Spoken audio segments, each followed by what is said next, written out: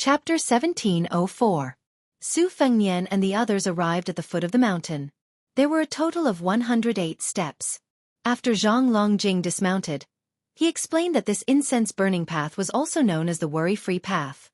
No matter how many pilgrims there were, they would not be troubled after they finished this path. However, Zhang Longjing added with a smile, "In my opinion, they were just tired. Even if they were troubled, they would not be able to care about it." Su Fengnian smiled after hearing this. Zhang Longjing sighed and said, "Li Yang destroyed the Buddha. A 1,000-year-old temple with a long history is now occupied by a Taoist priest who is close to the government. All the monks in the temple have run away. Back then, the Taoist priest led the soldiers to seal the temple, but the monks in the temple couldn't even take away a single ancient book. Our county's prefectural governor originally didn't worship Elder Huang. In his early years, even his nickname was related to Buddhism. His name was always Fugitive Zen Old Man. This time, with the imperial court's decree, he immediately became a devout believer, and his nickname was also changed to Tranquil Old Man. It's said that not long ago, he successfully established a relationship with the capital's great spiritual master, Wu Lingsu. Last year, in the provincial governor's political evaluation, he outshone all the monks in the temple. Soon, there were rumors that he was going to be a high-ranking official in the capital. Leading the horse, Su Fengnian frowned and said, "Is there a stone workshop in front of the mountain gate with the inscription Buddha in the present?" Zhang Longjing nodded and smiled. "Your Highness is indeed knowledgeable. There used to be a stone workshop in front of us. The inscription and couplets were made by the previous dynasty's great calligraphy master. They are first-class items. Unfortunately, this time, the Taoist priest has occupied the site. For some reason, someone pushed the stone workshop to it. Your Highness will not be able to see it this time." Su Fengnian sighed and said helplessly, "Su Xiao had some stories here in the past. This time, we are passing through the five-colored county. Since it is on the way, we want to try our luck and see the old monk who once asked Su Xiao to lay down the butcher's knife." "Forget it, let's go back." Zhang Longjing lamented. "There is such a thing? What a pity. If I had known earlier, I would have added tens of thousands of taels of incense money to the Cold Mountain Temple." Su Fengnian dismissed it with a smile. He mounted his horse and went back the way he had come. However, he could vaguely see lights flickering on the side of the road in the distance. This was not a sight he had seen when he had passed by earlier. The old spy, Song Xianxia, instinctively became vigilant. However, he soon felt relieved. Putting aside the fact that the prince was one of the four great grandmasters of Wushu, who would dare to provoke Commander Yuan and his personal retainer, Su Yanbing? Even if these two experts were to be singled out, your imperial court would probably not have the face to come and greet them without mobilizing 700 to 800 troops, right? Su Fengnian had always been gifted with a photographic memory. He had glanced at the place where the lights flickered. It was a dilapidated local temple at the junction of the road. As he slowed down his horse, he saw an old man in shabby clothes and a hat standing on the side of the road with an oil lamp in his hand. Beside him was a sleepy child who was also wearing a cheap leather hat. Yuan Zhuozong was relieved. Originally, he thought that the old man was a hidden master. Now, he looked at the old man carefully and found that the old man was just an ordinary old man. However, the old man's physique was slightly stronger than his peers. Su Fengnian did not get off the horse. He leaned forward and asked in a gentle tone, "Sir, is there anything I can help you with?" After all, the old man was old and his eyesight was not very good. In addition, it was night. So he raised the oil lamp and smiled. "Is your surname Su?" Su Fengnian was stunned and asked back, "Are you an old member of the Cold Mountain Temple?" The old man nodded with a smile. Su Fengnian quickly got off the horse in the surprise of Zhang Longjing and Song Xianxia. He came to the old man and the child and took out a carefully wrapped Buddhist scripture from his arms. He said, "Master lent this Buddhist scripture to my father. Now he has been borrowing it for nearly 20 years. It's time to return it to its owner." The old man did not refuse. He took the Buddhist scripture and said a common saying that disappointed Zhang Longjing. The old man held the lamp in one hand and touched the child's hat with the other. He asked with a smile, "Donor Su, can you give me a few taels of silver? There is no rice left in the rice jar today." Su Fengnian suddenly felt a little embarrassed. The Bailiang cavalry did not lack anything on their way to the south except for these insignificant things. Zhang Longjing, the god of wealth in the five-colored county, was even more stunned. He was not the kind of nouveau riche who wanted to wear gold and silver when he went out. Even if he played with jade, it would not be worth at least 1,000 taels of silver. Of course, he would not bring gold and silver with him on this trip. Fortunately, the old spy found a few taels of silver. Su Fengnian took it and gave it to the old monk of the Cold Mountain Temple who wore a leather hat for warmth. To be precise, it was the monk Fa Xian, the old abbot of the famous temple in Jiangnan. The old monk did not have the misgivings of ordinary monks who did not touch money. He openly put it in his sleeve and did not hide his smile. The little monk beside the old man was beaming with joy. With silver, there would be firewood, rice, oil, and salt. He would not have to starve. How could he not be happy?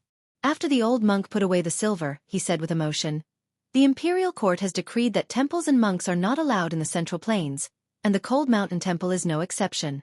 Some people return to the secular world, while others travel.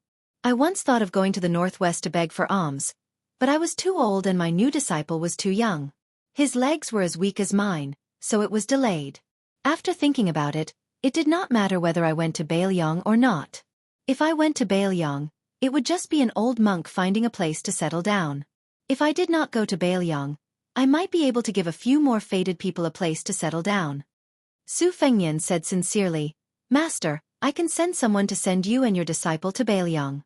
When the world is peaceful, as long as you still want to return to the Central Plains, Bailiang will definitely escort you." The old monk smiled and shook his head. "Donor Su, you don't have to go through so much trouble. Where is the fate of Buddhism? Don't force it." Su Fengnian did not force it. He also knew that he could not force it. He could only smile and say, "My father often talks about you, master. He says that you are an eminent monk who really has great Buddhist teachings. He admires you very much." The old monk laughed. "Young donor Su, you are lying. Although we have only met once, how can I not know old donor Su's temper? It's good enough that you don't scold me as an untactful old monk." Chapter 1705. Su Fengnian was speechless. Not to mention what he thought, Su Shao did call the old monk bald donkey every time he mentioned the old monk of the Cold Mountain Temple. He even gave the old abbot a nickname of the butcher knife monk in private. Su Fengnian heard the general process of the incident from his mother when he was young. The monk Fa Xian was born in a rich and powerful family. He used to be the vice-director of the Ministry of Personnel in West Chu. After he resigned, he entered Taoism. However, he didn't cultivate in the famous temple on the big mountain. Instead, he chose a remote mountain and lived in seclusion for many years. Later, for some unknown reason, he converted to Buddhism. It was said that he had a debate with the previous abbot of the Cold Mountain Temple. In the eyes of the world, he inexplicably became the abbot. Back then, the Su family galloped across the Central Plains. Wherever the horses passed, the flames of war were incessant. Not to mention the Liaodong tiger from the northeast, even the generals of the armies in the Central Plains would turn pale at the mention of the tiger. Only the monk Fa Xian ran to the Su family's military camp alone with a Buddhist scripture. He asked the butcher Su Shao, who was at the peak of his power at that time, to put down his butcher knife. If Wu Su hadn't stopped him, the monk would have been beheaded or even beaten with a stick. With his wife watching him, Su Shao had to pinch his nose and take the Buddhist scripture. He absent-mindedly chatted with the monk for a while, and then asked someone to send him out of the camp. As the Grand Secretary Zhang of the Five-Colored County, Zhang Longjing was one of the richest men in a province. He was very slippery. He seized the opportunity and said, "Master, many people in my family are vegetarian and recite Buddhist scriptures. Recently, we need to do some Buddhist things." After patiently waiting for Zhang Longjing to finish his flawless speech, the old monk slowly opened his mouth and said, "Benefactor, this poor monk appreciates your kindness. It's a pity that what we're doing in your house is not Buddhist." Just when Zhang Longjing thought this matter was completely over, the old monk unexpectedly changed the topic and said with a smile, "But we still have to go. What if we meet the destined person?" Yuan Zuozong and Su Yanbing looked at each other. Su Fengnian was not surprised by this. He said with sincere regret, "The reason for the imperial court's annihilation of Buddhism is complicated. I won't talk about it, but I really hope that you can teach more people about Buddhism." The old monk who was struggling to carry the oil lamp switched his other hand and said calmly, "It's one thing if I don't talk about the Dharma. It's another how many people I talk about it to, and it's another how many people listen to the Dharma. Whether there are Buddhist temples, Buddhist statues, Buddhist scriptures, monks, and even Buddhas and Western heaven in this world is actually not the most important thing." The old monk paused for a moment and looked at the young man in front of him. "It depends on whether there is a space in the hearts of all living beings to place the Buddhist Dharma. As long as the Buddhist Dharma exists, the temple exists. As long as the monks exist, Buddha exists. Without Dharma, even if everyone in the world is a monk, what's the point?" Su Fengnian nodded. What the old monk said was a bit big. But as long as there was a place for people to settle down, it was the truth. The Buddhist Dharma in the heart of the old monk was the habitat between the very big and the very small. In the past, Su Fengnian hated boastful scholars and was tired of those fortune-tellers. Now that he thought about it, it was probably because he couldn't stand those kinds of unrealistic words, especially the former. They knew the truth but didn't know the reason, as if they had already told you the truth. What to do next was up to you. When he was still in His Royal Highness, Su Fengnian had a lot of opinions about the so-called literati and civil officials. But before and after the hereditary succession, even though he had 2 unpleasant experiences in the capital, his impression of the scholars in Liyang changed more and more. Among them were Chancellor Wang, Huang Shang, Han Guzi, Qi Yanglong, and so on. These were important figures who didn't blindly view Beiliang as an enemy. Of course, there were also pillars of the imperial court like Zhang Julu and Huan Wen who had always had the intention of removing the vassals from Beiliang. Then Su Fengnian began to think about a question. Could it be that when the young scholars grew older and had more experience, they could also grow into pillars of the imperial court worthy of anyone's admiration and the backbone of the country? The monk Fa Xian glanced at the people around Su Fengnian and withdrew his warm smile. He asked indifferently, "Benefactor Su, Beiliang has already started an uprising. Are they determined to rebel?" Su Fengnian shook his head and said, "They are not rebelling." The old monk who wore a leather hat and didn't wear a kasaya, so he didn't show his identity as a monk. He was a little surprised and continued to ask, "Is the prince receiving an imperial edict to quell the rebellion?" Su Fengnian still shook his head and said, "There is an imperial edict from Great Peace City, but I definitely can't see it. Probably the Jidushi Kai Nan and the administrator Han Lin who are now bedridden have already received the imperial edict." The old monk frowned and asked, "Then does Guangling Road need the Beiliang cavalry to help the imperial court army quell the rebellion?" Su Fengnian continued to shake his head and said, "No need. If there is a need, behind me is not 10,000 Beiliang cavalry, but at least 20,000 Yuzhou infantry." At this point, Yuan Zuozong narrowed his eyes and was filled with murderous intent. After the old monk made an "oh" sound, he asked 3 questions in a row expressionlessly. Is Beiliang in the territory of Liyang? Are the people of Beiliang the people of Liyang? Is the Beiliang frontier army the army of Liyang?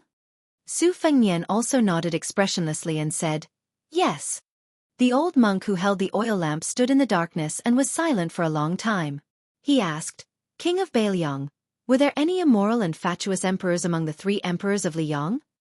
Su Fengnian smiled and said, "Not only were there no such emperors, but regardless of the personal grudges between the Su and Zhao families, to be fair, the 3 emperors of Liyang were all wise emperors in the history books. Zhao Li was talented and wise, even better than the founding emperor of Liyang. Zhao Dun was diligent and tolerant, which was rarely seen in thousands of years. Zhao Zhuan was ambitious, but he didn't have high standards. Give him 10 years of peace, and the world will be peaceful." The old monk sneered, and then his smile suddenly disappeared. He said heavily, "What a strange thing." Su Fengnian put his hands in his sleeves and said slowly, "Master, you must be wondering why you, as a remnant of West Chu and a monk who had to live in a temple at the foot of the mountain, can look at the world calmly. Why would I, Su Fengnian, the Northwest vassal king, lead an army to the south for my own selfish reasons?" The old monk stared at the young man, looking at his eyes instead of his face. "Does your highness have something to hide?" Su Fengnian said self-mockingly, "Yes, but for everyone, it's not worth mentioning." The old monk gently lifted the oil lamp in his hand and said, "Really not worth mentioning? I'm old and muddle-headed. If I don't lift the lamp, I can't recognize the road, can't see people, and can't see you. Isn't that also not worth mentioning? Maybe everyone in the world is, but I'm not at this moment." Su Fengnian wanted to say something, but he hesitated. The old monk seemed to be talking to himself and said, "This world is very strange. Beiliang, a barren land, had to be defended by the fierce army under the Su family. Su Xiao had to be in charge to deter Beimang. Otherwise, not to mention others, even Gu Jiantang would not be able to defend it. At the same time, removing the vassal state was an irresistible trend.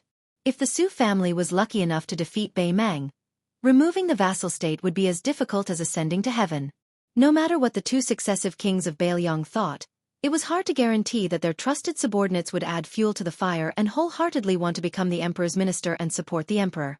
Therefore, the emperor of Liang and the Su family were very difficult for Beiliang and the Su family. As the son of heaven, he could only let the civil and military officials and scholars scold him, but the Beiliang cavalry could only be surnamed Su. Later, a scholar surnamed Zhang became a high-ranking official and came up with a way to make Beiliang and Beimang wear each other out. It would be best if the fish dies and the net splits. Su Fengnian said with a smile. Yes, in the eyes of the imperial court, it was a dog-eat-dog situation. The old monk glanced at the young king. Su Fengnian said frankly, if the Su family implicated the imperial court to not treat the people of Beiliang as the people of Liang, I'll admit it, and so will Su Xiao. The old monk became silent. Su Fengnian stood there, lost in thought. To say the least, the Su family caused the Beiliang frontier army to die generously, but couldn't show their bravery. I'll admit it. A young lord and an old monk. At this point, the old spy subconsciously reached out his hand to press the cold saber on his waist. However, Yuan Zuozong gently pressed his arm and shook his head at the old man who looked indignant. Su Fengnian's sleeves were in front of him. The young men who looked like farmers in the countryside were chatting with an elder about the harvest. There was no resentment in their words, nor was there any passion. They were just talking about daily life. It was as if they were saying that it was going to rain, so they should quickly harvest the grain in the grain-drying field. There was a lot of rain this spring, so there should be more grain this year than last year. Chapter 1706. Su Fengnian said softly, before Beimang went south to the Central Plains, there were two paths they could choose from. One was to enter Beimang and occupy Shishu, going east from the west and looking down. The other was to go south from Jizhou and enter the Central Plains. That was why they entered Dafeng Dynasty's capital 3 times. Now there are 3 paths. Other than attacking Beiliang's Jizhou, there are 2 more Liao. The reason is simple. Liang's capital is too far north. Emperor Zhao Li used the reason that the monarch should guard the border to reject the suggestion of moving the capital south to Guangling River. Therefore, according to common sense, Beimang's army can attack Liaodong. As long as they win, they can go straight to Great Peace City. It's almost a one-time thing. The old monk said with a smile, Your Highness, you can say, but now. This time, not only did the old spy have to be held down by Yuan Zuozong to not pull out his sword to attack, even Su Yanbing, who had been watching coldly from the side, started to frown. He was a bit angry. Su Fengnian said calmly, But there are 300,000 border soldiers from Beiliang. Most importantly, there are hundreds of thousands of elite cavalry. Of course, there are also the 2 Liao border fortifications built with half of the country's resources. The 2 coexist, so Beimang doesn't dare to act rashly. Once they attack Great Peace City for more than a month, Beiliang's cavalry can use the northern border with Jizhou as the core of support to attack Liaodong. In this way, Beimang's army can only fight like a cornered beast. When the army from the south of Liang arrives, Beimang will have no chance of winning. As for Beimang's army using Jizhou as a breakthrough point, even the country's scholars who only know how to talk about strategy on paper know that it's a move that only fools would do. In that case, does it mean that our northern Liang border army is duty-bound to Liang and the Central Plains, and that our contributions cannot go unnoticed? The old monk asked back. Isn't it? Su Fengnian smiled. No, it's not. The key is that both the imperial court and Beiliang think that the Beiliang cavalry is the private army of the Su family. They only recognize the Su flag, not the imperial edict or the emperor of the Zhao family. Then, there was a question that was placed on the table of the Su and Zhao families. Neither side could avoid it. Su Xiao had thought about this question back then. If his eldest son was an embroidered pillow who neither followed his father nor his mother, then could he go to Taiyan City and be a prince consort who enjoyed himself regardless of the wind and rain? Or go to the Central Plains and change to a random vassal state and become a prince of Taiping? I think the late emperor of Liang, Zhao Duan, had thought about this problem many times. How could he ensure that Beimang and Beiliang would fight to the death and that Beiliang's military power would be stable? Could he change the surname of the unruly Beiliang and change the master? Many people in the Central Plains have said that during the Spring and Autumn War, if it were Gu Zhentang, who debuted later than Su Xiao, he could still destroy the 6 states. However, because Su Xiao destroyed 6 of the 8 states of Spring and Autumn outside of Liang, Gu Zhentang could only helplessly follow behind the Su family's army and pick up scraps. There was nothing he could do about it. After all, he was younger than Su Xiao by more than 10 years and joined the army 10 years later. Otherwise, Great General Gu Zhentang wouldn't have stopped at 2 states. Perhaps Great Master would be unable to resist asking, "Isn't that so?" The old monk couldn't help but laugh. Even the little monk, who was confused from the beginning to the end, felt amused. Yuan Zuozong smiled knowingly. Su Yanbing also loosened his frown. Su Fengnian sighed. There was a smile at the corner of his mouth, and there was a rare sense of pride. He shook his head and said, "The answer is yes and no. Because if it were Gu Zhentang, he wouldn't have been able to win the Battle of Western Fortress, let alone defeat West Chu, which was still capable of fighting after being defeated." The old monk didn't express his opinion. Apparently, he was skeptical. Although the old man was a remnant of West Chu, he had resigned long ago and became an itinerant man in Jianghu. At first, he was a civil official who liked to talk and was not good at military affairs. He was deeply hurt by the war between the 2 states, but he didn't have a deep understanding of it. Su Fengnian held back his laughter and said, "It was Gu Zhentang himself who said that he couldn't win the Battle of Western Fortress, and he said it to Su Xiao when there was no one around." The old monk, who was a little embarrassed, subconsciously raised his arm as if he wanted to touch the bald head, but he only touched the old leather hat. Su Fengnian suddenly asked, "Great Master, why did you say that only Su Xiao could guard the northwest of Yonghui-Chu?" The old monk didn't hide anything and said, "It was something that Dragon General Su Gong, who was from the Gongnam-du Gumu Su family, told me. I know what it is, but I don't know why, so I borrowed it." Su Fengnian smiled bitterly and said, "To tell you the truth, Su Gong, the assistant minister of the Ministry of War, was the general who stopped the Beiliang cavalry from going to Guangling." The old monk was speechless. Su Fengnian changed the topic and said, "When I first traveled Jianghu, Zhao tried to assassinate me many times. As for the first few assassinations in Beiliang Palace, I believe that Great Master wouldn't believe that it wasn't Zhao Guo's arrangement." The old monk nodded.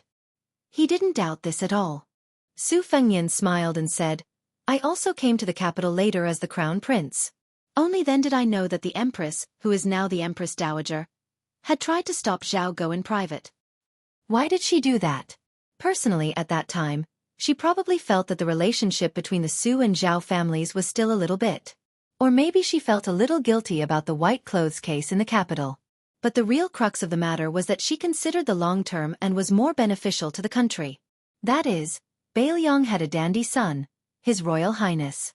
Having the eldest son of the Su family, who had the opportunity to become a puppet of the imperial court, was far better than Su Xiao, who rebelled in a fit of anger.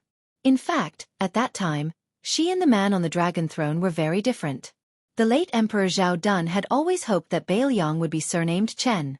He hoped that the white-clothed war sage, Chen Zhibao, whom he greatly admired, would guard the country for the Zhao family. But the Empress Dowager Zhao Ji was not only afraid of Chen Zhibao, but she also had selfish motives. That is, in order to break the rule of the Zhao family in Liang, she wanted her eldest son, Zhao Wu, to be made a vassal of Beiliang. He would remove the character North and replace it with Liang, and become the Liang prince. At that time, he would have 2 sons. One would sit on the dragon throne and wear a dragon robe to rule the world, while the other would spread his whip across the desert. This could be considered a form of compensation for Zhao Wu's failure to become the emperor.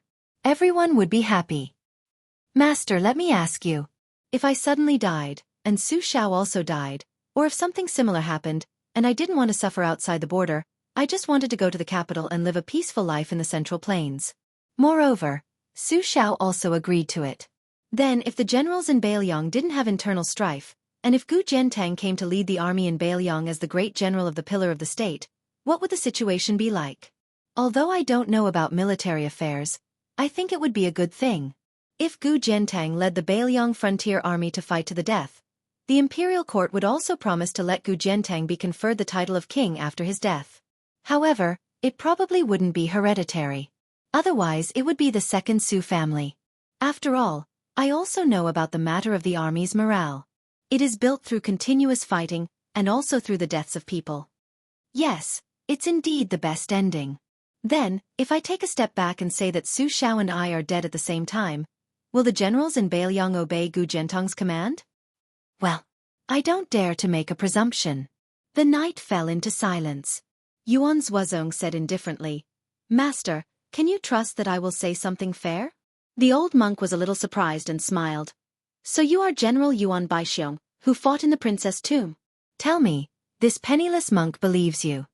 Yuan Zuozong said slowly, under the premise that my adoptive father and the prince ordered me not to make any trouble, I will only say the words of the old men in Beiliang. I will leave Beiliang and may go to the western regions. I will never enter the central plains of Beiliang again.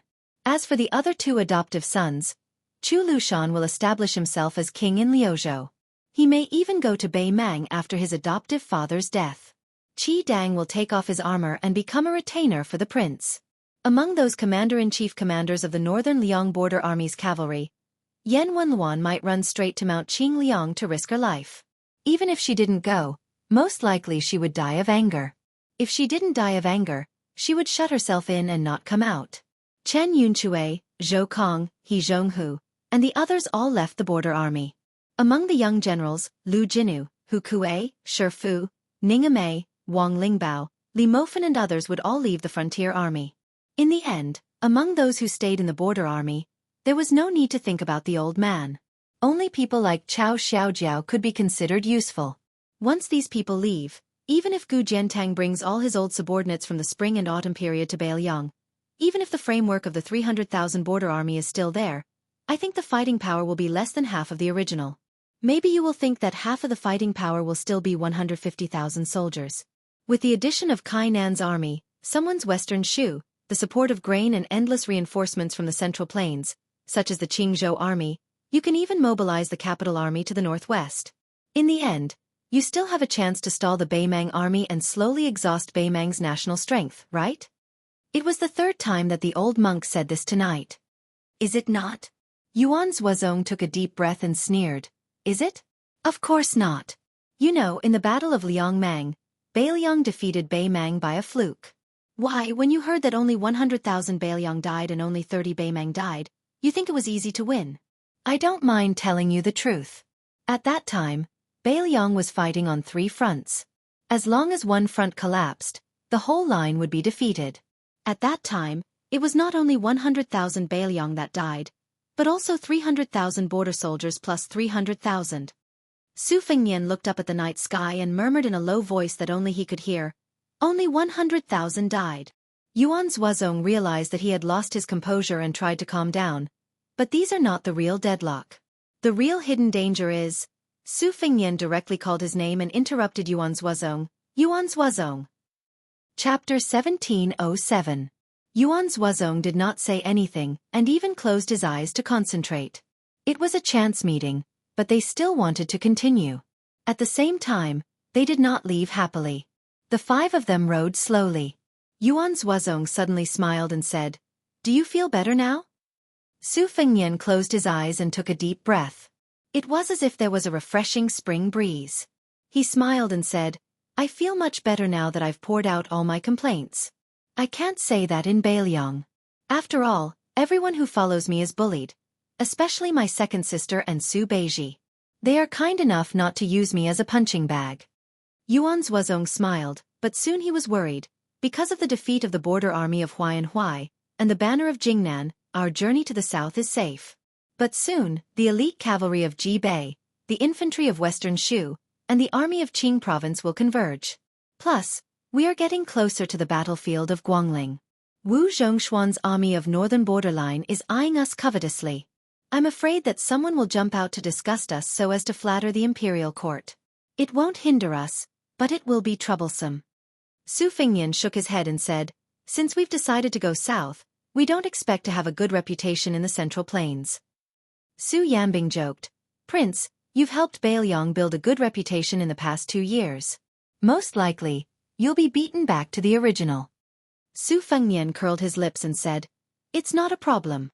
Su Yanbing clicked his tongue and said, "That's what the king of Bailiang said."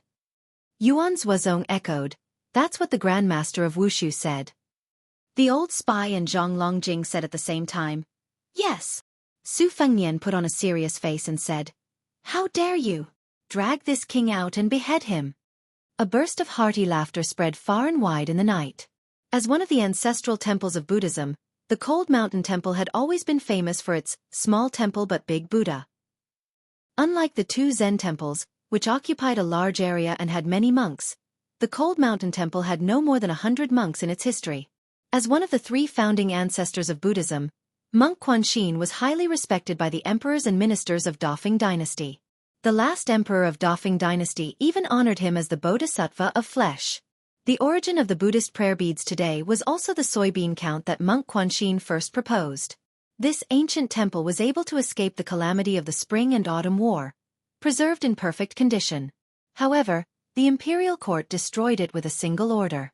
After the 5 riders disappeared into the night, the old monk, Fa Xian, let the young monk return to the earth temple with the oil lamp to sleep. The old man strolled alone on a small path that was soaked with night dew, like a wandering ghost in the wilderness. After about an hour, he finally returned to the earth temple. Unlike the small temple from before, which was as cold as a grave, the earth temple had been decorated with lanterns and colored banners in just an hour. It was grand and magnificent, and had the air of a noble family.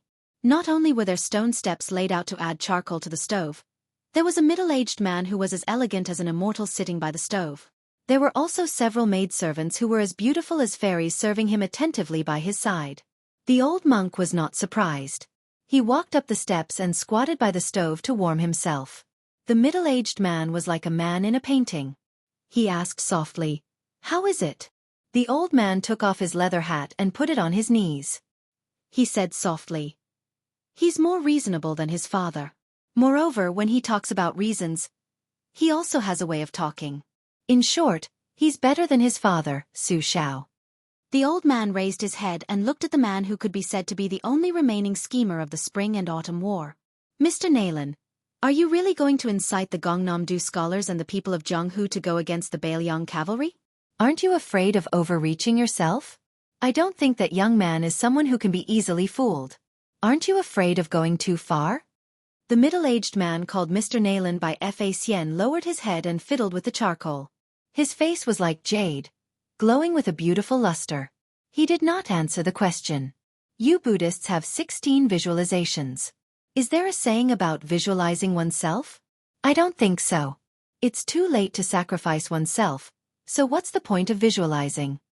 The old monk sighed helplessly. "You're more like a monk than I am." Naylan Yusi sneered.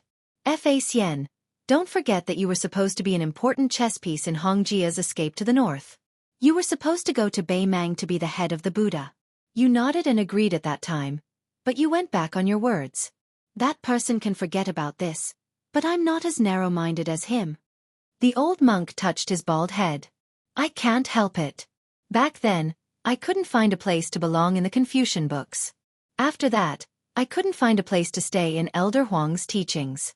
Originally, I was just making a last-minute effort to escape with everyone. I didn't think that I would really treat this foreign land as my home. Since I've really become a monk, I shouldn't care about the secular world anymore."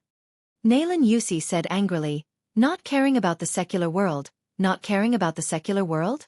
Not caring about the common people in the world?" The old monk chuckled. "Living in the secular world, I'm just throwing away my skin in this life. All living beings have their own happiness, and all living beings have their own suffering." Naylan Yusi suddenly stood up and shouted angrily, "Uncle!" The old monk stared at the basin of charcoal fire in a trance. Naylan Yusi said angrily, "Chao Chongqing secretly contacted the old people of the Southern Dynasty. Even Wang Sui and Gu Zhentang were persuaded by him. He promised that after West Chu was done, Wang Sui would be allowed to restore Dongyue. He promised that Gu Zhentang would become the most powerful person in the world, not just the Liang pillar state that Su Shao didn't want. Once the Central Plains were pacified and Beimang was annexed, He also promised that the Jiang family of West Chu would only exist for one generation. Then, Jianghu would abdicate and the descendants of the Gu family would be the emperor. This was the end of the spring and autumn period that Chao Chongqing had set in his heart. The old monk sighed. All living beings are suffering. Nailan Yusi stood on the steps and pursed his lips. His eyes were gloomy. The old monk no longer called the younger generation of the family teacher. Instead, he asked straightforwardly, "You forced Su Fengnian to oppose the imperial court and forced the Central Plains to regard Beiliang as an enemy. Are you plotting for King Xiaobing or Crown Prince Zhao Zhu of Yan dynasty?" Nailan Yusi's face was cold and hard. He said in a deep voice, "As long as Bei Mang loses the power to go south in the future, the Su family with the powerful army will not be allowed in Liang. Beiliang, which is like a feudal town, will not be allowed to exist in the world. This is the general trend.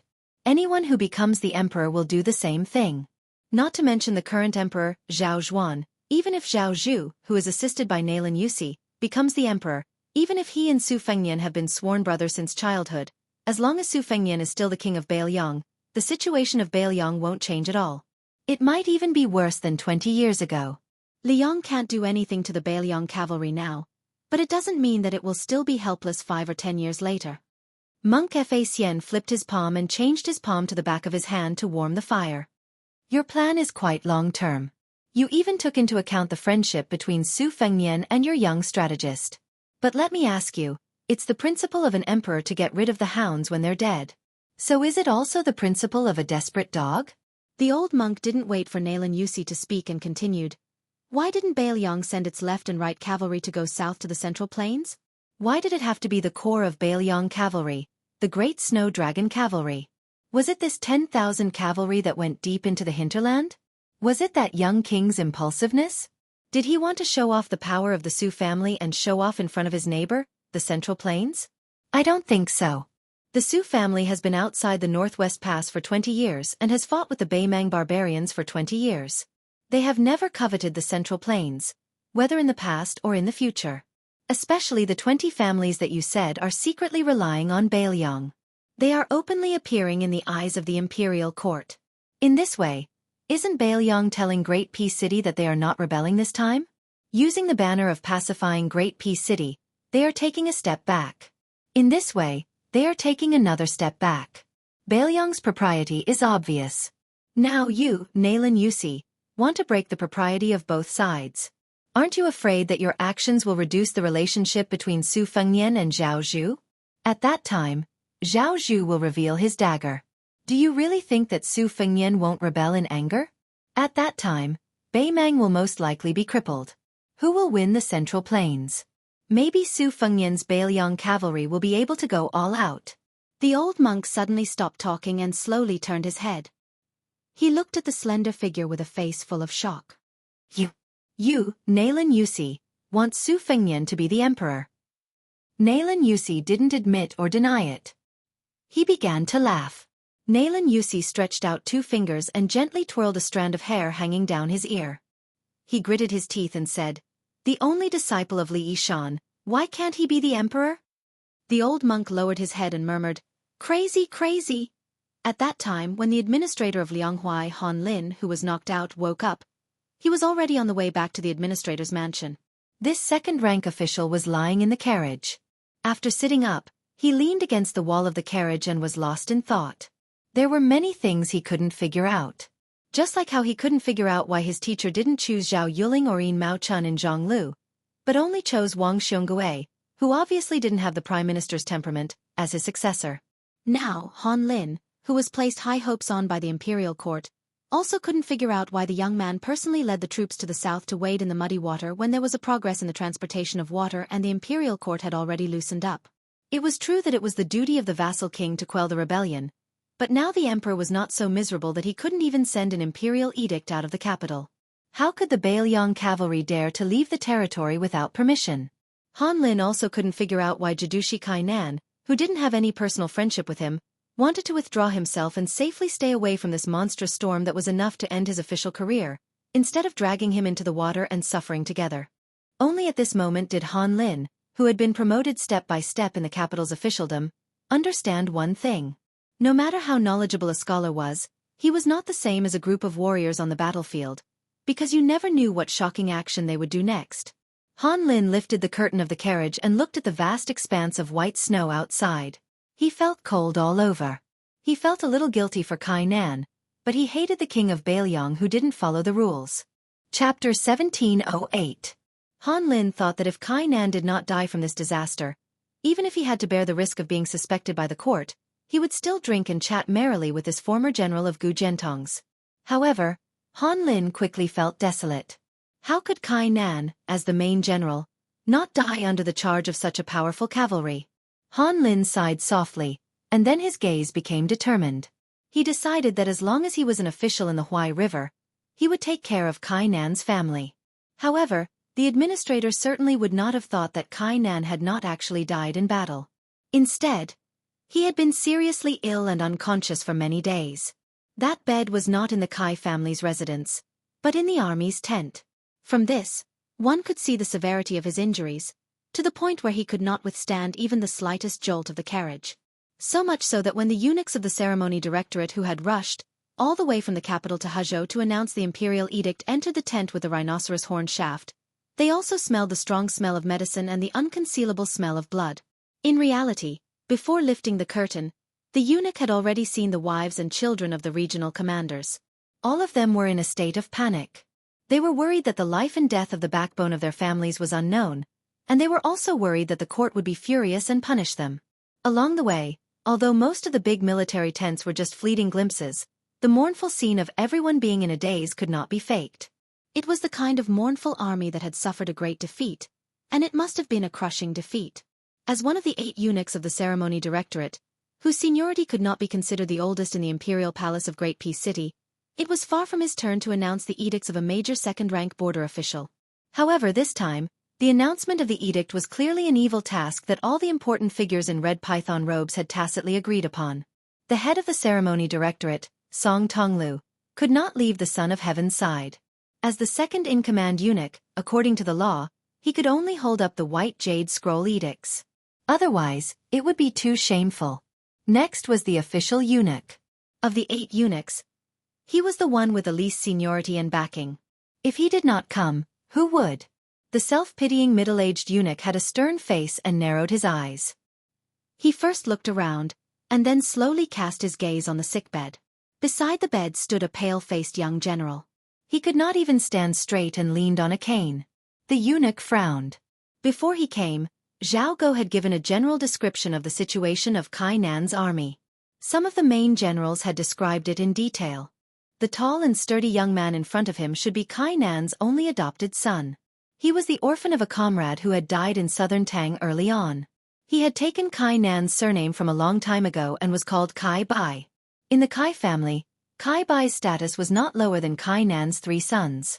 It was said that Kai Bai had personally taken care of many matters that could not be shown in public. Zhao Go, who was responsible for keeping an eye on Kai Nan, had also given some good comments. He believed that Kai Nan was worth the imperial court trying to rope him in and nurture him.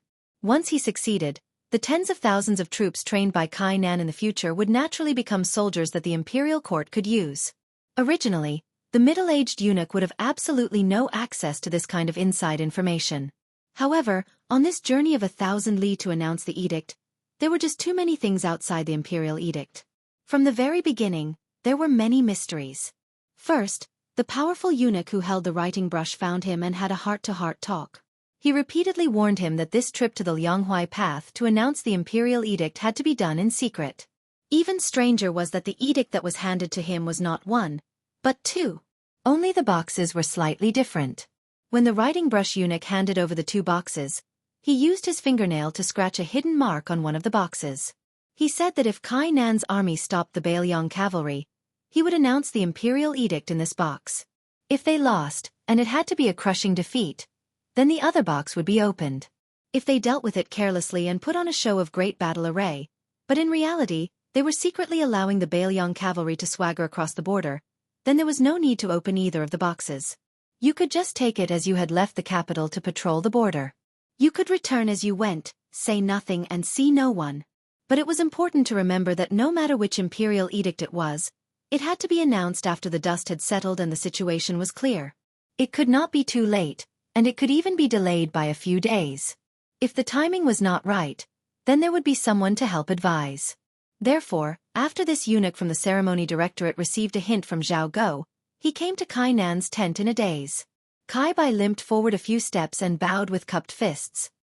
He said in a low voice, "General Kai Bai greets eunuch." The eunuch nodded and said in a shrill voice, "General Kai, has the regional commander not woken up yet? If so, then it will be difficult to receive the imperial edict." Kai Bai did his best to hide his sadness and said softly, reporting to eunuch, "Foster father woke up once yesterday, but he quickly fell unconscious again." A few of the military doctors and the divine Dr. Ma, who we invited from Liuji County in River Province, all said that foster father's internal organs were injured this time. Even if he woke up one day, he might not be able to charge and break through the enemy lines again. The eunuch asked calmly, "Divine Dr. Ma from Liuji County? Is that the Ma family that produced 6 or 7 imperial physicians?" Kai Bai nodded and said, "Yes." The middle-aged eunuch nodded. In fact, after the divine doctor left Kai Nan's tent, Jianghu had secretly found him and confirmed Kai Nan's injuries. It was indeed very serious, injuring his internal organs. Normal people would have to lie in bed for 100 days to recover from their injuries, let alone this case. He finally revealed a sorrowful expression and said emotionally, "I never thought that the regional commander would be so seriously injured." "Forget it. Just treat it as the regional commander receiving the imperial edict while lying down. I believe that His Majesty will not blame us. Even if there is some punishment, it is our family's matter. No matter what, even if we have to risk our lives, we will not let the loyal regional commander suffer any grievances." After hearing this, Kai Bai, who was a tough man who bled on the battlefield but did not shed tears, actually knelt down without waiting for the eunuch to announce the imperial edict. He just sobbed silently as if he had suffered a great grievance and did not say anything. At this time, the middle-aged eunuch was truly moved. If this young man showed the slightest sign of gratitude, then he would be suspicious. Kai Bai's personality was clearly recorded in Jianghu's secret files. He was definitely not the kind of person who would flatter others. After probing, the eunuch moistened his throat and began to read the imperial edict. The handwriting was naturally good. It did not look like the handwriting of any of the Hanlin Academy's Huangmen. It was rather similar to the handwriting of his own eunuch. The contents of the imperial edict were very shocking. Even the eunuch himself was stunned. However, he hid it very well. The general idea was that Bailiang's 10,000 cavalry had left their territory and rushed to Guangling Road to carry out the imperial edict. The imperial court originally wanted the Bailiang cavalry to secretly leave the border at the end of spring and join forces with the general of the southern expedition, Lu Xianxia, and the Minister of War Wu Zhongshuan, to deal a heavy blow to the Guangling rebel army. Therefore, when they heard that Bailiang had sent out troops early for no reason, the imperial court had no time to inform the Huai, resulting in this disaster. Kai Bai suddenly raised his head. His face was full of tears. There was shock, bewilderment, unwillingness, and a resentment that should not be shown on his face as an official of Liang. The middle-aged eunuch was very satisfied with this young man's performance. This was the emotion of a normal person. The eunuch, who had received Jianghu's secret instructions, was not in a hurry to reveal the truth. Instead, he frowned and said gloomily, "What is it? Is the general dissatisfied?" Kai Bai's expression was pained. In the end, he slammed his fists on the hard ground. "I am not the least bit dissatisfied with the imperial court. I only hate that king of Bailiang. Why did he send out troops early? Taking 10,000 steps back, since you, Su Fengnian, have received the imperial edict, why didn't you talk to my adoptive father about the Huai border army? Could it be that he wants to use the Huai soldiers as stepping stones just so he can make a name for himself in the imperial court? It is clear that Su Fengnian has held a grudge against my adoptive father for many years. I, Kai Bai, refuse to accept this. If I can command an army alone in the future, I will definitely fight to the death for my adoptive father and my brothers." Having said this, Kai Bai suddenly closed his mouth and lowered his head even more. One was a half-dead man lying on the ground, and the other was a man kneeling and staring at the ground. There was no one in the tent looking at him, so the middle-aged eunuch curled the corners of his mouth slightly. He slowly said, "Young general, I see that your Kai family is full of loyalty and bravery. That is why I am willing to tell you these things that should not be spread. Some things should not be said, but kept in the heart. After all, not everyone is as tight-lipped as I am. Kai Bai raised his head and used his arm to rub his face carelessly. He nodded vigorously. He was a smart man who had been enlightened. The middle-aged eunuch laughed, but when he thought of the shady business that Jianghu wanted him to do, his expression became somewhat serious. However, since the eunuch had already laid the groundwork, compared to the surprise of the imperial edict just now, the secret edict that could not be written on the tip of the pen was somewhat reasonable. He quickly stepped forward, holding the edict in one hand and supporting the young general with the other.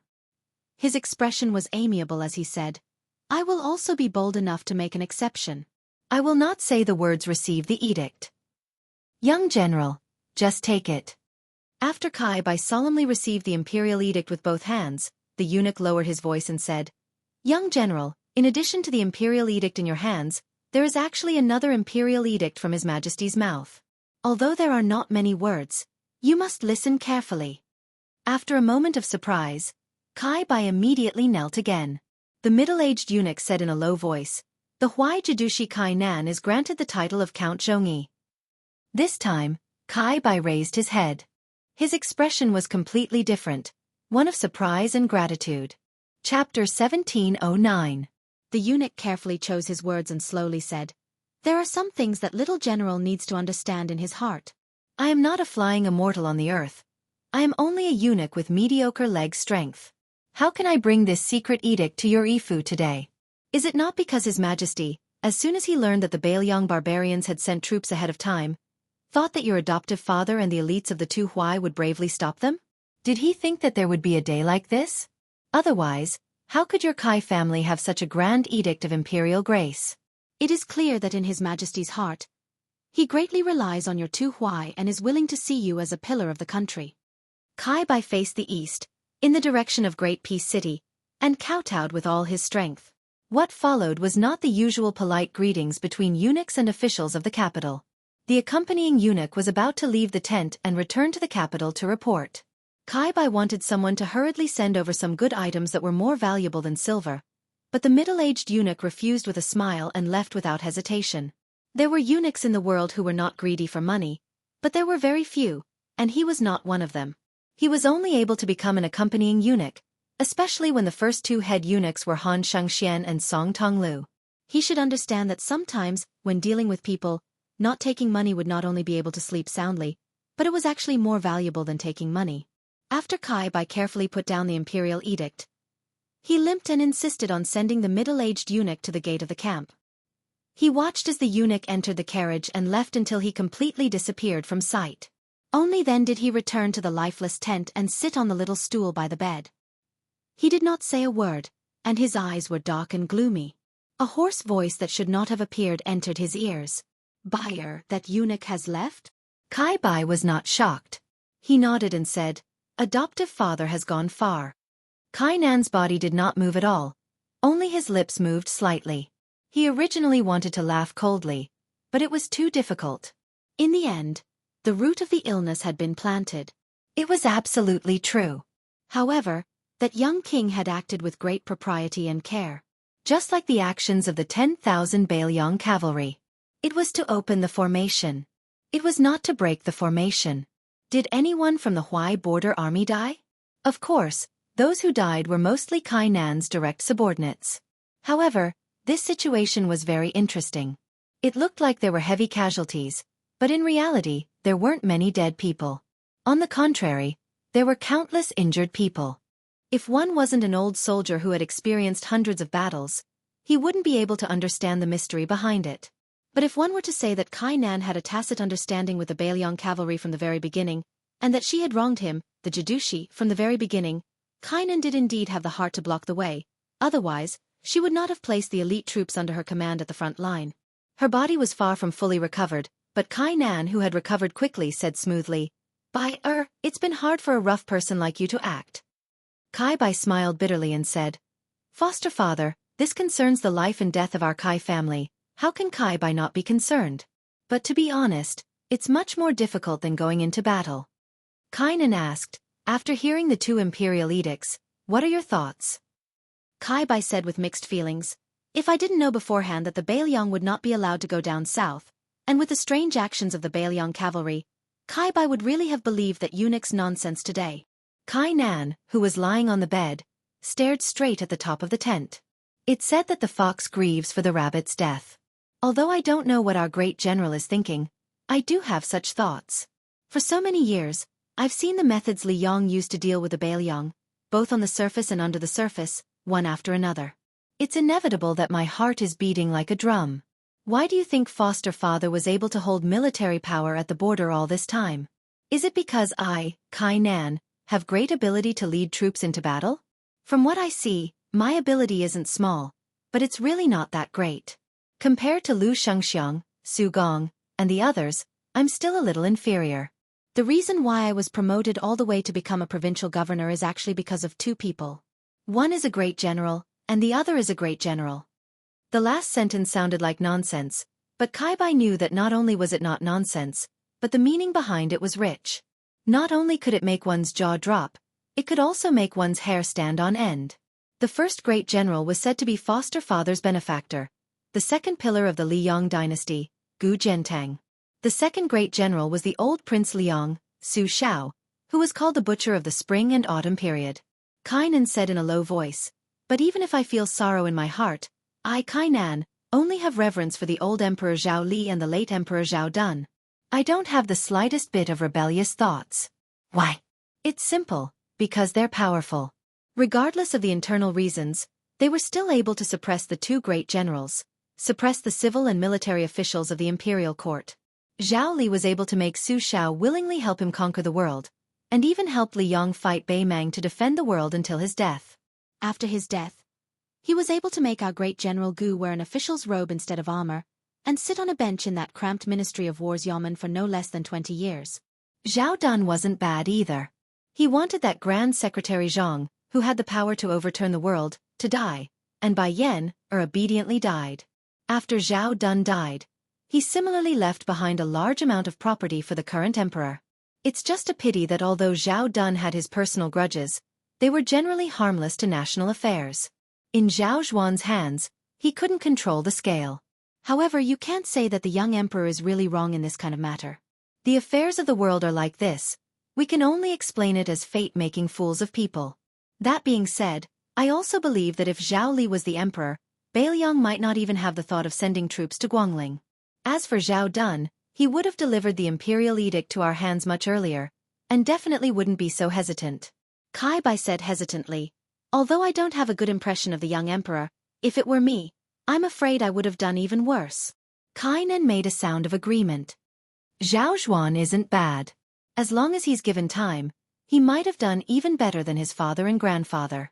However, in the end, he's still a bit inexperienced. In addition to the current imperial court, with Bai Yan'er's death and Tantanon seemingly unchanged, I reckon he's more or less disheartened. Although there's still Qi Yonglong, who was left to our Liang by the previous emperor, compared to this Shangyin Academy Grand Chancellor who came out of seclusion halfway, especially Yuan Benqi's benefactor, Zhao Zhuan naturally trusts Chen Wang, who he personally promoted.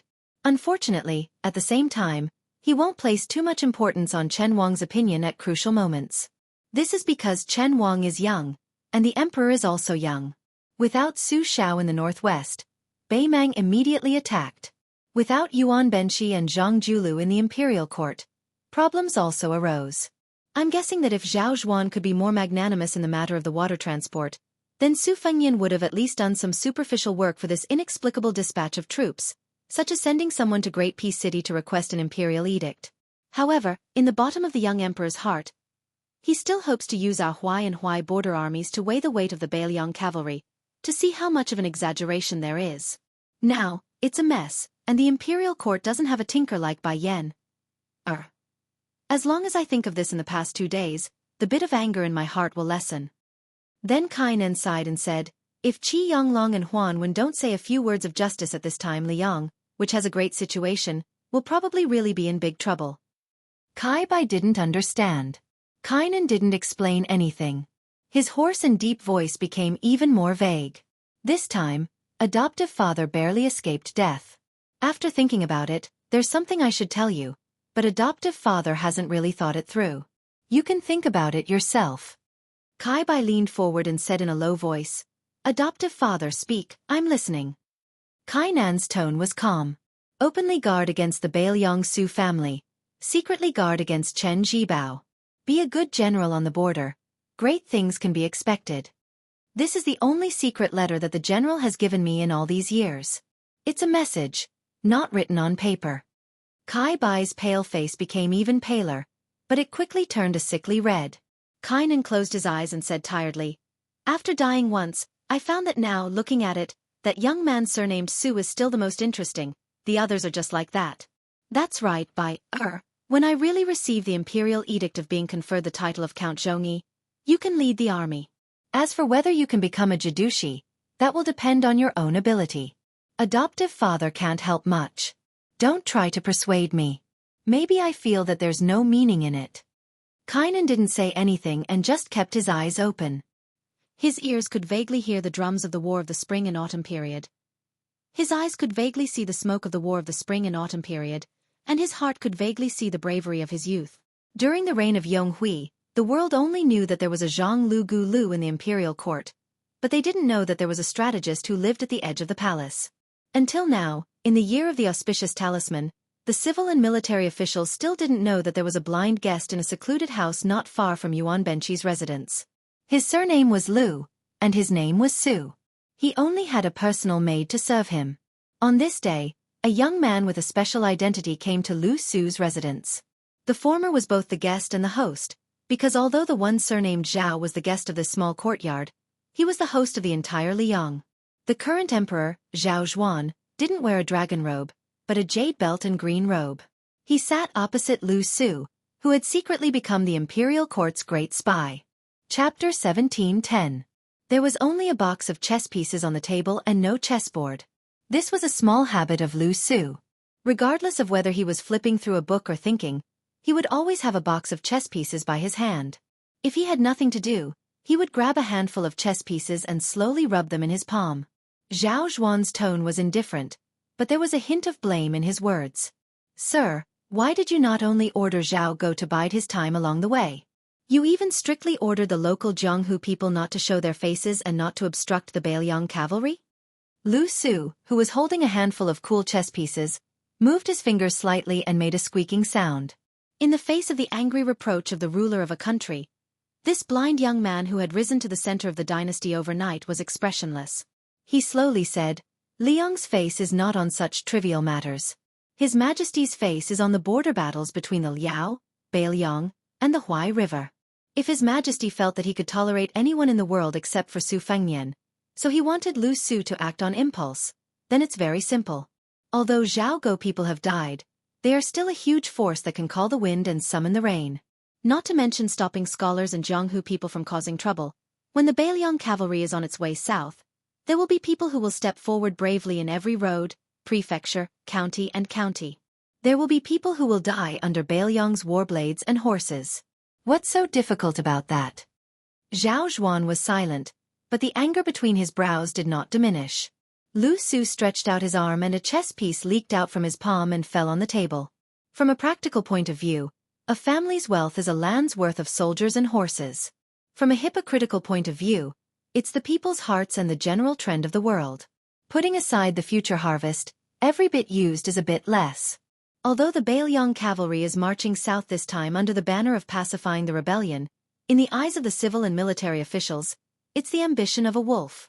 In the eyes of the people of the Central Plains, it's the young king's domineering behavior.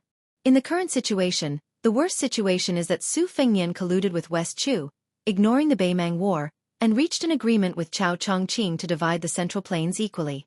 For example, when Su Fengnian marries Empress Jiangxi in the future, there will be a transition between the left hand and the right hand of the throne. Am I right? Zhao Zhuan nodded sullenly. It is as you said. Lu Su smiled and said, "But then again, Your Majesty, ask yourself, will Northern Liang rebel?" Zhao Zhuan shook his head. That won't happen. Bailiang frontier army's 100,000 soldiers died outside the pass, and only a little more than 10,000 soldiers went to Guangling. Bailiang won't rebel.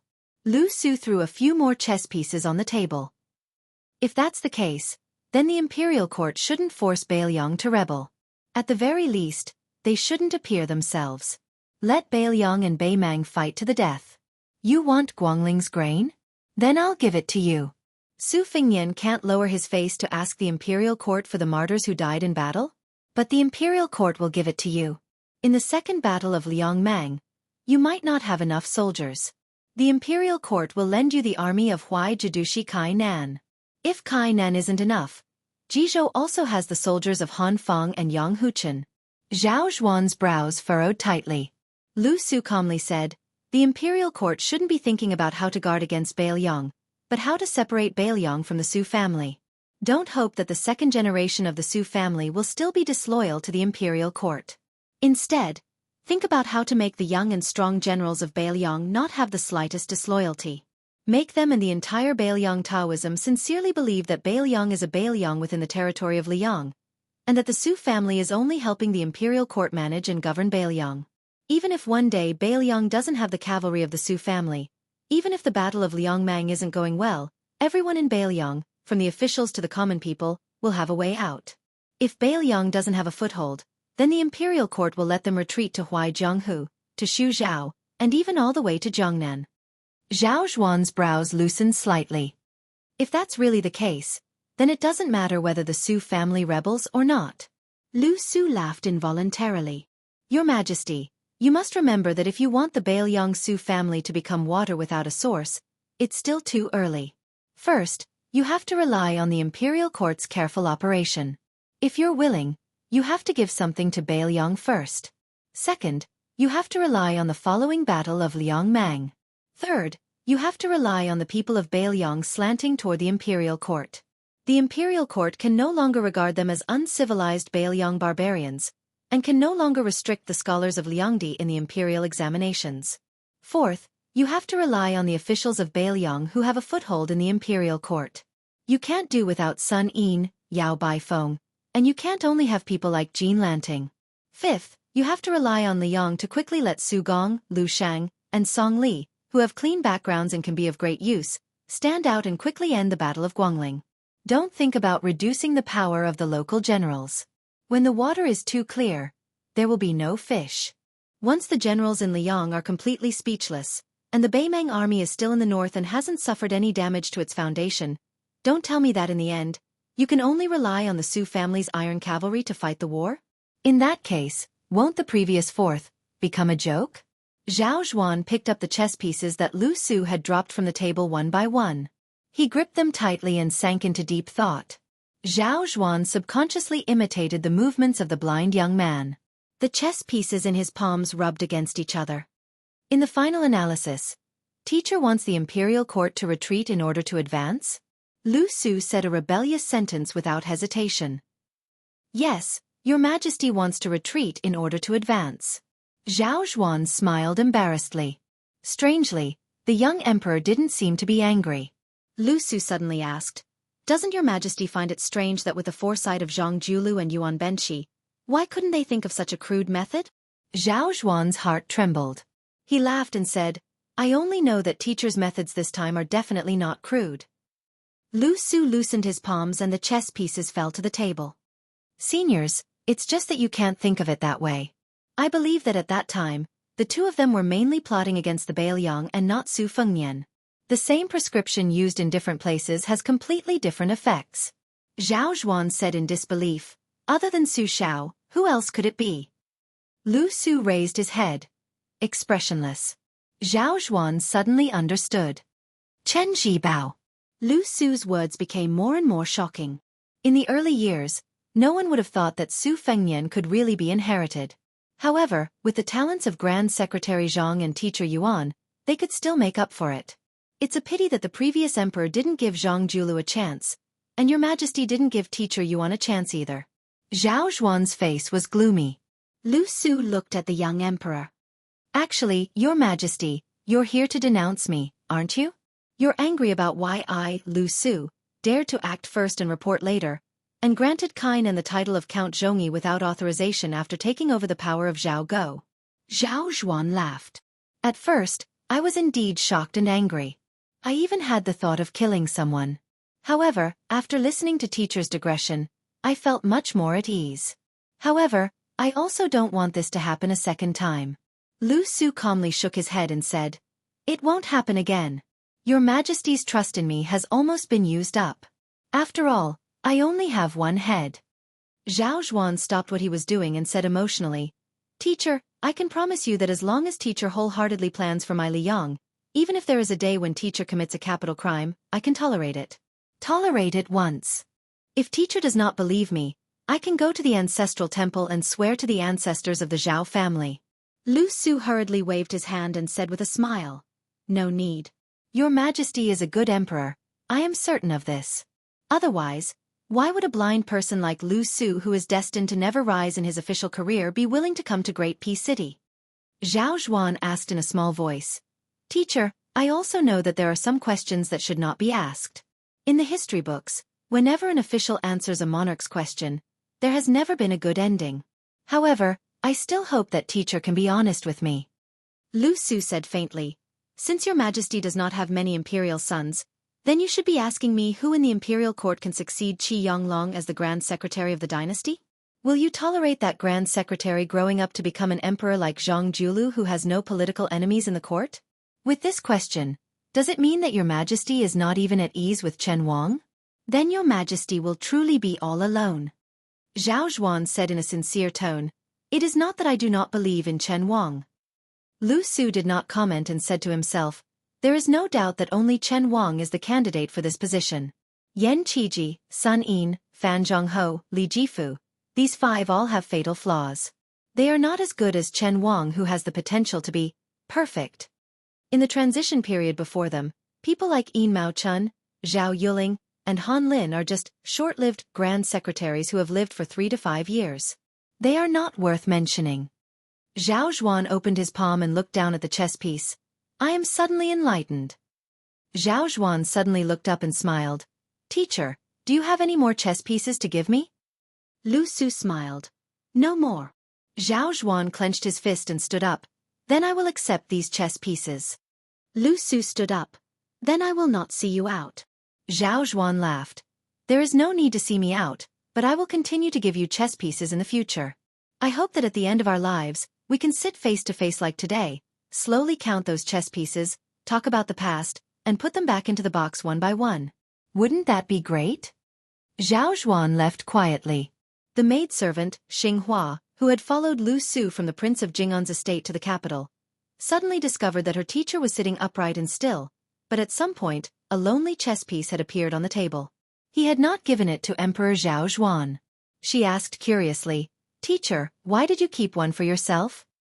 Lu Su said softly, I did not keep it for myself, I kept it for someone else. The woman was horrified. Lu Su stretched out his finger and gently pressed on the chess piece. I will repay him with my life. Chapter 17:11.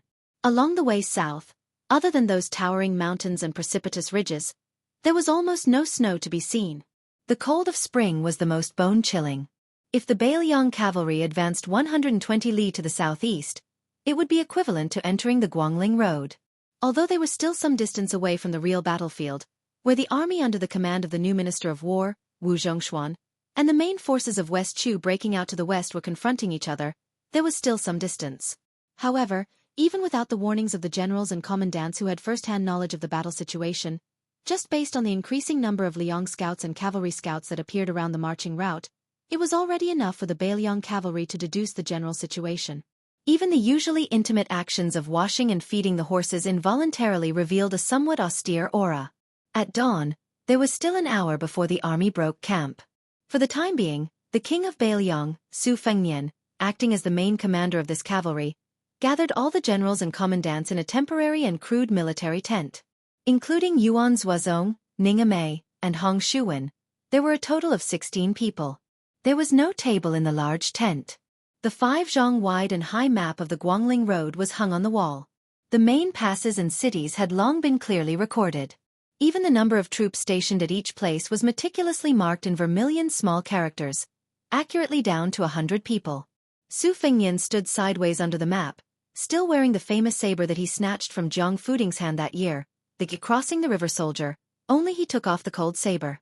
Su Fengnian looked at the various cavalry officers standing in an arc, raised his saber, and drew a route on the map that was enough to shock the yamen of the Ministry of War. He laughed and said, Next we will pass through Luhua County, pass through Weishui and Merqi, 2 counties, and officially enter Guangling Road. Perhaps we moved too slowly through Huai and Bei provinces, and then moved too quickly through Huainan Road, causing the imperial army to be caught off guard. Therefore, they were unable to keep up with our pace. Otherwise, the Ji province cavalry should have arrived 2 days ago in the area of Shanin County, where there are many mountain paths. They would have first intercepted us, using Wufang and Free Cloud cities as a base to wait for reinforcements. When Su Gong from the Ministry of War arrives, he would have allied with the local troops to defend this natural defensive line. This would have forced our army to advance more than 80 li to the south, and take a detour to the east to enter Guangling. However, in this way, we would have to collide with the Qing province troops that are rushing north. As long as there is a slight delay, the 20,000-strong army from western Shu would arrive. Su Fengnian paused here, and the corners of his mouth curled up. It is a pity that the hairy son-in-law of the Gu family is still a bit too slow. Therefore, I estimate that Assistant Minister Su is already pointing at the Ji province general and spitting in his nose. However, if I have the chance to stand in front of Assistant Minister Su, I would definitely say a few words on behalf of the Ji province general. Mother Fastris Kerr, Su Gong is hiding in the right wing of Ji province, slowly wandering about. Why should our tired Ji province cavalry rush up to the Bailiang cavalry and be beaten up? Who doesn't know that the great snow dragon can ride a horse and wear Bailiang armor, and when he dismounts his horse, he does not lose to the Yuzhou infantry in the slightest. This daddy came to the Central Plains to gain merits, not to be in a hurry to reincarnate. Apart from the serious Yuan Zuozong, the other generals in the tent roared with laughter. This was especially the case for the old cavalry generals who had fought in the Spring and Autumn War. Their grins were even wider. Even though most of these people had obtained their positions at the Bailiang border, when they were still small soldiers, most of them had heard the bragging of the old officers in their respective armies. They said that the great generals would always make fun of the enemy before the battle. It was rumored that even at the most difficult time of the Battle of the Western Wall, the West Chu Yi Bai Kuei, who was known as the Spring and Autumn War armor, could not escape this calamity.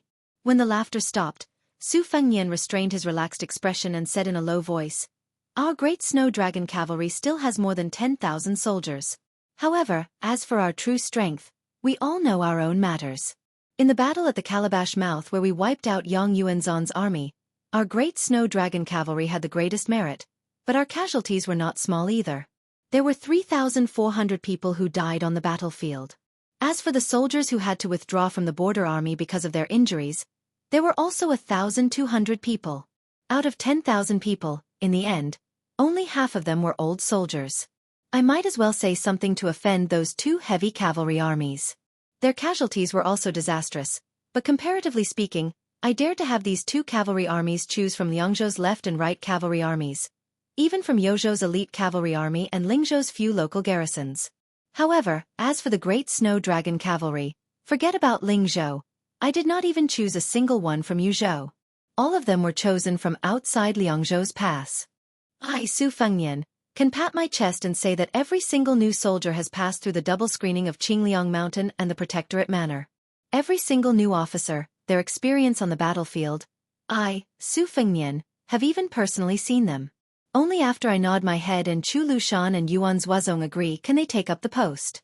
However, even if this is the case, compared to the great snow dragon cavalry that rushed to the mouth of the gourd, it is clear that the current great snow dragon cavalry, all of the military generals who had outstanding military achievements outside the pass, felt a heavy and suffocating feeling. It wasn't only because of the title of King of Bailiang on this youngster's body, nor was it because of some Jianghu master or Earth Immortal. It was also because of the prestige that Su Fengnian had slowly accumulated bit by bit over the past few years. In order to become a commander-in-chief, one didn't have to be that type of person who could charge and break through enemy lines to face 10,000 enemies. It wasn't just Su Shao who was like this. Even the great Grandmaster Gu Jiantang, in his early years in the Spring and Autumn War, actually didn't take the lead that often. Chen Zhibao was even more so. Being able to win battles and being able to afford to lose battles was actually enough. Meanwhile, this young vassal king in front of everyone seemed to have never lost on the battlefield, in the imperial court, or in Jianghu. Of course, it was rumored that on a certain battlefield, their king of Bailiang had suffered a great defeat. Even Yan Wenluan and Chen Yunchue, these meritorious great generals, when they occasionally heard their subordinates mention this matter, they would never berate them. instead revealing a knowing smile that only great men would understand. After Su Fengnian kept everyone in suspense, he said in deadly earnest, "It is clear that this current Great Snow Dragon cavalry, if we want to talk about crushing those Ji Province elite cavalry and Capital Region army, there still isn't much of a problem." This time, even Yuan Zhuozong couldn't help but laugh. Su Fengnian said, "This time, I brought you all to Guangling Circuit to wade through the muddy waters. Normal Bailiang commoners definitely don't know the truth, but everyone in this tent has more or less heard a bit. In reality, if it is as you all have guessed, it is true." Without waiting for everyone to express their opinion, Su Fengnian already said in a heavy voice, "No matter what, if anyone has any complaints, or even if anyone wants to curse me, wait until we return to Bailiang territory. This time, when we head south, other than Kainan's Huai border army, we have no choice but to fight. Before we face Wu Zhongshuan's northern frontier army, my objective is to not fight if we can. Even if my great snow dragon cavalry can wipe out 100 imperial soldiers, it will still be a losing business. Of course, if Su Gong and Yuan Tingshan insist on blocking us to the end, then we will fight.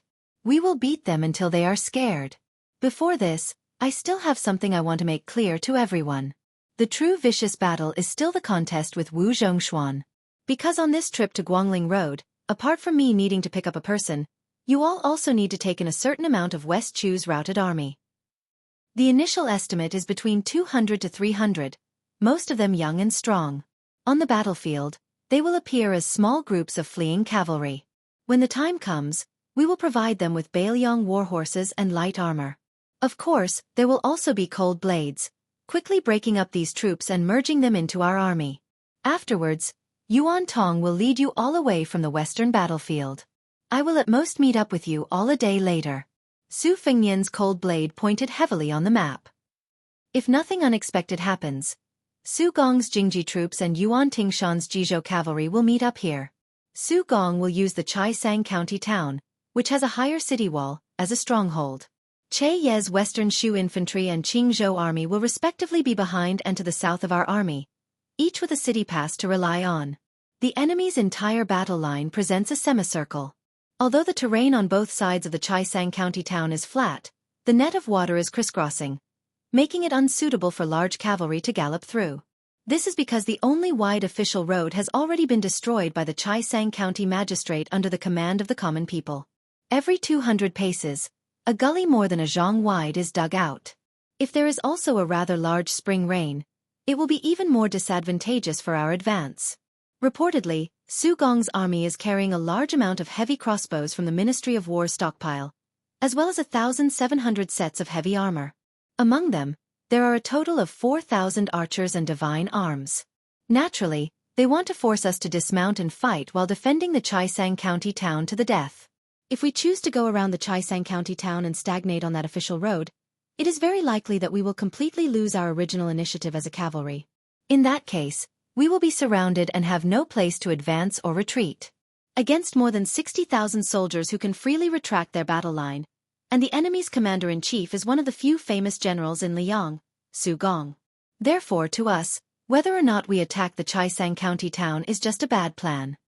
Chapter 17:12. Hong Shuwen said cautiously, "Your Highness, based on the geographical situation near Chaisang, if we take a detour to the north, we will have to take a big detour. Also, there is a city similar to Chaisang, Beigu City. However, if we change our route and go south quickly, we can kill the Qingzhou troops that have not yet arrived at Chaisang, and then pretend that we are at Jing'an Road. It will be more interesting." Now everyone knows that Jing'an Road, from the King of Jing and Zhao Sun, to the Minister of Economy, all three of them have a big gap with us in Bailiang. Even if Su Gong knows that our original intention is to change the battlefield, he can't bear the risk of chaos in Jing'an Road. He can only be led by the nose by us. As long as they leave Chaisang, especially when the Jizhou cavalry and the capital army are separated, then our chance will come. The only thing we need to pay attention to is the crossbowmen behind us. We need to kill more of the enemy's scouts that are hanging on the tail. Su Fengnian said innocently, "Do I look like the kind of person who will not hesitate to go to war for revenge?" Hong Shuwen did not say anything. Yuan Zhuozong was the first to laugh strangely. "You don't." The generals looked at each other in dismay, and then burst into laughter without giving any face. Su Fengnian had expected this, so he quickly smiled and said, "If so, then we will do it to the end. Niu Qianzhu, you lead 1,000 cavalry to intercept the Western Shu army. Along the way, you can spread the news under the banner of reminiscing. After all, no one in the army believes that we are here to quell the rebellion. This will confirm their wild imagination." A tanned and burly man asked in a muffled voice, "Your Highness, is 1,000 cavalry too little?" Su Fengnian thought for a moment and nodded. "Then let Pang Jianrui lead another 1,000 cavalry to support them and strengthen their momentum." The charcoal-like man hurriedly waved his hand and said, "Your Highness, that's not what I meant. I'm just a lowly lieutenant. I've never led more than 2,000 soldiers in my entire life. I'm just using this opportunity to follow your Highness around the Central Plains to pretend to be a general. I don't dare to compare myself with your Highness. 2,000 is enough. If that doesn't work, I can ask old Pang to lend me 500. The more the man spoke, the lower his voice became. It was obvious that he was feeling guilty. Su Fengnian lifted his foot and was about to kick. The captain of the Great Snow Dragon Cavalry, Niu Qianzhu, hurriedly hid behind Pang Jianrui. Su Fengnian pointed his scabbard at Lieutenant Niu and said angrily, "Fine, I'll give you 2,000 cavalry, and I'll also lend you my Phoenix battalion. How about it? If you're still not satisfied, I can lend you Commander Yuan as well." Niu Qianzhu smiled awkwardly.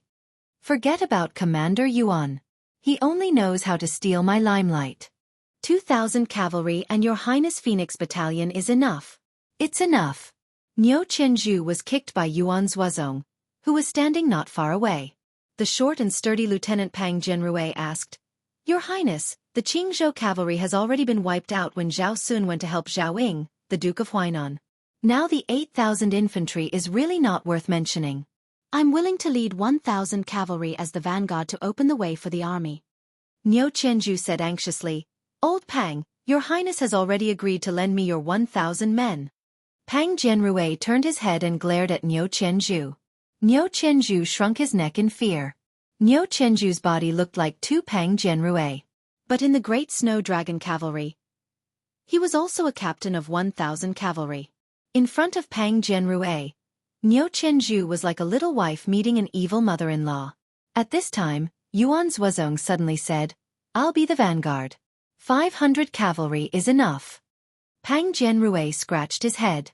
Even if he had 10 times the courage, he wouldn't dare to compete with the commander. Moreover, as long as one was a veteran of the Great Snow Dragon Cavalry, they all knew about the 10-year siege of Xianxia City in Qingzhou. Yuan Zuozong was the second commander of the Su family's cavalry after Wu Qi and Su Pu. That year, under Xianxia City, the battle was so bitter that his cavalry had to be used as infantry. In the end, only 3 out of 10 remained. This was how Chu Lushan managed to conquer Shu. It wasn't that the Su family didn't want to transfer more cavalry, but that they had no cavalry available, whether it was cavalry or horses. Su Fengnian nodded. Then, he raised his cold blade and pointed at the 2 battlefields of Guangling Road where the 2 armies were in a deadlock. "After passing Su Gong's troops, the West Chu cavalry that we are going to support will break through here. It is located 30 li south of Guazi Island.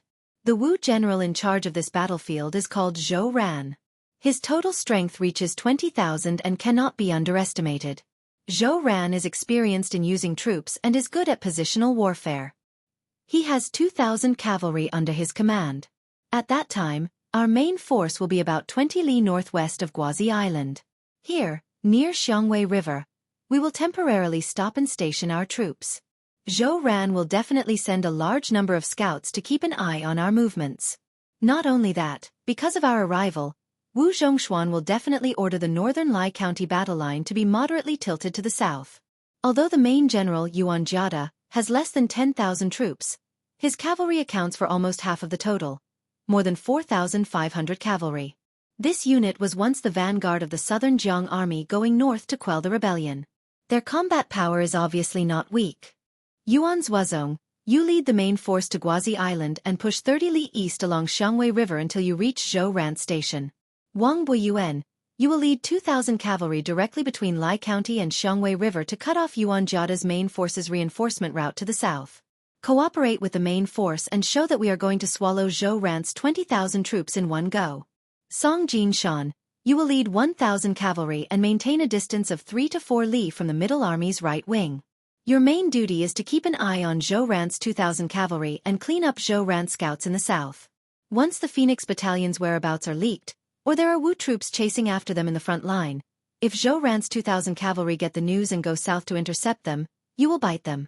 Yuan Zuozong and the 2 cavalry generals cupped their fists and accepted the order. Suddenly, a crossbowman came to report the military situation. Then Su Fengnian and the generals did not know whether to laugh or cry. They intercepted the military order that Su Gong's scouts passed to Qingzhou. They were ordered to follow the original route back to the big town of Huangwei City at the northern border of Jing'an Road. They were not allowed to go north without permission. Su Fengnian said helplessly, "If there is no accident, Shishu's side is almost the same. It seems that Su Gong is not willing to give us a chance to bluff." Su Fengnian did not think that he had succeeded just because he intercepted a secret letter. This kind of military order was not afraid of being leaked. Naturally, he would not send a single cavalry to deliver it. It was not too much to say that the more the better. However, Su Fengnian quickly ridiculed, "It is hard to say for Shishu. They may listen to the order and retreat. Then, they will retreat and wait for an opportunity. However, the words of the great king of Jing and should be more effective than the words of a vice minister. The Qingzhou troops may not listen to Su Gong's unreasonable orders. When Zhao Sun uses troops on the battlefield, he does not care about winning or losing. He only wants to show his loyalty." The commander of this troop was a trusted aide of the Prince of Jing'an's estate. Before they set out, they must have received Zhao Sun's secret order. Even if they were to be suspected of being greedy and advancing prematurely, they absolutely couldn't leave behind the impression that they were afraid of death in the imperial court. This young king of Jing'an deserves to be the most praised and virtuous vassal king in the imperial court. Niu Qianzhu and the other generals were a little confused. After all, the situation in the Central Plains did not concern these Bailiang generals who had been fighting outside the Great Wall for a long time. Only Yuan Zuozong nodded and sneered. It is very likely that the Qingzhou troops will insist on going north. In the future, Zhao Sun's nickname of Vassal King of Death will live up to his name. Song Jinshan, a veteran general who had experienced the Battle of Xianxia City, sighed and said, "I heard that the current Qingzhou navy is very unreasonable. However, from the short-lived appearance of the Qingzhou cavalry in the Guangling battlefield last year, regardless of their combat power, their bravery is quite similar to the past. No matter how much we hated Qingzhou and Xianxia City, we still had to give a thumbs up to the Qingzhou troops. Such an opponent deserves our respect. In the end, we have such a wastrel vassal king. What a pity, what a pity." There was a moment of silence in the tent. Su Fengnian suddenly joked, "General Song, you are not insinuating anything, right?" Song Jinshan suddenly tilted his head and spat on the ground. This bold action of offending the superior frightened Niu Qianzhu, Pang Jianrui and the others. Soon Song Jinshan smiled brightly. "Zhao Sun, that little bastard, is not even worthy to carry the king's shoes." Su Fengnian patted the old general's shoulder heavily. "You are indeed an old soldier trained by Su Xiao. You are good at flattering even when you are fighting." The smile on Song Jinshan's old face was exaggerated. He didn't forget to raise his eyebrows at Niu Qianzhu and the younger generation. The old man looked like he was asking for a beating. Clearly, he was telling the younger cavalry captains to learn from him. This old man is the real bootlicker. You guys are still too inexperienced. Su Yanbing opened the tent curtain. Su Fengnian nodded to him. Su Fengnian let the generals in the tent leave and then stood side by side with Su Yanbing outside the tent. Su Fengnian frowned and had an ominous feeling. There were guests coming from afar. They came from afar very quickly. Chapter 17:13. The sun rose in the sky, shining brilliantly with the first rays of dawn. It was daybreak, and a flying sword had arrived before anyone else. Su Yanbing gazed into the distance and sneered. It seems like they don't come with good intentions. For the first time, Su Fengnian felt somewhat absent-minded. Logically speaking, he shouldn't have such a feeling of homesickness. It would be a joke to say that the other party's menacing approach made Su Fengnian feel apprehensive. Su Fengnian had experienced this kind of preemptive display of strength through the use of sword qi and sword intent. In fact, Su Fengnian had seen quite a few of the grandmasters who used the sword Dao in the world. From the earliest old Huang and the old man in the sheepskin fur coat, to Dong Tai, who killed a celestial with a flying sword on the shore of the East Sea, to Song Yanqing, who led his horse into the city to meet his death, to the ancestor of the Wu family's sword tomb, and so on.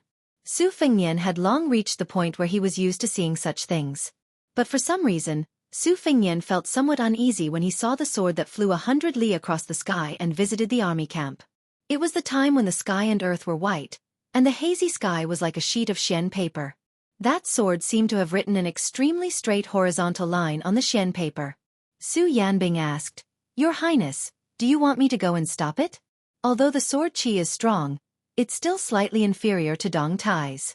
At most, it's on par with Chai Qingshan's. It certainly won't delay the advance of our army." Su Fengnian said something irrelevant. It's West Chu's only remaining grandmaster of the sword Dao, Lu Dantian. Su Yanbing couldn't figure out what Su Fengnian was thinking, so he didn't act on his own. Since he had confirmed the other's identity, Su Yanbing didn't feel that Lu Dantian of West Chu could pose any threat. Even if the Great Snow Dragon cavalry didn't have him and the young feudal lord, they still had Yuan Zuozong, who had been hiding his strength for many years, and the Wu family's hundreds of swords. If they really wanted to force their way in, even 10 Lu Dantians wouldn't be able to do anything. Moreover, Bailiang's cavalry heading south to the Central Plains was no different from sending charcoal in snowy weather to the cornered West Chu. Lu Dantian's sword was most likely the result of his interest as a grandmaster of the martial Dao. It only had the meaning of provocation and didn't have the intention to fight to the death. Su Yanbing was in the mood to watch the show. He smiled and said, "I heard that this person has been practicing the sword Dao since childhood and his aptitude is extremely poor. In his early years, he searched all the sects in Dechu, but no one was willing to accept him as a disciple. Unexpectedly, he was a late bloomer. Relying on his stubbornness, he finally reached a high level in the sword Dao at the age of 40. Then he boarded a boat and watched the Guangling River and comprehended a sword. He ascended a mountain and watched the rising sun, another sword. But I heard that after West Chu was destroyed, he retreated into the mountains. This time, West Chu re-established the country, and most of the disciples of the family joined the army. He himself also left the mountain to serve as the commander of the imperial guards in the capital city of West Chu. This sword comes with the wind, and purple clouds rise.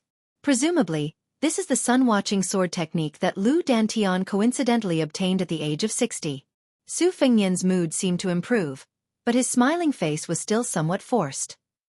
"I really admire these senior experts. Even admiring the scenery can increase one's power. I can't do it. I was beaten up by others." Su Yanbing jokingly said, "Wang Ye, even if I hear this, I also don't feel good. We are a group of martial artists who have experienced the wars of the spring and autumn period. Haven't we all lived like dogs?" Su Fengnian said self-deprecatingly, "It's the same. When I look at you Dilong and the others now, I also feel that I am an old Jianghu veteran."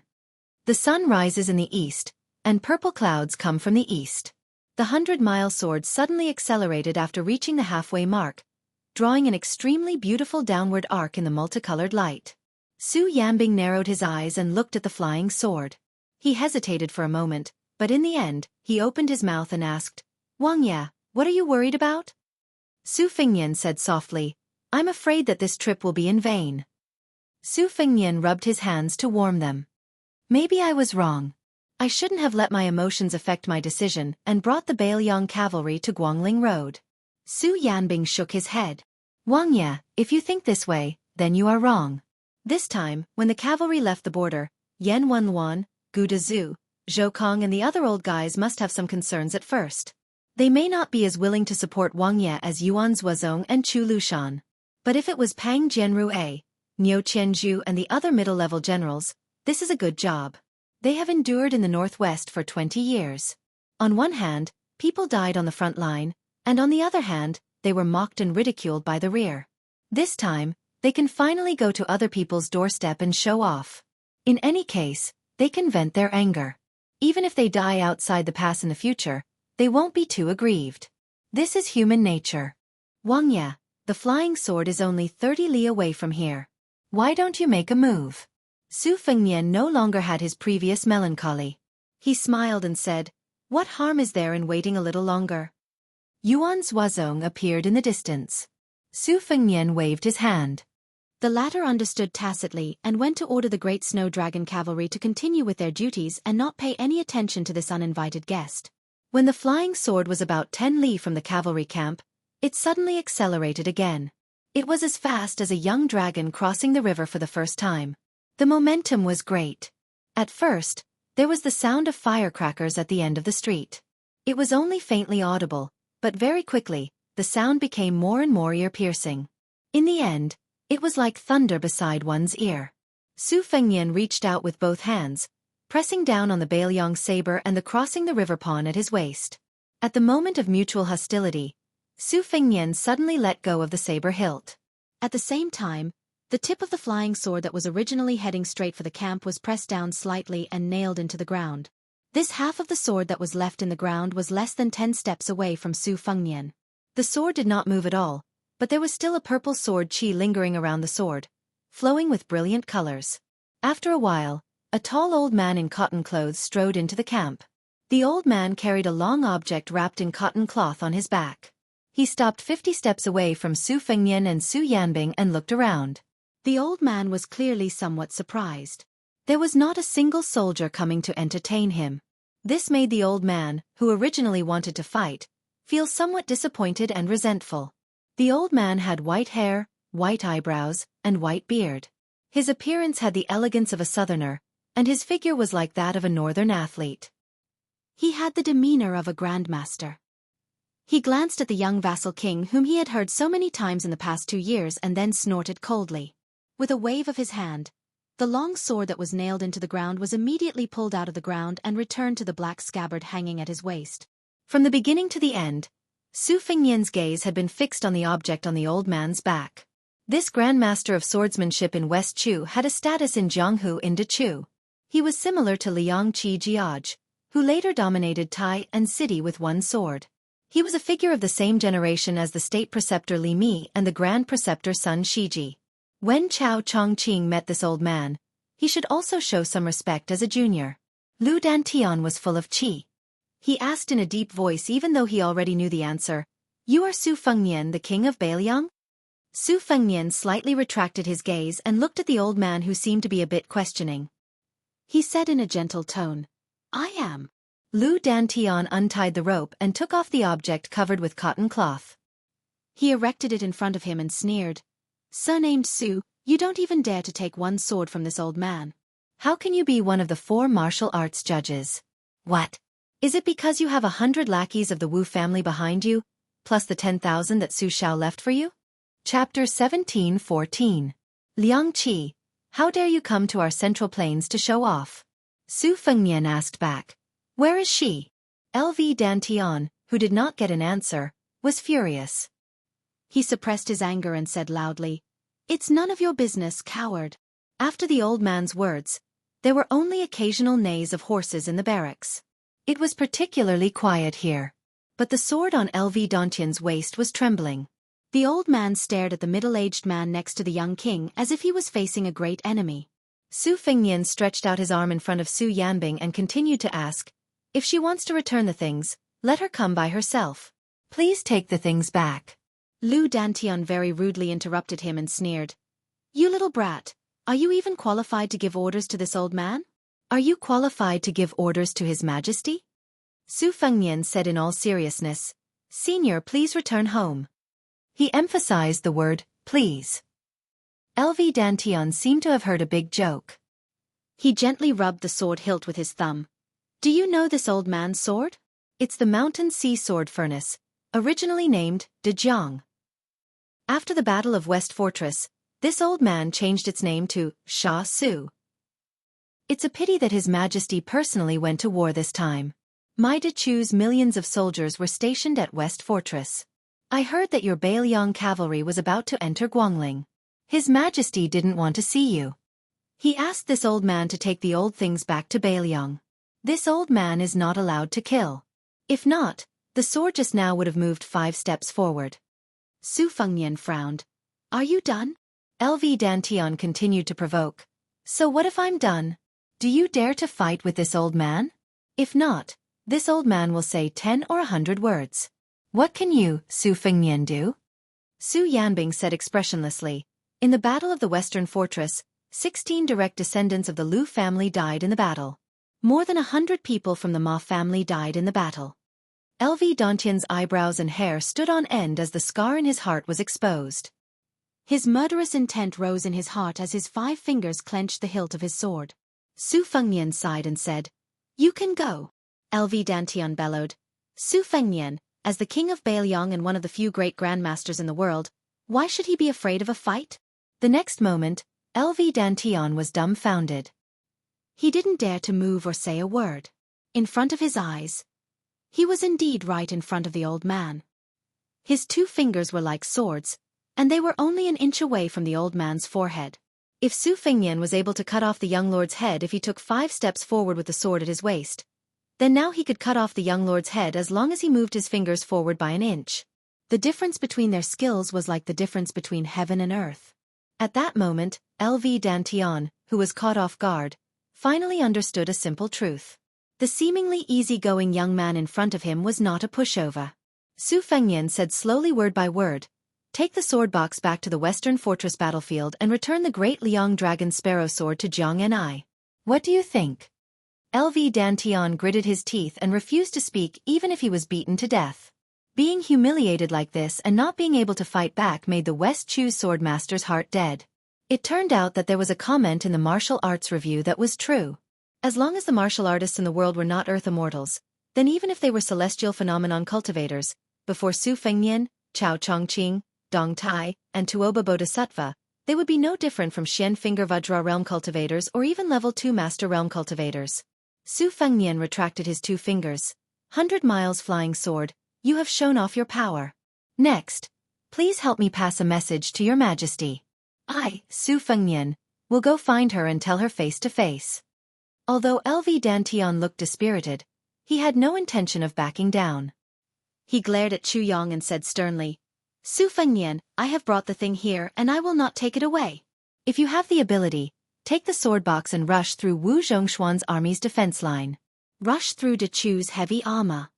Su Fengnian smiled. "Okay." Yuan Zhuozong smiled not far away. "Don't worry. Su Gong and the others don't need His Highness to personally kill the enemy." Su Yanbing smiled. "Do you want me or some of the Wu family's cavalry to accompany you?" Su Fengnian shook his head. "No need." Yuan Zhuozong and Su Yanbing looked at each other and smiled, nodding. Su Fengnian suddenly smiled brightly. "In today's world, where can't we go?" Su Yanbing clicked his tongue. "You really deserve a beating." Yuan Zhuozong had a deep expression on his face. Looking at Beiliang and the other 2's carefree attitude, LV Dantian, who was left aside, had a very strange feeling. It was not only the hatred of seeing the Su family's cavalry again, but it was also natural for a man to put himself in their shoes. Su Fengnian no longer paid attention to the Sword Dao Grandmaster who had mixed feelings. He turned around and tugged at the corner of the cotton cloth that wrapped the sword case with 2 fingers.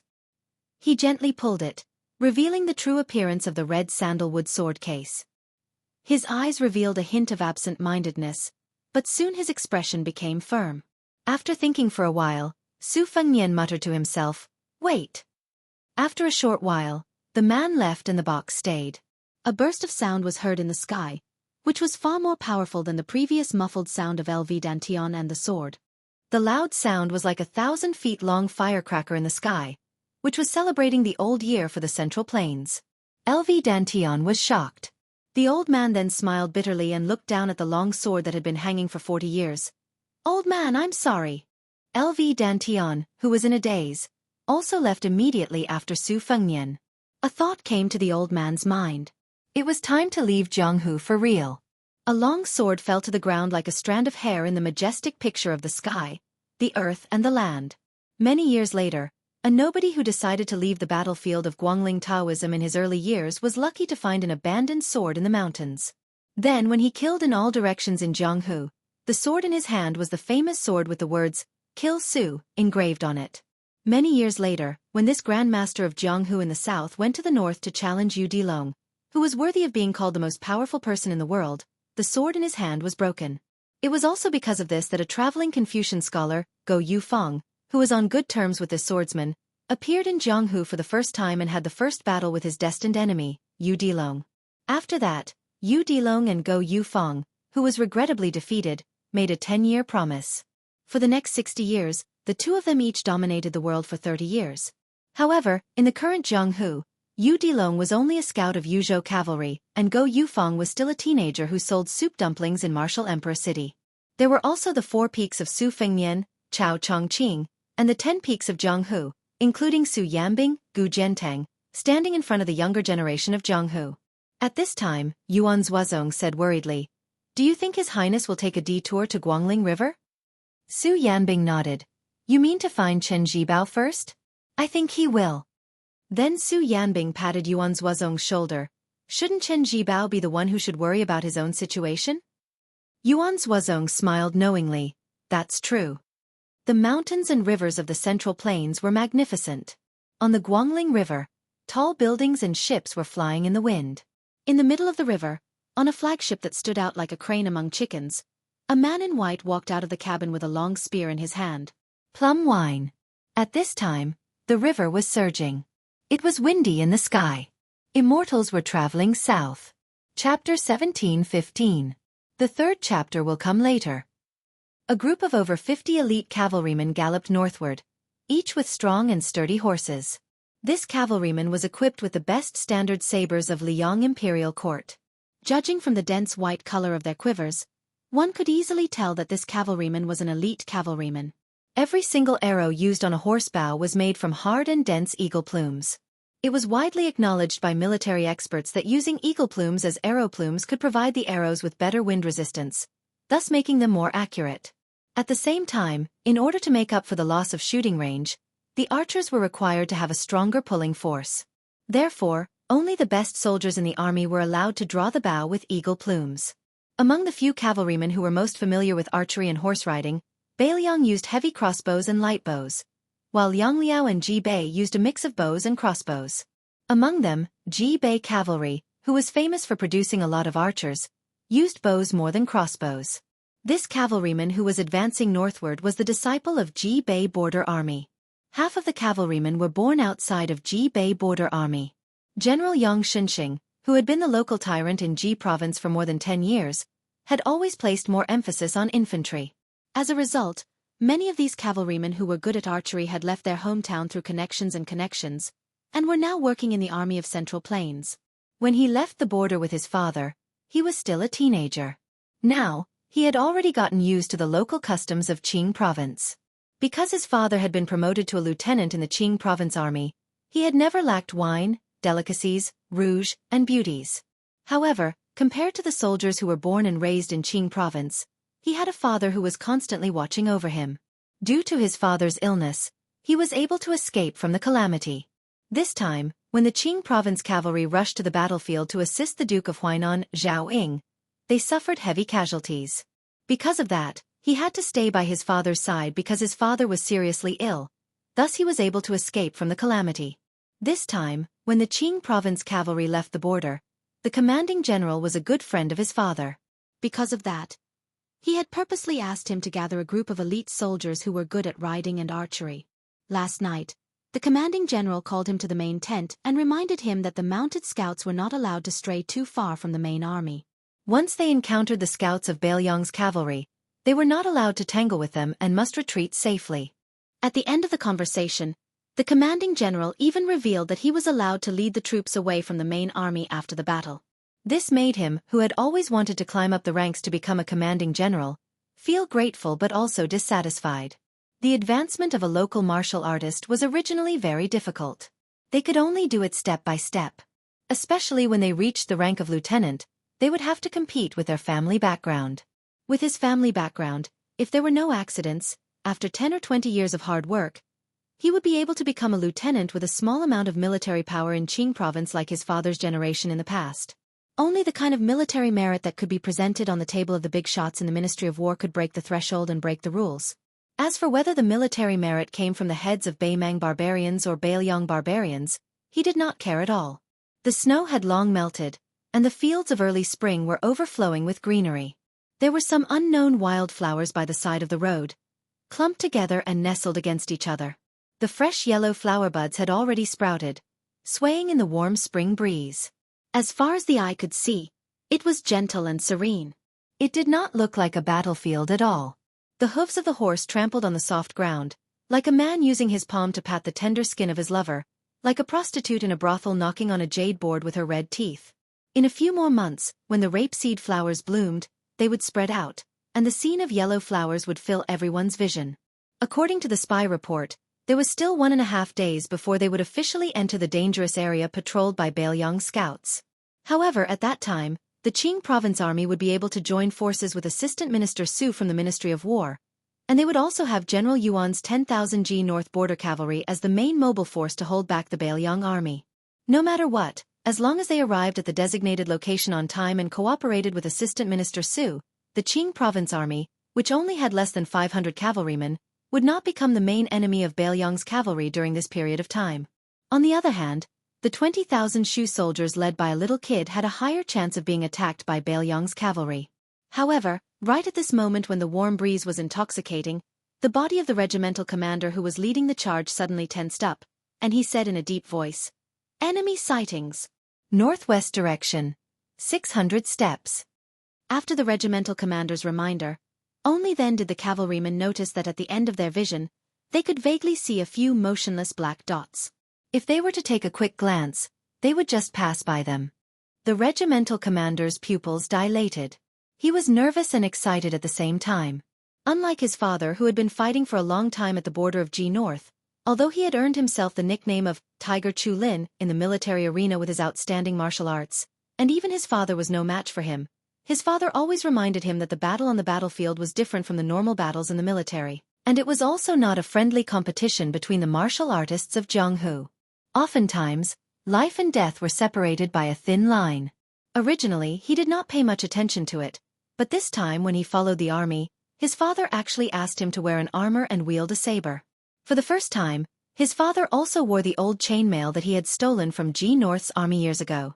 On the training field at home, the father and son had a duel. When his father, who he had mistakenly thought was a toothless tiger, in the blink of an eye, his father had forcefully slashed his shoulder with a saber and placed the same saber on his neck. With just a little bit more force, he would be able to behead his father. At that moment, he finally understood what his father meant by exchanging a wound for a death. After the duel, when he bandaged his father's wound, his father told him earnestly that for an old soldier like his father, who did not come from a high family, to be able to live to this day, it was all because of luck. In the military, there were countless disciples from aristocratic families who thought they were pretty, but their corpses were dismembered the first time they fell into the enemy's trap. The regimental commander of the mounted scouts quickly caught up with them. His voice was trembling as he asked, "Regimental Commander Jiang, what do you say? Should we fight or not?" Regimental Commander Jiang exhaled, narrowed his eyes and said, "To be honest, the higher-ups do not want us to fight without permission. Even if we wipe out those 4 to 5 Beiliang barbarians, it might not be pleasing to them." Because the Qingzhou mounted scouts did not receive orders from their regimental commander, they did not charge in pursuit nor did they stop. Bit by bit, they closed the distance between them and the small group of Beiliang scouts. Perhaps influenced by the regimental commander's calmness, the originally nervous regimental commander also began to calm down. Although they were facing the Liangzhou crossbowmen, who were known as the best scouts in the world, their side had a total of 51 mounted scouts. Almost all of them were top-notch elites in the Qingzhou army. Previously, the regimental commander had complained that as a mounted scout, he had been strictly ordered by his superiors to majestically investigate the enemy situation. It was truly unreasonable. However, on the one hand, the Beiliang cavalry was their imaginary enemy, and on the other hand, this was not the barbarians' territory. He believed that the Beiliang crossbowmen would not dare to penetrate too deep into the enemy's territory. Therefore, since they could not truly take on the role of mounted scouts, it did not matter whether or not they were able to display the full potential of their role as scouts. Now, it seemed that by accident, their superiors' excessive caution had instead become their fortune. 4 to 5 enemy heads, if divided up, would still be a considerable amount of merit, especially since the enemy was the Beiliang cavalry that had been boasting about being invincible for 20 years. He believed that no matter how stingy his superiors were, they would at least move up a rank or two, including him, up a rank or two. As a result, the regimental commander's face was ferocious as he looked 350 paces away. He did not know why, but there was still no movement from the riders. Could it be that they were scared silly? However, he could already see the enemy clearly. After the regimental commander confirmed that the enemy was only 5 riders and that there were no other hidden enemy troops nearby, he could not help but grin and say, "Commander Zhang Biao, a total of 5 Bailiang barbarian heads. Although it is not enough to fill the gaps between our teeth, a mosquito's leg is still meat. 3 heads are yours. Lao He and I will take 1 each." Commander Zhang Biao shook his head and said, "This is a good start. There will definitely be even greater merits in the future. For the time being, I do not lack this bit of merit, and I am still young. However, Lao Song, you and Lao He are different. If you do not obtain enough merits in this expedition to the north, you can only retire from your pitiful position of deputy commander. Even if you guys don't complain, I will still stand up for you guys. Therefore, this time, each of you can only take 1 head." Commander Zhang Biao, who was nearing 40 years old, cupped his fists and said, "Lao Song is not pretentious. I will definitely remember this." The 2 groups of scouts were about 300 paces apart. They met on a narrow path. However, just as Commander Zhang Biao of Qingzhou gave the order to draw his bow, the 5 Bailiang scouts actually began to turn their horses around and began to retreat. They were not in a rush, not too slow, and they were moving with ease. Chapter 17:16. Deputy Old He's temperament was the most irritable out of all the scouts in Qingzhou. If it wasn't for the many times he drank and messed things up, he would have long been promoted to the position of lieutenant. Only then could he be considered to have entered the ranks of an official. Otherwise, no matter how valiant and good at fighting, he would not be treated well by the group of civil officials in Qingzhou. Therefore, in this battle, Old He was even more jealous than Zhang Biaozhang and Old Song of the same age. He wished that the warhorse under him could grow 4 more legs. Although Old He was no longer young, he was still strong with age. His arm strength was still astonishing. That bow was one of the rare 300 gene strong bows in the Qingzhou army. For an ordinary archer, shooting 20 times in a row on the battlefield was already the double limit of their arms and longbow. However, Old He's exaggerated arm strength and that high-quality longbow made by the craftsmen of Old Shu were enough to support Old He to shoot 30 times in a row with plenty of strength. The Bailiang crossbowman's voluntary retreat gave the Qingzhou scouts a boost of courage. Old He clamped his horse's belly and roared, "Kill the enemy!" The 5 Bailiang scouts did not appear to be in a hurry. However, no matter how the Qingzhou scouts urged their warhorses to gallop forward, the distance between the 2 sides always remained about 150 paces, far out of the range of the horsebows. It was unknown who among the Qingzhou scouts was the first to shout, "Kill the barbarians!" Very quickly, shouts similar to "Kill the Bailiang barbarians!" rose and fell from the horse troop. The 5 Liangzhou crossbowmen turned their heads almost at the same time. Zhang Biaozhang felt an inexplicable sense of unease. The following scene quickly made this Biaozhang, who had been attacked by mounted archers on the border, feel both worried and relieved.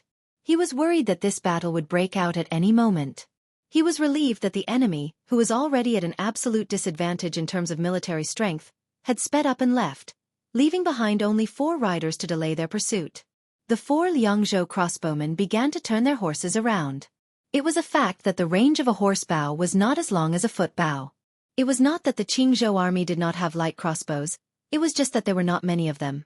The hinterland of the Central Plains had been peaceful for more than a decade. With the Qing party, who was famous for their unity, controlling the military and politics of Jinggan Road, and with Wen Tai and the others speaking in court, Jinggan Road, especially Qingzhou and Xianxia City, had always had comfortable days. Outside powers did not enter, and the entire Qingzhou was generally living a comfortable life behind closed doors. For a long time, in Qingzhou, where there were no wars and Qingzhou relied more heavily on naval battle power, the few good crossbows in the military inventory had gradually become the toys of the children of officials. To the Qingzhou cavalry who had come into contact with light crossbows, those things were not bad and were valuable items. However, they were too rare and troublesome to maintain.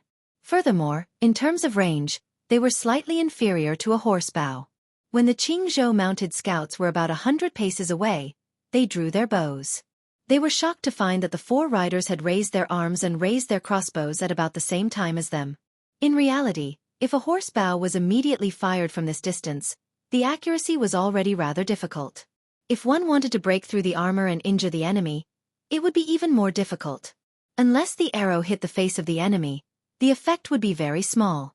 Thus, It had always been the military law of the Qingzhou cavalry to only shoot at about 70 paces. Deputy Lao He, who had the greatest strength among the mounted scouts, became the first powerful figure to shoot an arrow. Both sides took 85 steps.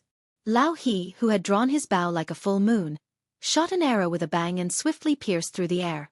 It was a straight line that completely defied common sense. It was enough to show the terrifying strength of this scout. The Liangzhou crossbowman unconsciously bent his waist and moved his shoulder.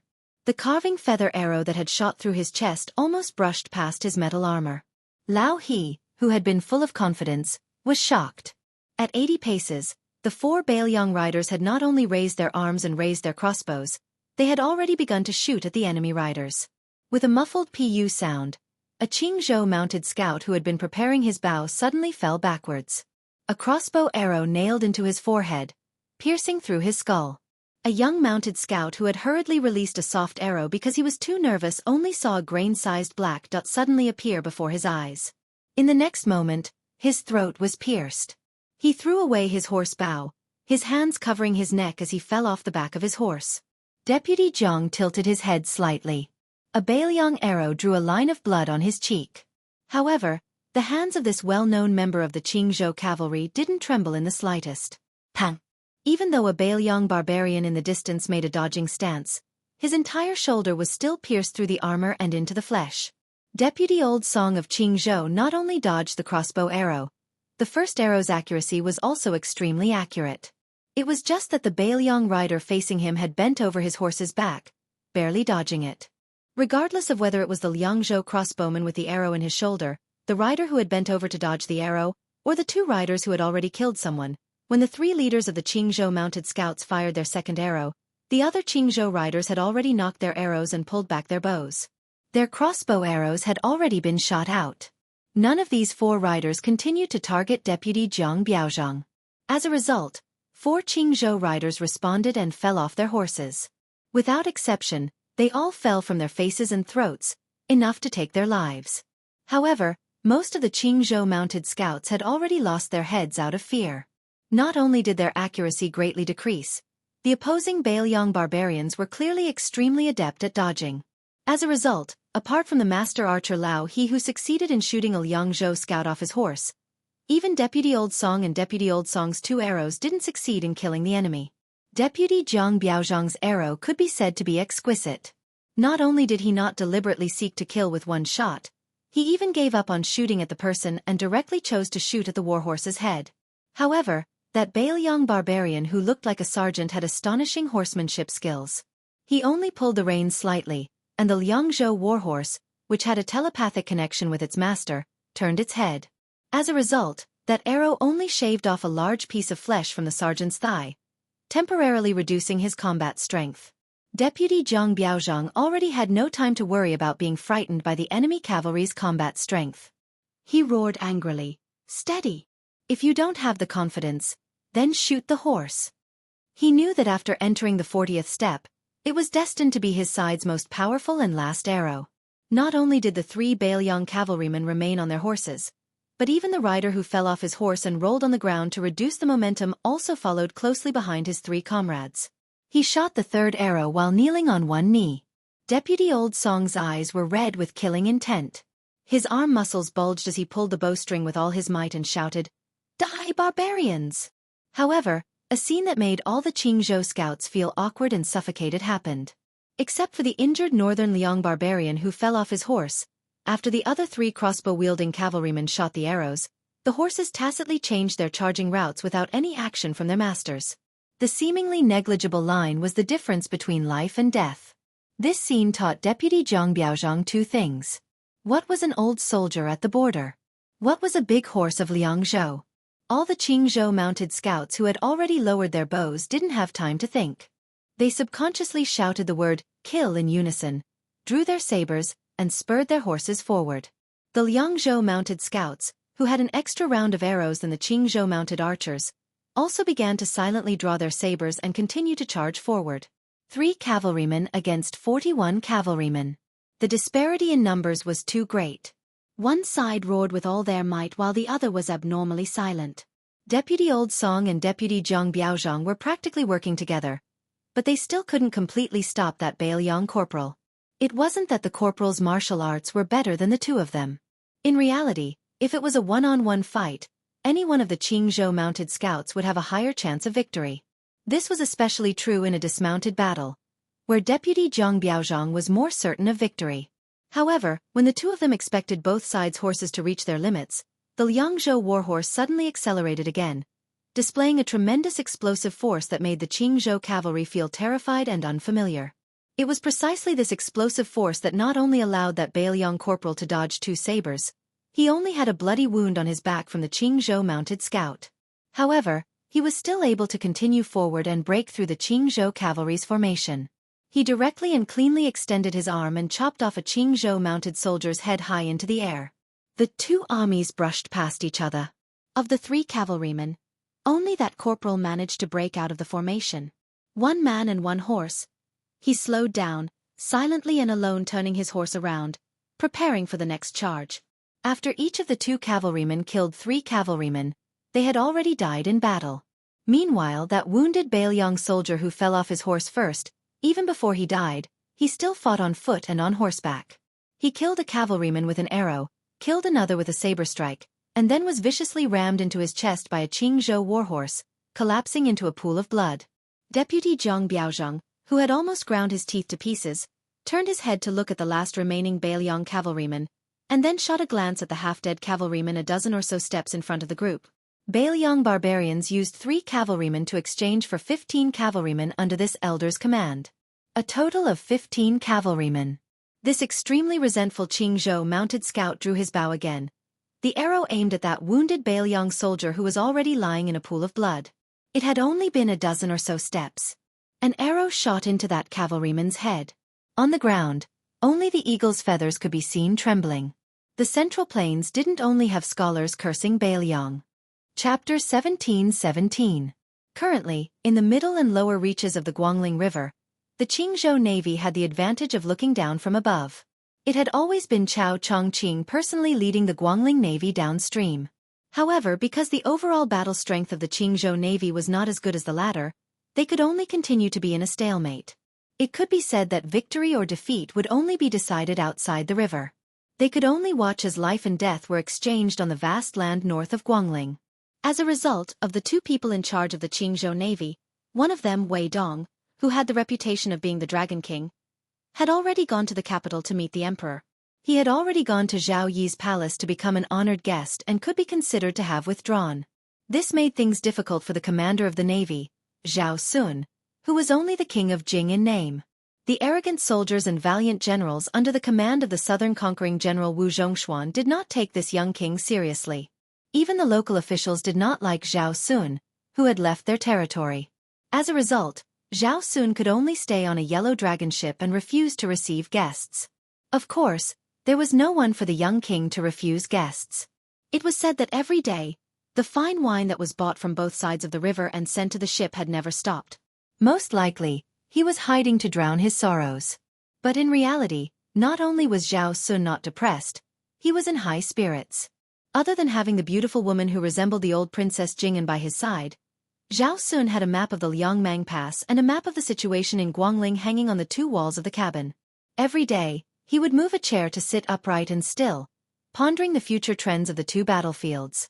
Although Zhao Sun knew that in the short term, he was destined to be a ridiculous king of Jing with no soldiers, Zhao Sun had learned a skill from the old king of Jing, Zhao Hang, and that was to endure and lie dormant. And the advisor that the old king of Jing'an had left for him had taught Zhao Sun the second thing, which was to retreat in order to advance. The loss of the Qingzhou cavalry was equivalent to cutting off one of his own arms, but this allowed him to sit firmly on the throne of King of Jing'an and even have a slight surplus. After all, he had taken charge of the Qingzhou Navy. The following sacrifice of the 10,000-strong Jing'an youths was the first time he had acted on his own initiative without the blind young man by his side. Zhao Sun was rather pleased. If the court had not sent Wen Taiyi and Ma Zhongxian, the 2 new border officials, to his territory, then it would have been even more perfect. Especially Wen Taiyi, this old Qingzhou official who was familiar with the Jing'an officialdom. After Hong Lingshu entered the capital, Assistant Minister Wen suddenly made a comeback after many years and returned to his hometown with the illustrious identity of the Jing'an King of Jing'an. As for Ma Zhongxian, after all, he was an outsider. The Qingzhou officialdom was famous for being xenophobic. Furthermore, it was a big taboo for the local military and political bosses to flirt with each other. It was unlikely that Ma Zhongxian would truly be on the same side as Wen Tai. Today, Zhao Sun was sitting under the wall again, holding the wine pot with 2 fingers and gently shaking it. He turned his head and smiled at the woman sitting on the chair next to him. Before that Mr. Lu betrayed me. He left a long letter of more than 10,000 words. In it, he mentioned the situation of Qingzhou in the middle and later stages of the Guangling War. He said that the next Jinggan Jingdao administrator might be Yuan Gua, who was abandoned by Zhang Lu in his early years, and the Jidushi would be Hongling Shu, the local snake. As a result, you see, our Mr. Lu also has times when he sees wrong. The woman frowned. She didn't blindly agree with the young king to hit the counselor when he was down, but she didn't hide her lecturing tone. Mr. Lu worked hard for the prince 2 years ago. Even if he didn't finish well, he didn't do anything bad to you. So you shouldn't be so sarcastic to him. As the lord of a region, you should have the tolerance to match it. Zhao Sun wasn't angry. He smiled and said, I was wrong. She sighed. It would be good if Mr. Lu still stayed by the prince's side. She was now secretly criticized as a female vassal king in the upper echelons of Qingzhou. Even Hongling Shu speculated before leaving that it was this unknown woman who had whispered pillow talk to the young vassal king and squeezed out the blind counselor who had always disliked her. But whether it was her or Zhao Sun, they both knew that this wasn't the case. The person who really wanted Lu Su to leave Qingzhou was the young emperor sitting on the dragon throne in Tian City. They were about the same age and had the same surname. One was a young king wearing a python robe, while the other was a young emperor wearing a dragon robe. The difference was like heaven and earth. Zhao Sun knew that Lu Su didn't have a choice, but his feelings for Lu Su had always been very complicated and dark. There was both admiration and fear. He wanted to be a good friend, but he also wanted to convince this person. Zhao Sun raised the exquisite wine jug and took a sip. His smile deepened. The world doesn't know why Mr. Su is marching south, but I know. He loves beauties and not the country. In the past, I was indeed very jealous of him. Now that I think about it, why did he have to be like this? The woman he liked was the monarch of a country that controlled half of the Central Plains. But in the end, she was first coveted by the handsome disciple of the Song family. There were also countless officials in the court who helped to create momentum. When the situation was not good, Chao Chongqing had to leave the navy. When the civil and military officials finally calmed down, she was put on the stove and had to personally lead the army. I just received a few spy reports. The great scholars raised by De Chu actually took the initiative to leak secret information to the outside world. That woman actually didn't go to the ancient battlefield of the Western Wall at the first line of defense. Instead, she was secretly imprisoned in the imperial palace. Each one of them was sanctimonious, saying that the ruler could not be in danger, just in case. But in reality, wasn't it because they were thinking that when the West Chu capital was breached, they could push their emperor out as a scapegoat for the civil officials?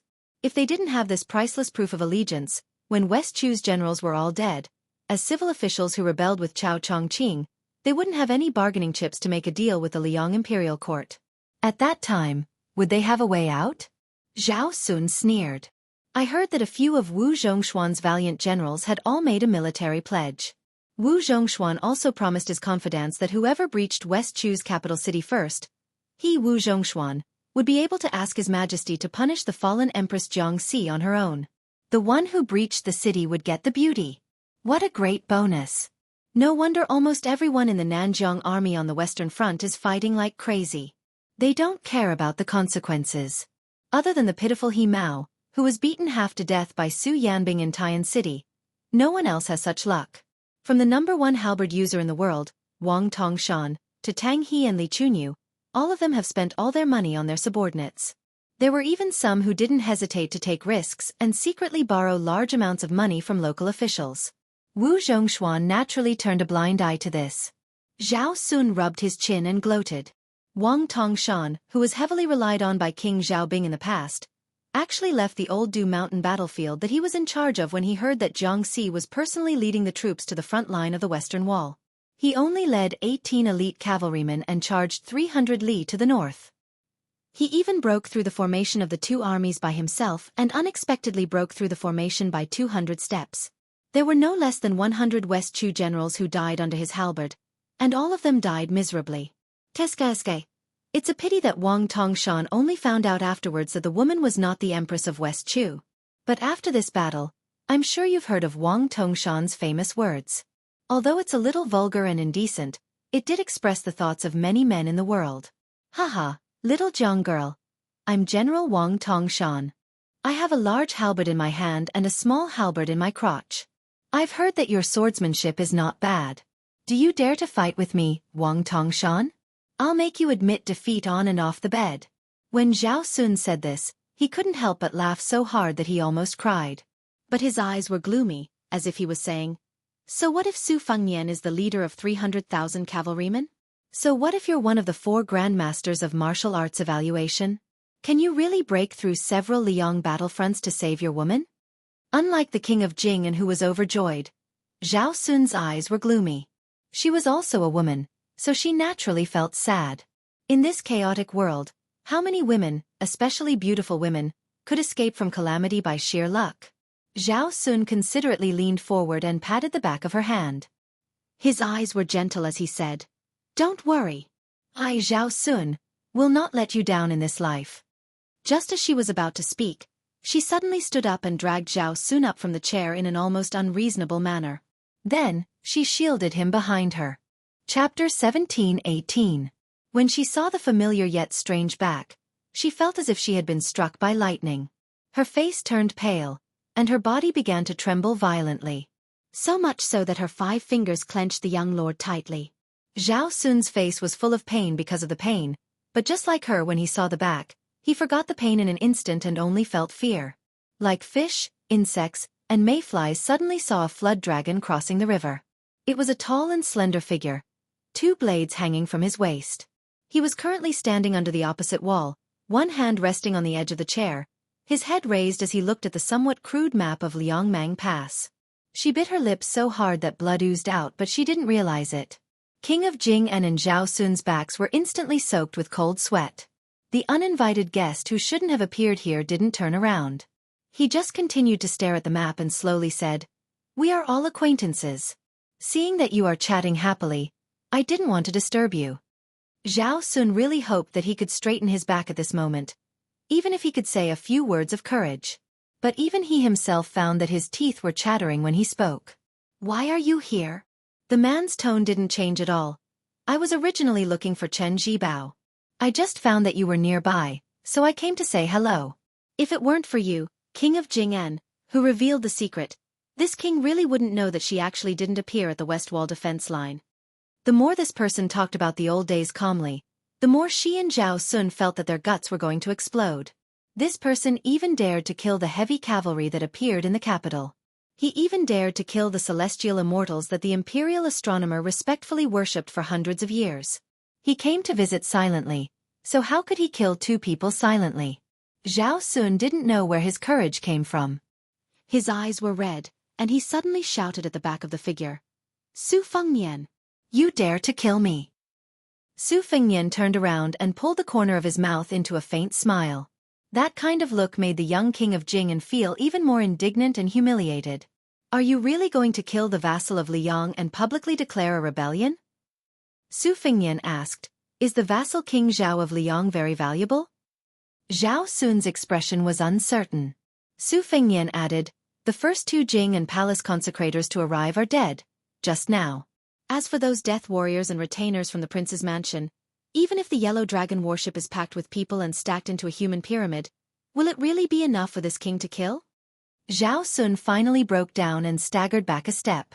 The young vassal king of Liang, who was the first to succeed in inheriting the throne, tried to take another step forward, but he just couldn't do it.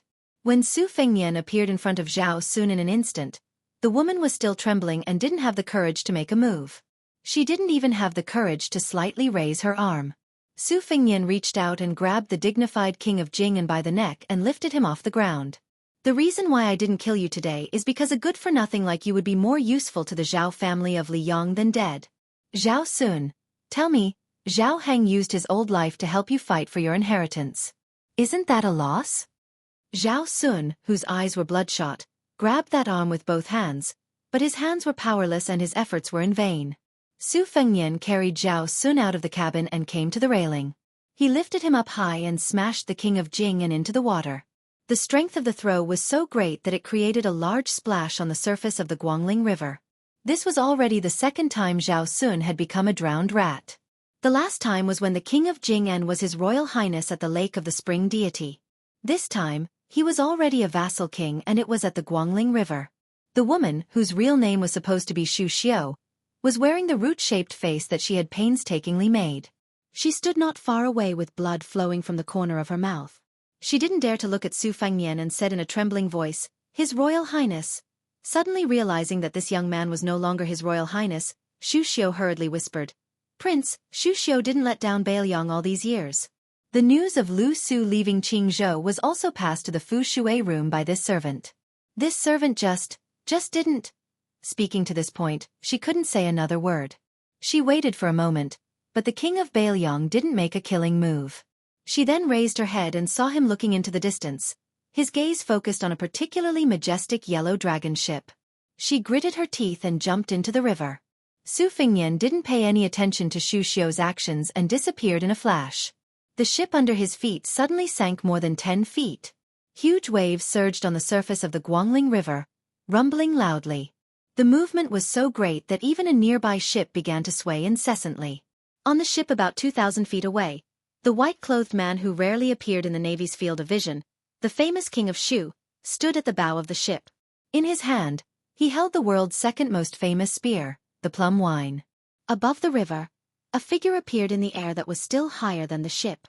Chen Jibao's wrist shook.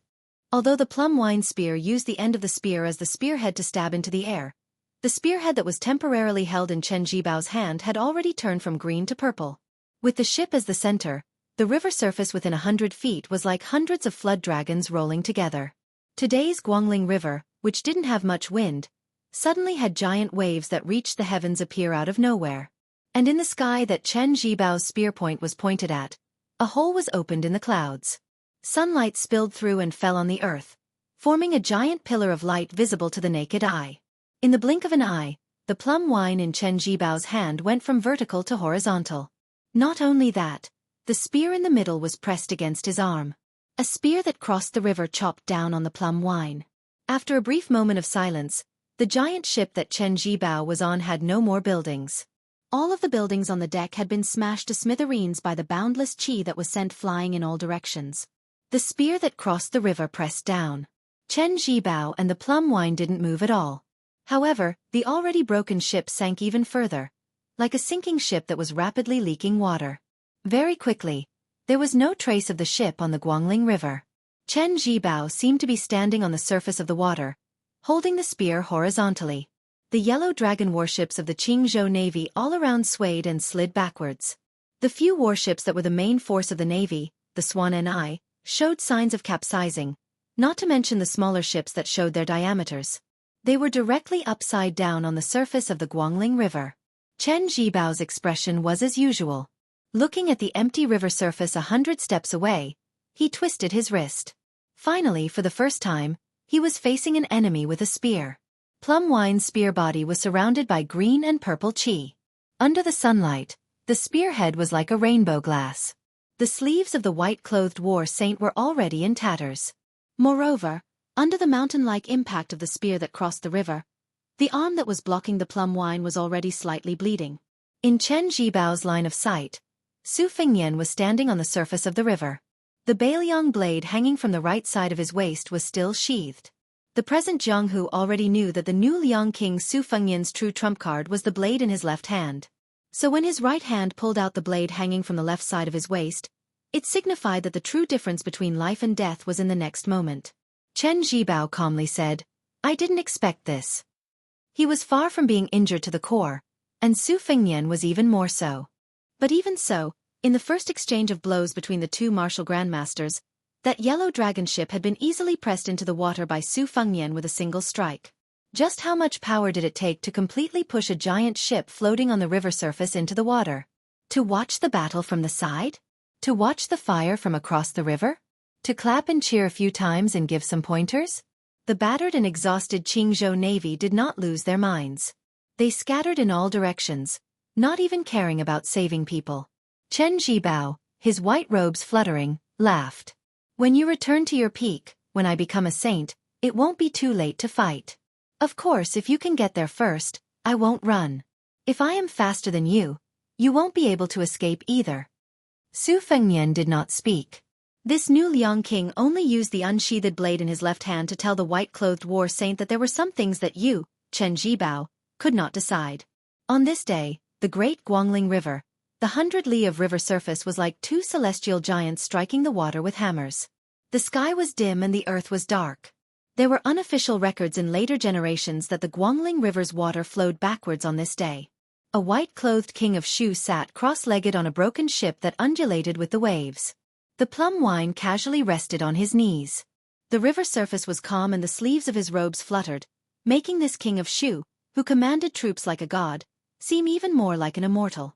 His heart was slightly shifted to the left, dripping with blood. Chen Zhibao gently placed his hands on the plum wine, neither sad nor happy.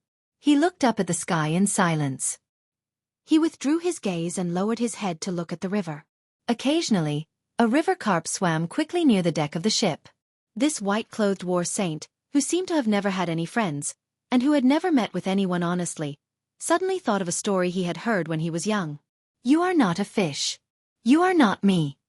On the distant northern shore, there was a young man with two blades again. After crossing the south, he returned to the north. He headed north to see her. It would be good to see her. But before seeing her, he had to kill someone first. Wang Tongshan. Chapter 17-19. The front line of Old Du Mountain in Guangling Road was the main attack direction of the Nanjiang army. It was also the key defense area of one of the main forces of West Chu, the 40,000 troops. Therefore, Wu Zhongshuan sent Wang Tongshan, the first person in the Nanjiang army, to be in charge of the battle here, to prevent the West Chu rebels led by Pei Sui from causing trouble. Although Wang Tongshan did not have an advantage in terms of military strength, he only had 20,000 infantry. However, the mountainous Nanjiang Road did not have a large-scale cavalry. Although Wu Zhongshuan had a cavalry army built with a lot of money, it was previously cheated by Zhao Zhu, the crown prince of Yanqi. It was equivalent to not returning alone. Wu Zhongshuan, who had betrayed Nanjiang and surrendered to the imperial court, did not fuss over every ounce. Wang Tongshan's 20,000 infantry were the most elite infantry under Wu Zhongshuan's command except for the 6,000 personal troops. They absorbed many southern tribes and were the most valiant and fearless. It was because of Wang Tongshan's bravery and his subordinates' willingness to die in battle that Wu Zhongshuan, who valued military discipline the most, did not directly punish Wang Tongshan, who ignored military law. Instead, he let this valiant general redeem himself on the battlefield of Old Du Mountain. In the main general's tent, a burly middle-aged man was bare-chested. He raised his head and poured wine into his mouth. Drinking wine was not enough to describe this person's heroism. The wine splashed everywhere and flowed all over his body. Under his feet was the back of a naked woman. There was a scarlet halberd on the ground beside him. Drinking wine and women were forbidden in the army. In any army of the Liang dynasty, these were two ironclad rules. However, it was obvious that this person did not take it seriously. He drank wine and played with women as usual. However, as long as there was a battle, he would take the lead. It was not that he wanted to win people's hearts. The reason was simple. He liked to kill people. So much so that he, who was originally the general of the south, had to be personally sent to the northern border by the crown prince of Yanqi to be Wu Zhongshuan's subordinate. In Nailan Yuxi's words, if he continued to kill, the southern tribes would be wiped out in less than 3 years. He was undoubtedly a legendary figure with an extremely notorious reputation in the southern border. He was illiterate and extremely vulgar, but he liked to pretend to be cultured. He invited, or more accurately said, kidnapped, several scholars to be his dog-head military counselors. He even gave himself the absurd nickname of General Joy, because he was not happy without women, he was not happy without wine and meat, and he was even more unhappy without people dying. The two catchphrases that he often said were, Fatty Chu and Bailiang is only half a villain compared to me, and Cheng Bai Shuang Ji Lu, and is only half a master compared to me. The former. The first sentence was hard to say. After all, one of them was in northern Liang while the other was in southern Jiang. The second sentence was without a doubt. He was not boasting. He once ran directly to the gate of the Dragon Palace, one of the top 10 sects in the world, with his halberd and clamored for Palace Master Ji Lu, and to obediently hand over Lin Hongyuan and serve him for 3 nights. Otherwise, he would massacre the entire Dragon Palace. In fact, when Lin Hongyuan left Nanjiang, she disguised herself and went to the Snow Villa by the Spring God Lake to participate in the Martial Arts Circle convention. To a large extent, she wanted to avoid this person's pestering. At that time, if Cheng Baishuang, the recognized #1 master in Nanjiang, did not pass by the Dragon Palace, even if Ji Lu En and the master behind the Dragon Palace was Nailan Yusi, they could not escape. This person was Wang Tongshan, the #1 halberd user in the world and the #1 general in Nanjiang. In front of Wang Tongshan, who was drinking with his head raised, stood a thin old Confucian scholar who had to wear iron armor. He looked straight ahead and did not dare to look at the woman at the foot of Wang Tongshan. He carefully reported the latest battle situation to the general. I just received a secret report from the capital of West Chu. The source is quite reliable. It is a letter written by a left assistant minister of the Ministry of Rights. The letter says that Xie Shibian has secretly come to the front line of Laodu Mountain. But it seems that he only brought 200 or 300 cavalry. I guess that he came to stabilize the morale of the army. After all, he still needs to show up at the West Wall to control the situation. With the general here, it is only a matter of time before West Chu loses Laodu Mountain. Xie Shibian would rather defend the West Wall battlefield than waste his troops here. Wang Tongshan was indifferent to Xie Shibian's movements and the advisor's flattery. He lifted his foot and stepped on the poor woman's snow-white back. He asked with a smile, "Old Zhang, if I say that I will give this beautiful woman to you, will you accept her?" The old Confucian scholar hurriedly bowed. I don't dare to." Wang Tongshan grinned and said, "Oh, I didn't know that old Zhang was a gentleman. Don't you scholars often say that a gentleman doesn't take what others like? I think you are a genuine gentleman. I am very pleased to have an advisor like you." The counselor surnamed Zhang's face turned pale. He bent down even lower and muttered in fear, "General, I'm not a gentleman. I'm just an old man with a bad reputation. I've ruined your reputation. I deserve to die. I deserve to die." Wang Tongshan laughed heartily. Good. What a good old man. Compared to my General Huan, you are thousands of miles away. But as an official under my banner, you are barely qualified. Speaking of which, you don't even let your own daughter-in-law go. You deserve to die, but you are lucky to have met a general who treats his subordinates the most." Although the old advisor lowered his head and continued to flatter, there was no resentment or indignation on his face. It was Wang Tongshan who forced him to be the infamous old man who had ruined his reputation in Nanjiang. Otherwise, his family of 60 people would all become targets on the martial arts field. He did not dare to die. Even his daughter-in-law with a miserable background did not dare to commit suicide. That woman eventually became a lunatic.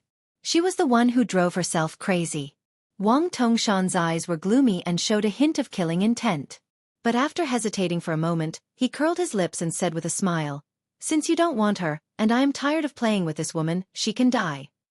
Wang Tongshan's words were understated.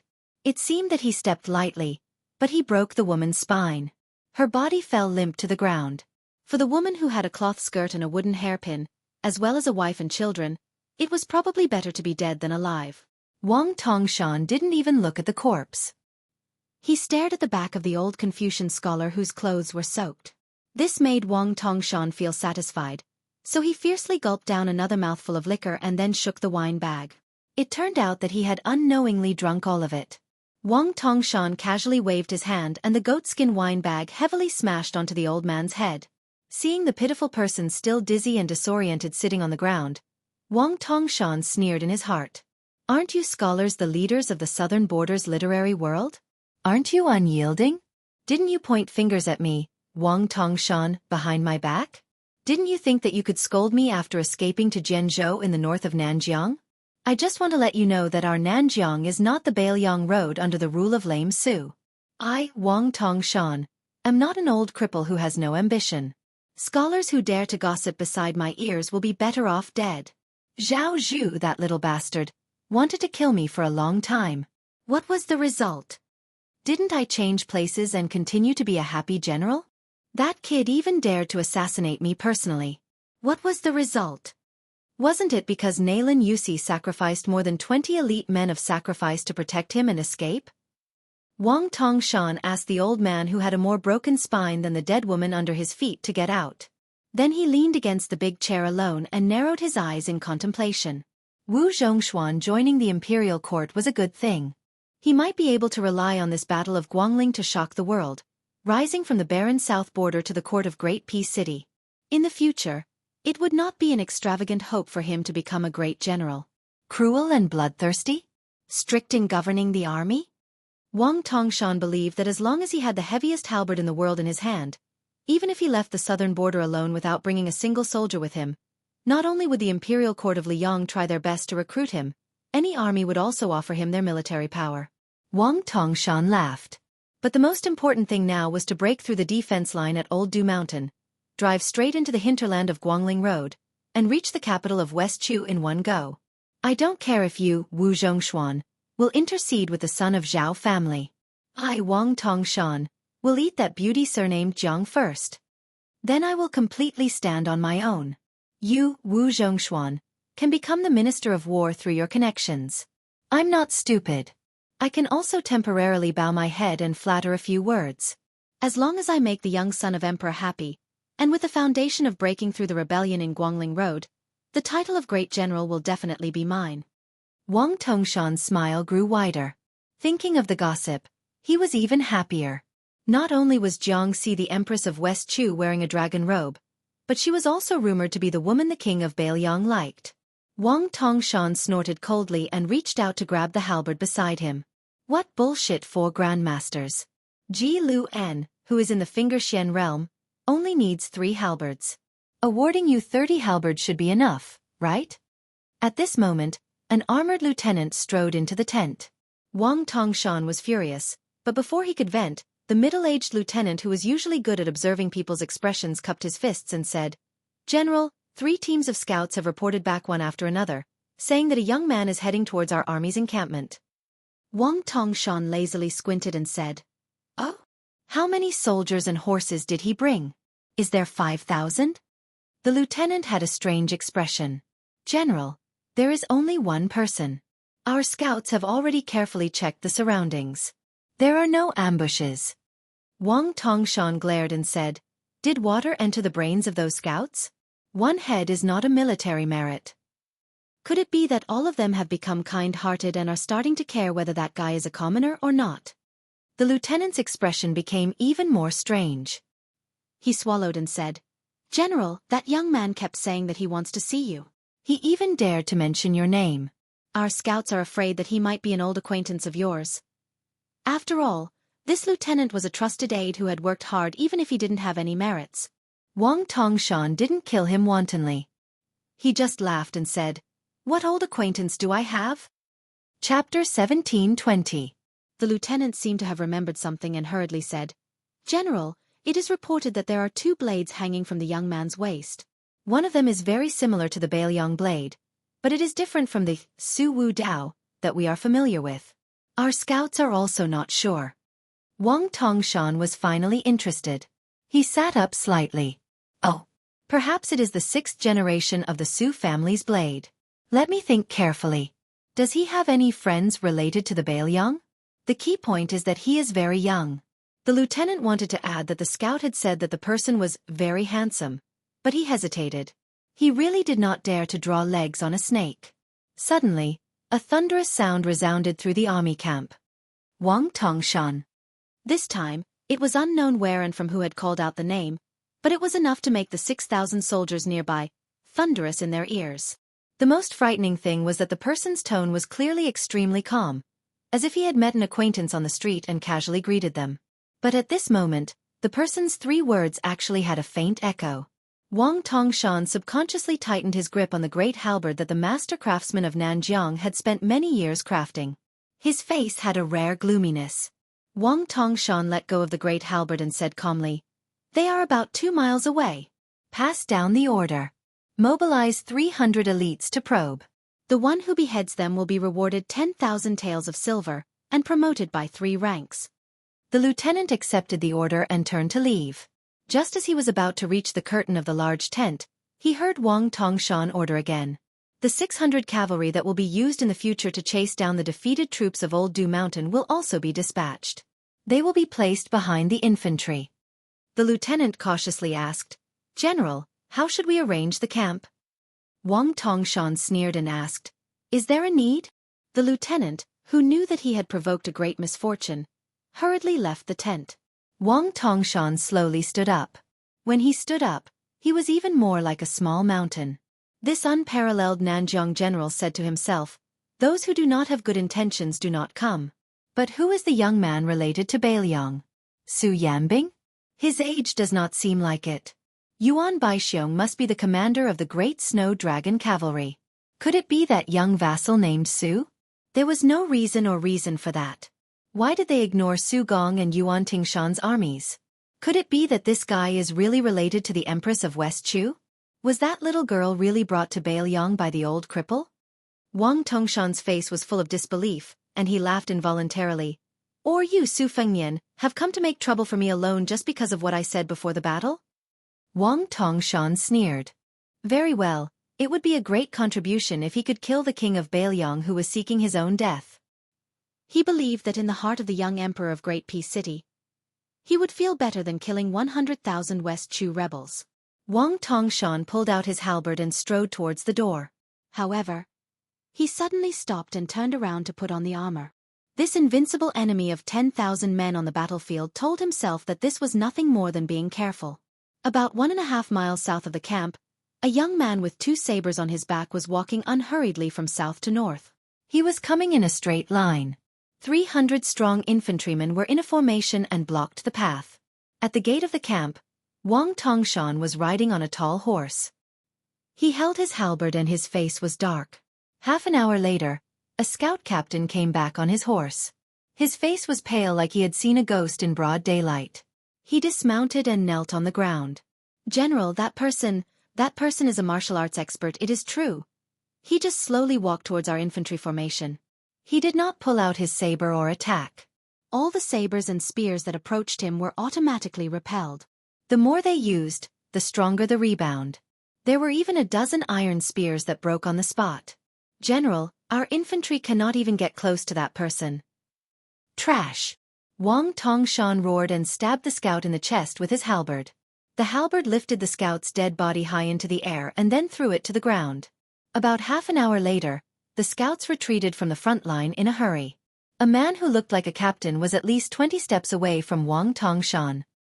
He said in a trembling voice, "General, the 600 cavalrymen couldn't get close to him either." 7 or 8 cavalrymen tried their best to ram into him, but they were all smashed into pieces. After that, the cavalry opened up a distance from 80 to 30 steps away. Arrows rained down, but those arrows seemed to have hit a wall and broke with a bang. Without waiting for this commandant to finish speaking, Wang Tongshan urged his horse forward. That commandant tried to roll and crawl away, but Wang Tongshan just happened to tighten the reins and raise his horse's hooves high before stomping down on that commandant's chest. Wang Tongshan was as strong as a mountain. Coupled with the weight of the horse, the 2 heavy hooves of Wang Tongshan penetrated the captain's chest. Wang Tongshan was enraged. He was ready to fight. A demonstration. This was a demonstration to Wang Tongshan. The clearest and most efficient method, but it was also the most shocking. Raising his halberd, Wang Tongshan turned his head and pointed at a lieutenant. "Let the 2,000-foot soldiers form a formation in front. If you have the ability, let him walk all the way here. I'd like to see how powerful this bastard is." When Wang Tongshan's personal infantry got into formation to resist the enemy was only half a li away from them. The young man had already clearly seen the face of the tall general. Wang Tongshan also clearly saw the appearance of the young man. Almost immediately, Wang Tongshan confirmed his identity. The king of Bailiang, Su Fengnian. Wang Tongshan's breathing began to quicken. The 2,000 southern border armors had deliberately decreased the width and increased the thickness. Su Fengnian, who had been walking slowly, began to walk faster and faster. Many years ago, Great Peace City's Master Lu Hao had used this unique method to break into the city. He had almost seriously injured Luo Yang, who was at the peak of martial arts at that time. In the blink of an eye, Wang Tongshan saw the young king standing less than 10 steps away. Behind him was a ghastly and bloody path. The infantry formation had been split in half, creating a path that was 6 meters wide. It was like an immortal had cut open a mountain. Alone, in a straight line, he had cut open a large formation. There was not even a trace of blood on his body. The young man did not hold the hilt of his sword at this time. He just asked indifferently, "Scared?" Wang Tongshan held his breath and was not in a hurry to attack. He was not stupid enough to answer the young madman's question. The battle between masters, in the end, was a battle of qi. Being able to circulate the qi in one's body for 800 miles in an instant was a realm that all Jianghu masters dreamed of. It was said that in the past 100 years of Jianghu, before Su Fengnian, Deng Taika who returned from a visit to the immortals, and Chao Zhongqing who went from the Confucian way to the tyrannical way, only the sword god Li Chungang from 60 years ago and Wang Xianxia after that could easily achieve this. They even had the chance to break the legend of 900 miles in one breath. It should be known that Wudong's ancestor Lu, who deserved to be called the number one in 1,000 years, once had a prophecy: the length of a breath is not more than 1,000 miles. And Gao Shulu, who divided the first grade into 4 realms, had a conclusion: the length of a human's qi is a celestial being. Su Fengnian said, "I heard that you, Wang Tongshan, are a match for 10,000 people on the battlefield. Then I guess you are not afraid. If it was me, it would be difficult for me to kill 10,000 people standing still." The captains in the distance did not even dare to breathe. Was this the demeanor of a great grandmaster, one of the 4 Wushu judges? Even though they were in the enemy camp, they still felt a kind of heartfelt emotion. This young king of Bailiang was really domineering. Wang Tongshan, who was wearing heavy armor, suddenly fell down. After his qi sank into his dantian, his mount could not bear the burden. Almost at the same time, Wang Tongshan swept out his halberd. There was a strange sound like silk being torn apart in the air. Su Fengnian did not draw his saber. He had taken off his scabbard and held it upside down on his left shoulder. The halberd hit the scabbard, but the scabbard, which was very inconspicuous compared to the halberd, did not move at all. But the halberd bent at an angle. Wang Tongshan twisted his body and the halberd made a circle. This time, the halberd swept towards Su Fengnian's waist. It whistled like the wind. The 2 subordinates closest to Wang Tongshan suddenly felt a sharp pain in their waists. The powerful gang qi of the halberd had imperceptibly cut open their iron armor and left a bloody groove. Not only these 2 guys who were implicated, but everyone else turned around and fled. It was not that no one dared to fight Su Fengnian, but that Wang Tongshan was on the battlefield. These soldiers of Nanjiang who were willing to die in battle did not want to be a burden to their main general.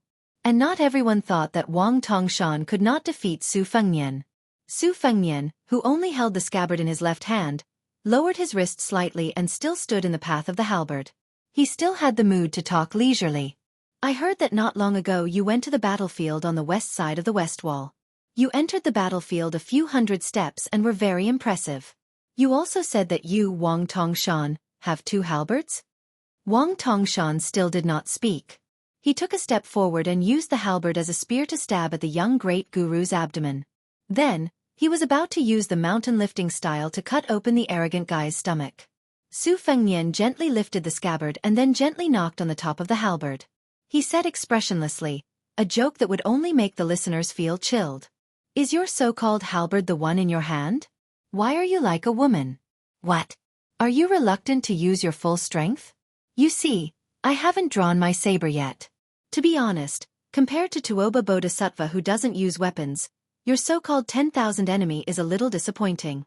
If you only have this little brute force, I can only say that you are really lucky. You have never been to the hinterland of the Central Plains, let alone to the northwest. Otherwise, someone would have beaten you back to your mother's womb. At that time, the 10,000 enemy should suddenly become 100 enemy, or even 1,000 enemy." Chapter 17:21. Wang Tongshan did not utter a word. His feet were like the wind, and dust flew everywhere. The halberd in his hand was swinging so fast that it made people dizzy. Because his speed was too fast, it was as if there was a large pile of halberds in front of Su Fengnian. Su Fengnian, who hadn't pulled out his blade, walked leisurely as if he was pointing at the sheath. He looked relaxed, but every time he pointed, the sound was deafening. Some of the elite soldiers tried to charge forward, But as soon as they got within 100 steps, they would bleed out of their eyes, nose, mouth and ears, and their eardrums would burst. Great Halberd King Tongshan, are you tired? Do you want to take a rest? I can wait. After Su Fengnian said this, he took more than 10 steps back, taking advantage of the time when Wang Tongshan was about to take a breath, or he would suffer internal injuries from holding his breath. It was not until this moment that all of Wang Tongshan's subordinates had to admit that this was not a peak battle between two great masters, but a man walking a dog. Wang Tongshan didn't take the opportunity to take a breath. He still attacked like a tide. Wherever the halberd passed, there was no sound, but it was more dangerous. Su Fengnian finally showed a trace of expression. He put his thumb on the hilt of the river-crossing soldier and sneered, "You are indeed the enemy of 10,000 people in southern Jianghu. You really don't need to take a breath. Then I won't be polite." Shocked, Wang Tongshan pulled his halberd back without hesitation. He saw Su Fengnian, who didn't have the slightest ripple of qi, slightly lifted his feet off the ground, turned around, and waved his sleeves. A dazzling blade light suddenly exploded in front of him. Wang Tongshan instinctively held the halberd in front of him. Under the collision, Wang Tongshan, who was much stronger than ordinary people, bent his arms to his side and staggered back with the halberd. Without giving Wang Tongshan any chance to change the position of the halberd, Su Fengnian's second strike, which was the same in both trajectory and strength, directly chopped down. Wang Tongshan had to retreat again. He chopped down on the halberd again and again. But Wang Tongshan retreated more and more steps each time. Wang Tongshan's hands were forced to slide to the two ends of the halberd. The blood of Wang Tongshan's palms began to smear on the scarlet-red halberd. Su Fengnian was like a child with brute force chopping wood with a chopper. He didn't feel bored at all. Wang Tongshan, who only had a little bit of strength left to parry, was forced to retreat more than 140 steps. Wang Tongshan, his forehead were covered in sweat. He saw through the dazzling blade light, and then a series of words that didn't fit a young man's identity as a grandmaster. "How dare you bully my woman?" Wang Tongshan's Wang's, you, and your right use yours of course. Of course you. Of you of Saa, of A's. Aren't you courting death? Of Wang S's. I'll smash your face with my halberd. During this time, Wang Tongshan's subordinates, who felt that the scene was too horrible to look at, finally couldn't bear it anymore. They wanted to share the damage with their commander even if it meant risking their lives. Under the lead of a sturdy lieutenant, more than 10 people charged forward with spears and swords. Then the young vassal king only said one word, "Scram!" and more than 10 people flew out at the same time.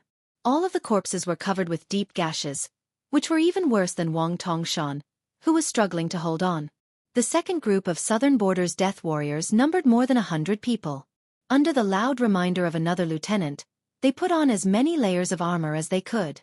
"You bastards! How many innocent people have you harmed on your way up north?" Bailiang and Beimang fought on 3 fronts, and more than 100,000 people died. So many people have died, and the peaceful days we fought so hard to bring to the Central Plains are gone because of you. Under Su Fengnian's rage, the 100 men were all chopped in half at the waist. The moment Su Fengnian used the soldier crossing the river to kill others, Wang Tongshan tried to seize this fleeting opportunity. Su Fengnian sneered, "You have 2 halberds, right? Today, I'll make you 3 halberds." Just when Wang Tongshan thought that he could breathe again, a saber strike that was countless times fiercer and fiercer than the previous one came crashing down.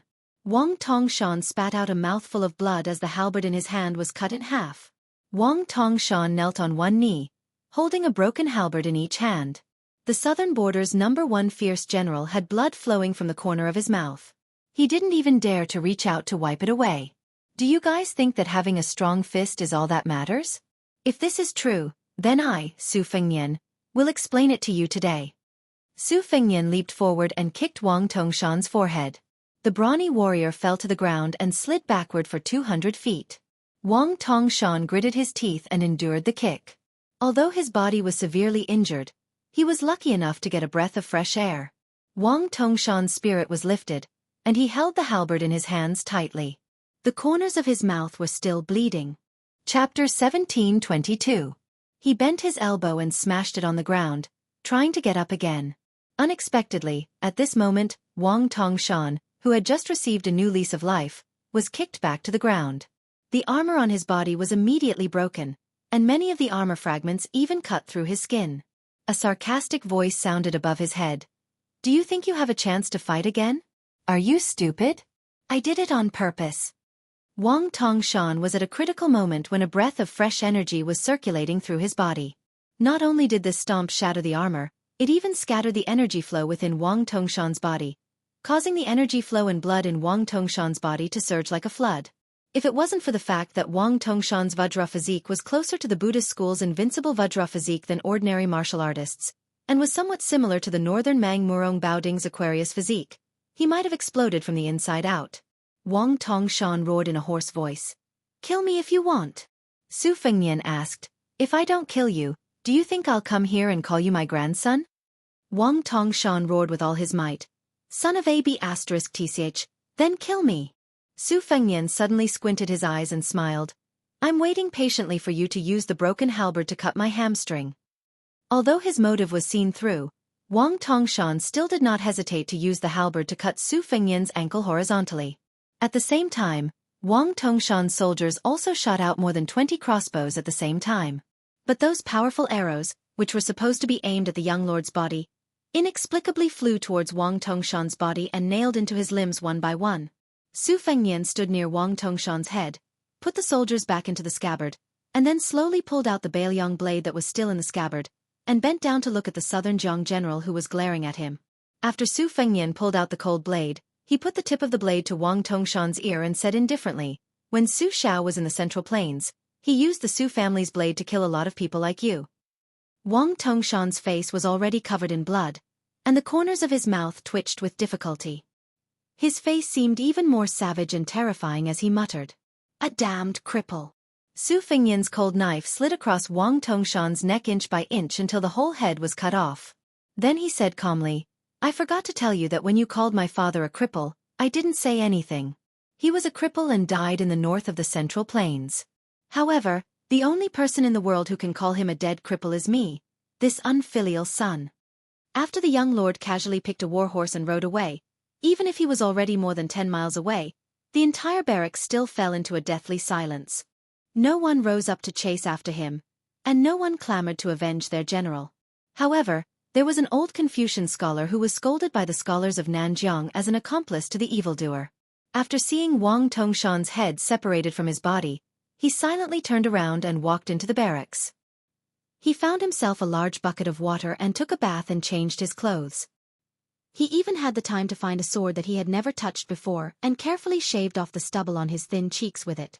The old man sat behind a small table in his small tent and trembled as he placed the sword horizontally on the table. After thinking for a while, he stood up and picked up a yellowed ancient book of Confucian sages from the corner of his bag. After sitting down, he casually opened a page of the book without reading the content. The old man suddenly laughed and said, in the past, the Su family's cavalry caused my Zhang family to lose 12 official titles, 4,000 mu of fertile land, and 46 precious books. Therefore, my Zhang family, from the old to the young, scolded your Baoyong and Su family for more than 20 years. I didn't expect that in the end, my Zhang family owes your Su family more. The old man glanced at the book that he had collected for many years and smiled. What did you read after reading the books of the sages for a lifetime? The old man asked himself and answered, I don't know. I'm a little curious. What books did the sages who wrote the books of the sages read? I still don't know. The old man stretched out his withered hand. His wrist trembled when he put down the sword, but this time, when he picked up the sword, it didn't shake at all. Since he couldn't live a clean life, he should try to die a clean death. Finally he could die. When a horse appeared and could finally see the city wall of West Chu, the horse finally stopped. After the young man got off the horse, he patted the back of the warhorse, indicating that it should leave on its own. This young man named Su Fengnian squatted by the side of the road and grabbed a handful of soil. From north to south, and from south to north. He had been to many places and seen many sights. The young man called Xianxia grew up little by little. In the process of his growth, many people around him left. He couldn't keep them. Just like when he was traveling in the Jianghu, in the beautiful Gangnam-do, he told his elder sister that he wanted to go home together. Just like when he returned home, in the house with loquat trees outside the door, he held the old man's hand and couldn't speak. Su Fengnian released his fingers and stood up. He began to enter the city. He wanted to tell the woman with the dimples in the city. Su Fengnian liked you. He liked you at first sight. He never thought of not liking you. Perhaps you didn't know before. Then I'll come to you and tell you personally. Chapter 1723. Thousands of riders swept across the flat ridge and arrived at the Old Du Mountain defensive line. The main commander was surprisingly Wu Zhongshuan, who led the Ministry of War's Minister of War with the military rank of Great General Zhennan. This veteran general with meritorious service flipped over and fell off his horse. He stood in the middle of the devastated military camp, gripping his horse whip tightly, narrowing his eyes and not saying anything. The bodies of the dead soldiers had been removed, but the bloodstains on the ground were still shocking. It was enough to see the tragedy of the previous battle. Not far away, 4 or 5 military officers came in a line. The armored man in the middle held the head in his hands and knelt down 5 steps in front of Wu Zhongshuan, sobbing. Wu Zhongshuan saw this scene and his face darkened. Wang Tongshan was a key person that the King of Yen used to control the northern troops. In the end, it was because Zhao Bing and Zhao Zhu did not trust him, Wu Zhongshuan, in the northern border. Wu Zhongshuan was recruited by the imperial court. It seemed glorious, but in reality, a tall tree attracts the wind. The notorious Wang Tongshan was originally going to be an important chess piece for Wu Zhongshuan, used to attract the attention of the Liang officials, especially the civil officials. For this reason, Wu Zhongshuan purposely suggested to the young emperor a generous condition that even Wang Tongshan himself did not expect. That was to give Wang Tongshan an official title. Although he was not given the title of Marquis, once the Battle of Guangling ended, Wang Tongshan would be able to control the Jianghu region south of the Guangling River with the dual identity of Marquis and General of the South to suppress the King of Yan's southern troops and prevent Zhao Bing from going north. Now that Wang Tongshan had died, not only did the imperial court lose an unparalleled valiant general on the western front, it had a great impact on the Battle of Guangling. It also had a profound impact on Wu Zhongshuan's future plans in the imperial court. How could Wu Zhongshuan not grit his teeth and want to skin the young king? Wu Zhongshuan looked at the head that had died with remaining grievances. His eyes were wide open and his face was ferocious. Even at this moment, seeing Wang Tongshan's head with his own eyes, Wu Zhongshuan could not help but feel a little dazed. Wang Tongshan, who was invincible in the southern border with his military achievements and military power, the valiant general who could overturn an entire tribe with his halberd, died just like that? To be honest, not only did Wu Zhongshuan dislike this person from the bottom of his heart, even Zhao Bing and Nalin Yusi disliked Wang Tongshan, not to mention Crown Prince Zhao Zhu who had personally assassinated Wang Tongshan. However, this was the reality of the world. No matter how tyrannical and cruel Wang Tongshan was, his ability to lead troops into battle was not an exaggeration. The barbarians of the southern border were extremely difficult to tame, and they often changed sides. Today, they would pledge allegiance to him, and tomorrow they would rebel. Only Wang Tongshan, the god of slaughter, had the highest prestige among the barbarians. Every time the barbarians rebelled, as long as they raised Wang Tongshan's flag, it could be said that they would surrender at the sight of the wind. This led to a big joke in the early years. There was a general who specially spent 200,000 taels of silver to send someone to borrow Wang Tongshan's flag to quell the rebellion in the barren hills and turbulent rivers. Because of this, Zhao Bing, the king of Yen, had no choice but to transfer Wang Tongshan to the northern border. Therefore, the officials of the southern border all regarded the unruly Wang Tongshan as the Su Shao of Liang. He was dead, and the matter had come to this. Wu Zhongshuan sighed and bent down to help the infantry officer who was loyal to Wang Tongshan up. He comforted him. "Officer Situ, I will definitely avenge General Wang. Even if I have to take the risk of being reprimanded and demoted by the imperial court, I will transfer 5,000 infantry and cavalry to intercept and kill Su Fengnian." The officer who was holding the head and covered in blood said in a deep voice, "General, I beg you to let me serve as your vanguard." The rest of the officers in Wang Tongshan's army also cupped their fists and asked, "General, please let us take revenge." Wu Zhongshuan's face was expressionless, but his mind was racing. The officers in front of him and the soldiers under their command totaled more than 10,000. They were all direct subordinates that Wang Tongshan had brought from the southern border to the northern border. Wang Tongshan was bloodthirsty, but he had never been greedy for money. He was willing to give away all rewards, especially when it came to military merits that were reported to the King of Yen. He never deducted anything. Wang Tongshan even gave many of the merits of personally killing the enemy chieftain to his subordinates. Therefore, fighting under Wang Tongshan's command was much faster than fighting under other commands. Ordinary generals used people, dogs and not wolves. Unless they were fierce tigers themselves, they had to worry about their own safety. Wang Tongshan was famous for his ferocity, so he had many fierce generals under his command. In fact, Wu Zhongshuan had been paying attention to this group of captains who were good at war. Originally, he thought that with Wang Tongshan's death, the group would be leaderless. He would push the boat with the current and follow the southern expedition general to fight for a future. But now, it seemed that he might not be able to use them. Wu Zhongshuan patted the shoulder of the infantry officer and pointed his horsewhip at the front line of Laodu Mountain. As long as you take Laodu Mountain, you can do as you please in Guangling. Not only that, as long as there is news of Su Fengnian's whereabouts, I will immediately inform you.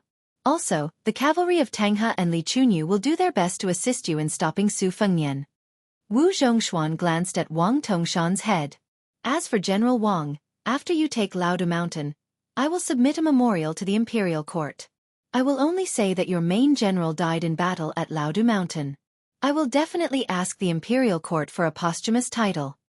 The group of officers accepted the order and thanked him. When Wu Zhongshuan left with his troops, he turned his head back to take a look at that military camp, and then said to the personal army commander beside him indifferently, "Pass on a secret order to Li Chunyu, when Old Du Mountain celebrates their victory, let him lead the troops in a night attack. None of the captains with real authority, including Situ Yushan, will be left alive. As for how many soldiers he can gather, it will depend on his own ability. At the same time, tell Li Chunyu that if he does not do his job well, and there is any rebellion among Wang Tongshan's old subordinates, Tanghe will take over." The personal guard commander led a group of elite cavalry and left quickly. At this time, Wu Zhongshuan deliberately slowed down the speed of his horse. He waited until a young man in light armor who looked like a scout approached before he asked, "Young Master Yuan, in your opinion, if the whereabouts of Wang Tongshan are discovered, how many people do we need to send to stop the person who killed Wang Tongshan?" The young man who was called Young Master Yuan by Wu Zhongshuan, and not a military official, did not have the slightest bit of fear and awe that the other officers had towards Wu Zhongshuan. He said calmly, "Is Wu Xianxia joking? Instead, he is asking this question very seriously?" The two expert retainers of Great General Wu both showed undisguised annoyance. They had long been displeased with this young man surnamed Yuan who had joined the army of unknown origins. He had not accomplished anything, but he was extremely arrogant. Every time the great general took the initiative to speak to him in an amiable manner, he would have this half-dead expression. Wu Zhongshuan was not angry at all. He nodded seriously and said, "I'm not joking." The young man who was temporarily acting as a roaming cavalry scout smiled. 3,000 to 5,000 people might not be enough. 10,000 elite cavalry is more like it. Wu Zhongshuan made a sound of agreement. "Then," he said doubtfully, "didn't you say that after Li Chungang returned to the realm of immortals on Earth, he only managed to break 2,600 people's armor with one sword at the banks of the Guangling River? Could it be that the battle strength of the current 4 great grandmasters of martial arts has increased explosively compared to the top grandmasters of 60 years ago? Does he actually need 10,000 people to kill him?" However, the young man's words were full of sarcasm. Some things can't be calculated like this. Not to mention how high Li Chuangong's true battle strength is. Those martial arts grandmasters who died on the battlefield were all idiots who fought to the death. For example, the Shishu Sword Emperor who was trampled into meat paste by the Su family's cavalry. Before this, the Wu family's 9 swords defeated Beimang's 10,000 cavalry. In fact, they were chased and intercepted until they had no way to retreat. Thus, they had no choice but to stake everything on one throw. Wang Tongshan was known as invincible in Nanjiang, but it was only because there were no heroes that made him famous. Relying on his natural brute force and Vajra physique, he could naturally exhaust all the experts below the realm of celestial phenomenon.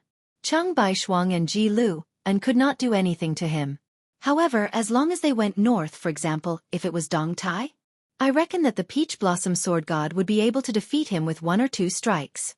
To put it bluntly, even if I were to fight against Wang Tongshan and he had the upper hand within 50 moves, Wang Tongshan would definitely die after 100 moves. As soon as he said this, the Southern Expedition General was still considered calm. However, the expressions of the two arrogant and conceited retainers changed greatly. The young man said indifferently. Nanjiang? There's no Jianghu there. The sky is high and the land is vast. It's not the scenery of a small well. This young man who had been quietly fighting in the Eastern Sea's martial emperor city for 2 years had now changed his surname from Jiang to Yuan. He looked into the distance and said, "There's no harm in speaking the truth. At Su Fengnian's realm, as long as he wants to leave, no one can stop him, let alone catch up to him, unless it's Chao Chongqing, Dong Tai, or Tuoba Bodhisattva. Therefore, what I said about the 10,000 cavalry encirclement was actually nonsense." Wu Zhongshuan sighed with emotion. The Jianghu is higher than the imperial court. It's not a comfortable thing. The young man agreed for the first time. One day, where we stand, there will be no immortals or heroes. All the dragons in the Jianghu will be fish in a pond. There was a lake in the northwest corner of West Chu's imperial city. The lake wasn't big, but it was quite famous.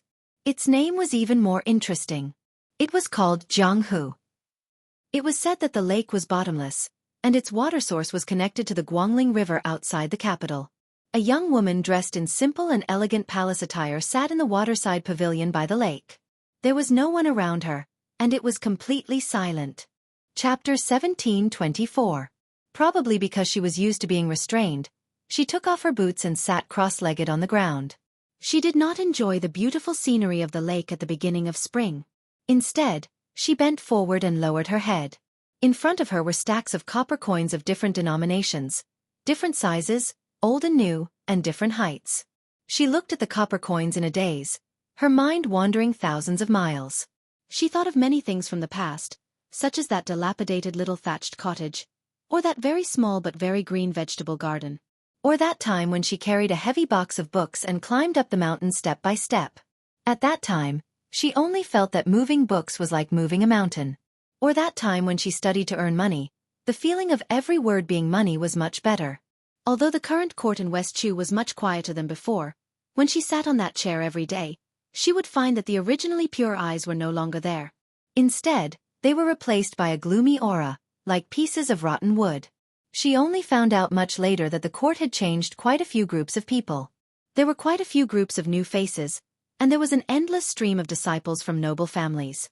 Thus, father and son sat in the court together, and even 3 generations of officials who were all purple and yellow officials began to appear. She sat in the magnificent hall. There were frequent quarrels in the hall. Scholars quarreled with martial artists, scholars quarreled with scholars, and martial artists who were attached to the wings of the scholars quarreled with other martial artists. Almost everyone seemed to be doing their best for the country. Everyone's words were just and honorable, so everyone seemed to be so impassioned. There was nothing wrong with that. She did not understand. The Grand Preceptor, Sun Shiji, was getting older and older. In the last few court sessions, he even had to sit on that royal chair. There were fewer and fewer people wearing the robes of military officials in the hall. One after another, they rushed to the battlefield. One after another, many people died in battle, were posthumously conferred titles, and were posthumously awarded titles. She still did not understand why those people were willing to die so resolutely. Just like how she did not understand why the first time she sat on that chair, those white-haired old people cried so sorrowfully, gratified, and grateful. There were many things she did not understand, but Uncle waiting for the imperial decree said that it was enough for her to just sit there every day. She felt that she could do this, and she told herself that she must do it well. Today, she was sitting here in a carefree manner. At this moment, a flock of orioles flew across the sky above the imperial palace. For some unknown reason, an oriole instantly fell down, and it lightly fell onto the roof of a pavilion with a plop, dripping with blood. At the same time, there was a lake in the Jianghu beside her. There was clearly nothing on the surface of the water, but a string of extremely thin water pillars splashed up, and then it quickly returned to normal. In the past half a month, the eunuchs and palace maids in the palace would occasionally find 1 or 2 dead birds on the road. Some had been pierced through by arrows, some had had their wings cut off by sharp weapons, and even more had been smashed into a bloody mess. What was even stranger was that their emperor had spent most of this half a month sitting quietly by the lake in a daze. At the beginning, there would be elite imperial guards standing guard in the distance, but soon, everyone would inexplicably feel a chill. At first, they mistakenly thought that it was because of the late spring cold. However, every time they left the palace after the night curfew, every time they left the small lake, they would feel much warmer, even though it was already night without the sun. Over time, that small lake, which was always as calm as a mirror, appeared particularly strange, especially when the entire capital began to spread rumors of countless birds falling. Songs began to spread through the streets and alleys, saying that this was the disaster of a woman ruling the country. There were also strange stories with ulterior motives that insinuated that the current emperor was actually a wild fox spirit that had walked out of the depths of the mountains. She had lived for 1,000 years, but she was only wearing human skin. What caused the older generation of West Chu survivors the most grief and indignation was the rumor in the marketplace that Empress Xianxia was actually an orphan girl that Chao Chongqing had casually found on the side of the road. She was only a puppet that was raised to satisfy Chao Chongqing's selfish desire to be the emperor's preceptor. The group of 3, led by the head eunuch of the ceremony directorate, arrived outside the waterside pavilion. The 3 were surnamed Song, 3 generations of the Song family: Song Wenfeng, Song Qingshan, and Song Maolin. Song Wenfeng, Grand Preceptor Sun Shiji, and the state preceptor of the previous dynasty, Li Mi, could all be considered old men of the same generation. Currently, they were in charge of Dechu's subordinate provinces. Song Qingshan was the current Minister of Rights. The father and son could be considered the leaders of the current Dechu literary scene. They were very similar to the 2 masters of the Song family, who had previously dominated the literary scene of the Liang dynasty. As for Song Maolin, his reputation had spread far and wide. This was especially true when the 2 simple sayings, Northern Su and Southern Song, and Su Zi and Song Zhang, spread like the spring wind throughout the great river. For a moment, Song Maolin had the impression that there was no one in the world who did not know of him. This was why last year, in the imperial court, there had been a marriage between the Song family's Yushu and the emperor. Even Grand Preceptor Sun Shiji, who had not been too enthusiastic about this matter at the beginning, had changed his stance in the end. He had personally persuaded Chao Chongqing, who was in charge of the navy at Guangling River. The head eunuch was just about to make a report when Song Wenfeng smiled and waved her hand. Her eyes indicated for her son and grandson to stay at the bottom of the steps. She walked up the steps alone and stood in the waterside pavilion that was surrounded by willow trees. Unexpectedly, she did not have the slightest intention of bowing. It was not that Song Wenfeng's eyes were blurred by old age, but rather that she understood a principle. Kneeling and doing business with others would not earn money. Song Wenfeng did not know this principle 20 years ago. Song Wenfeng softly opened her mouth and said, "Your Majesty, there are some words that I do not know if I should say." The beautiful young woman was indifferent. Song Wenfeng had to admit that even if this woman's status was disregarded, her appearance alone was enough to make her eldest grandson fall head over heels for her. Even the old woman, who had lived a pure and simple life for many years, had some small thoughts of regretting being born 50 years earlier. The old woman frowned and slightly raised her voice. "Your Majesty, forgive me for speaking bluntly, but the current situation is no longer in Dechu's hands. If the Jiang family wants to survive, they have to rely on external forces." When she turned her head and looked away from the strange copper coins, Song Wenfeng met her eyes and actually felt a little guilty. Song Wenfeng gritted her teeth and said in a low voice, "I won't hide it from your Majesty. There are currently many officials who do not want to be subjects. They secretly collude with Liang's Minister of War, Wu Zhongshuan, and the Southern Expedition's Commander-in-Chief, Lu Shengxiang. They continuously leak information about Dechu's military formations and deployment. At this time of crisis, I am willing to be a villain who will go down in history as a notorious villain for 10,000 years for the sake of Dechu's land." She calmly said, "Minister Song, are you trying to say that you are slightly more loyal than those people? They are fence-sitters who have sided with the Liang imperial court, while your Song family has the strength of character to choose the king of Yanqi, Zhaobing?" Song Wenfeng's old face turned red, and she was even more shocked. How did this little girl know about such a secret? She indifferently said, "Not only do I know that your Song family has chosen the king of Yanqi, but I also know that Minister Zhao of the Ministry of Appointments secretly sent someone to deliver a secret letter to Lu Shengxiang. Minister Lu of the Ministry of Works and Assistant Minister Ma of the Ministry of Rights have chosen to side with Wu Zhongshuan." Since the window had been opened, everyone spoke openly. Song Wenfeng did not care about her old face anymore. She straightened her back, stroked her beard, and smiled. "As long as your Majesty agrees with me." Without waiting for Song Wenfeng to finish, Empress Jiangxi waved her hand and said, "You may leave." Song Wenfeng did not move at all.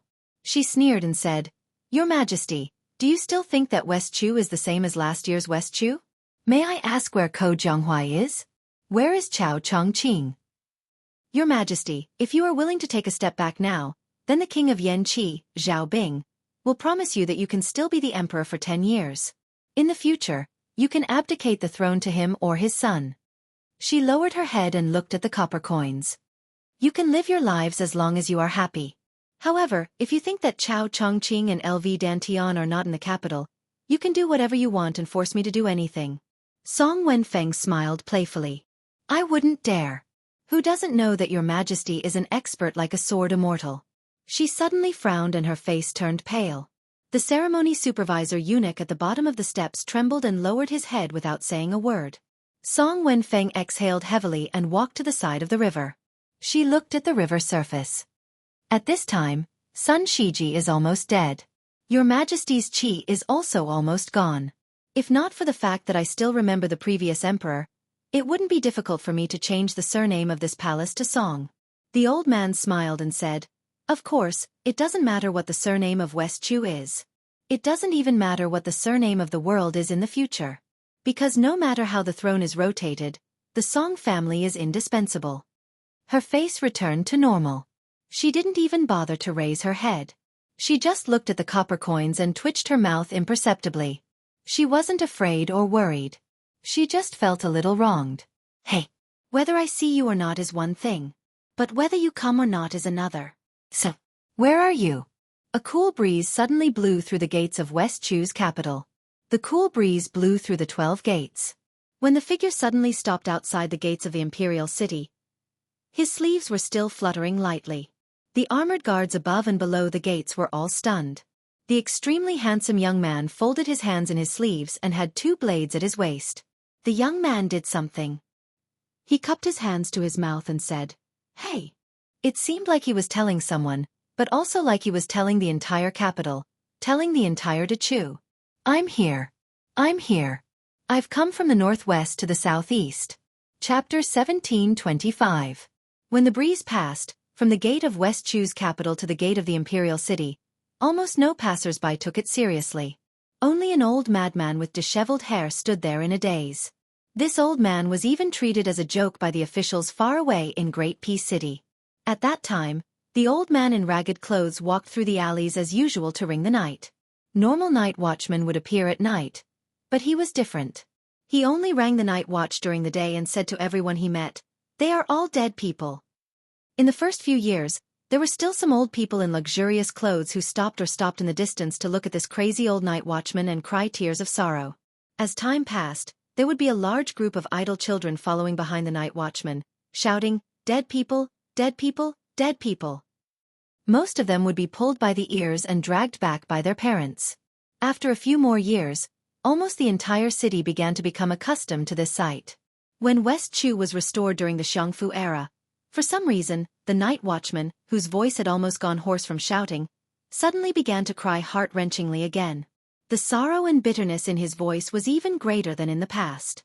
Before the restoration of the country, the Grand Preceptor Sun Shiji, Chao Chongqing, and Jianghu, who had not yet ascended the throne, had once met this old madman on the street. The night watchman had once called Sun Shiji a dead person, and Chao Chongqing a dying person with a night watch mallet. Only he had stared blankly at the fallen Princess Jianghu and cried out in grief, crying for the only living person left to quickly leave. At that time, after the night watchman had run far away, Sun Shiji revealed the mystery. Only then did Jianghu learn that the night watchman's real name was Jiang Shuilang. He had once been in charge of Dechu's Chong Wenguan at the age of 39. Under his command were no less than 3 academies of West Chu and 600 editors. He was a scholar who had been praised by the late emperor of West Chu as Jiang Shuilang in literature and Chao Boyi in chess. Unlike many of the remaining old people of West Chu who worshipped the peace of Old Huang or who directly fled to Zen Wild Forest, Jiang Shuilang had gone mad. He had gone mad for more than 20 years and had been the night watchman of the #1 city of the Central Plains for more than 20 years. At this time, the old man's turbid eyes gradually regained their clarity, and the gong and gavel in his hands unknowingly fell to the street. The old man suddenly turned around and started running. Even after falling down a few times, he didn't care about the pain and continued running. When the old man finally ran back to the lonely, dilapidated cottage, the old man's eyes began to look blank again. He scratched his head hard and finally squatted on the ground and whimpered hoarsely, like a dog covered in scars. Some of his cries were not from his mouth, but from his heart that was filled with the memories of the past. Clutching his head, the old man stood up with a face full of pain. He staggered into the cottage and rummaged through the chests and cabinets. Finally, he pulled out an arrow from a pile of junk under the bed with great difficulty. The python's skin had long since peeled off, and the strings had long since been snapped. The old man held the arrow in his hands, lost in thought. After an unknown amount of time, the old man slowly exhaled a mouthful of turbid air. After standing up, he moved a small broken stool and sat down in front of the cottage that had no stairs. The old man straightened his clothes and closed his eyes. Then, he extended a finger and dipped it in his saliva. There seemed to be a zither score placed in front of him, but it also seemed to have been flipped open by the old man. Only then did he begin to play the arrow. The song in the old man's heart was called Spring and Autumn. The great rivers of West Chu, the majestic mountains of East Yu, the frontier of northern Han, the lychees of southern Tang, the silk of western Shu, the giant trees of later Sui. When the old man was still called Jianghu, the people of West Chu were called De Chu. My De Chu had the world's #1 national chess player, Li Mi. There was the spring and autumn soldier, Yi Baikue. There was Li Chun Gang, who flew across the Guangling River on his sword. There was Zhao Dingxiu, who was the best scholar in the world. There was Wang Qing, who was the best poet in the capital. There was Chao Chongqing, who was the pride of the Chao clan. There was Sun Shiji, who was dressed in purple and yellow when he was just 20 years old. There was the world's most polite person, Zhang Xianglin. There was Tang Jiahe, who was proficient in all kinds of knowledge. The old man's tears did not stop. De Chu had perished. He was now a lonely ghost in the wasteland of spring and autumn, with nowhere to go. The old man stopped and began to laugh loudly for no reason. Finally, the old man lowered his head and muttered to himself, "I am not crazy." De Chu perished. Some people pretended to be asleep, some pretended to be stupid, and some pretended to be dead. I, Jiang, merely drank until I got drunk. The old man carelessly wiped away his tears. He raised his head and gazed into the distance, his fingers trembling. Thinking back to the past, when the old man was not old and the dead were not dead, he still remembered that there was a song that had once spread through the court and across the great river.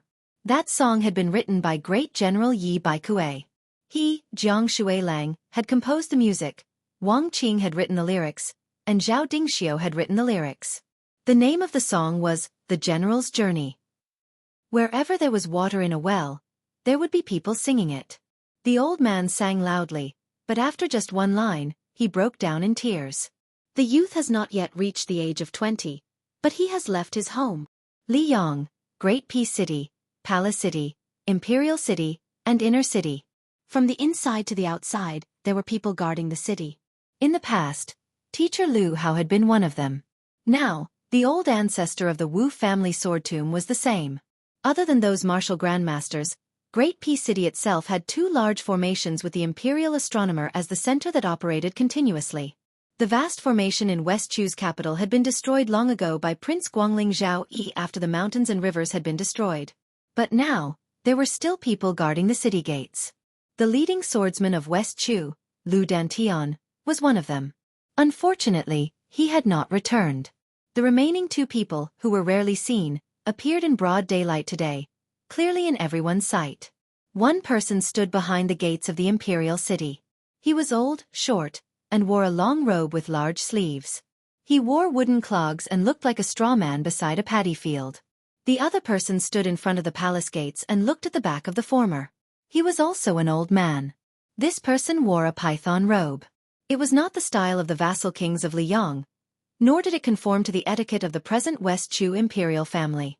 It was the python robe of the vassal kings that could only be seen in the old De Chu temples. This old man, surnamed Jiang, who had once been removed from the imperial family of De Chu, was tall but lifeless. Between the 2 old men, there were 1,600 elite imperial guards. 1,600 bright metal armor glittered under the sunlight as if they were wearing the golden armor of the immortals of the celestial court. On the 2 city walls, there were almost 1,000 crossbows ready to fire.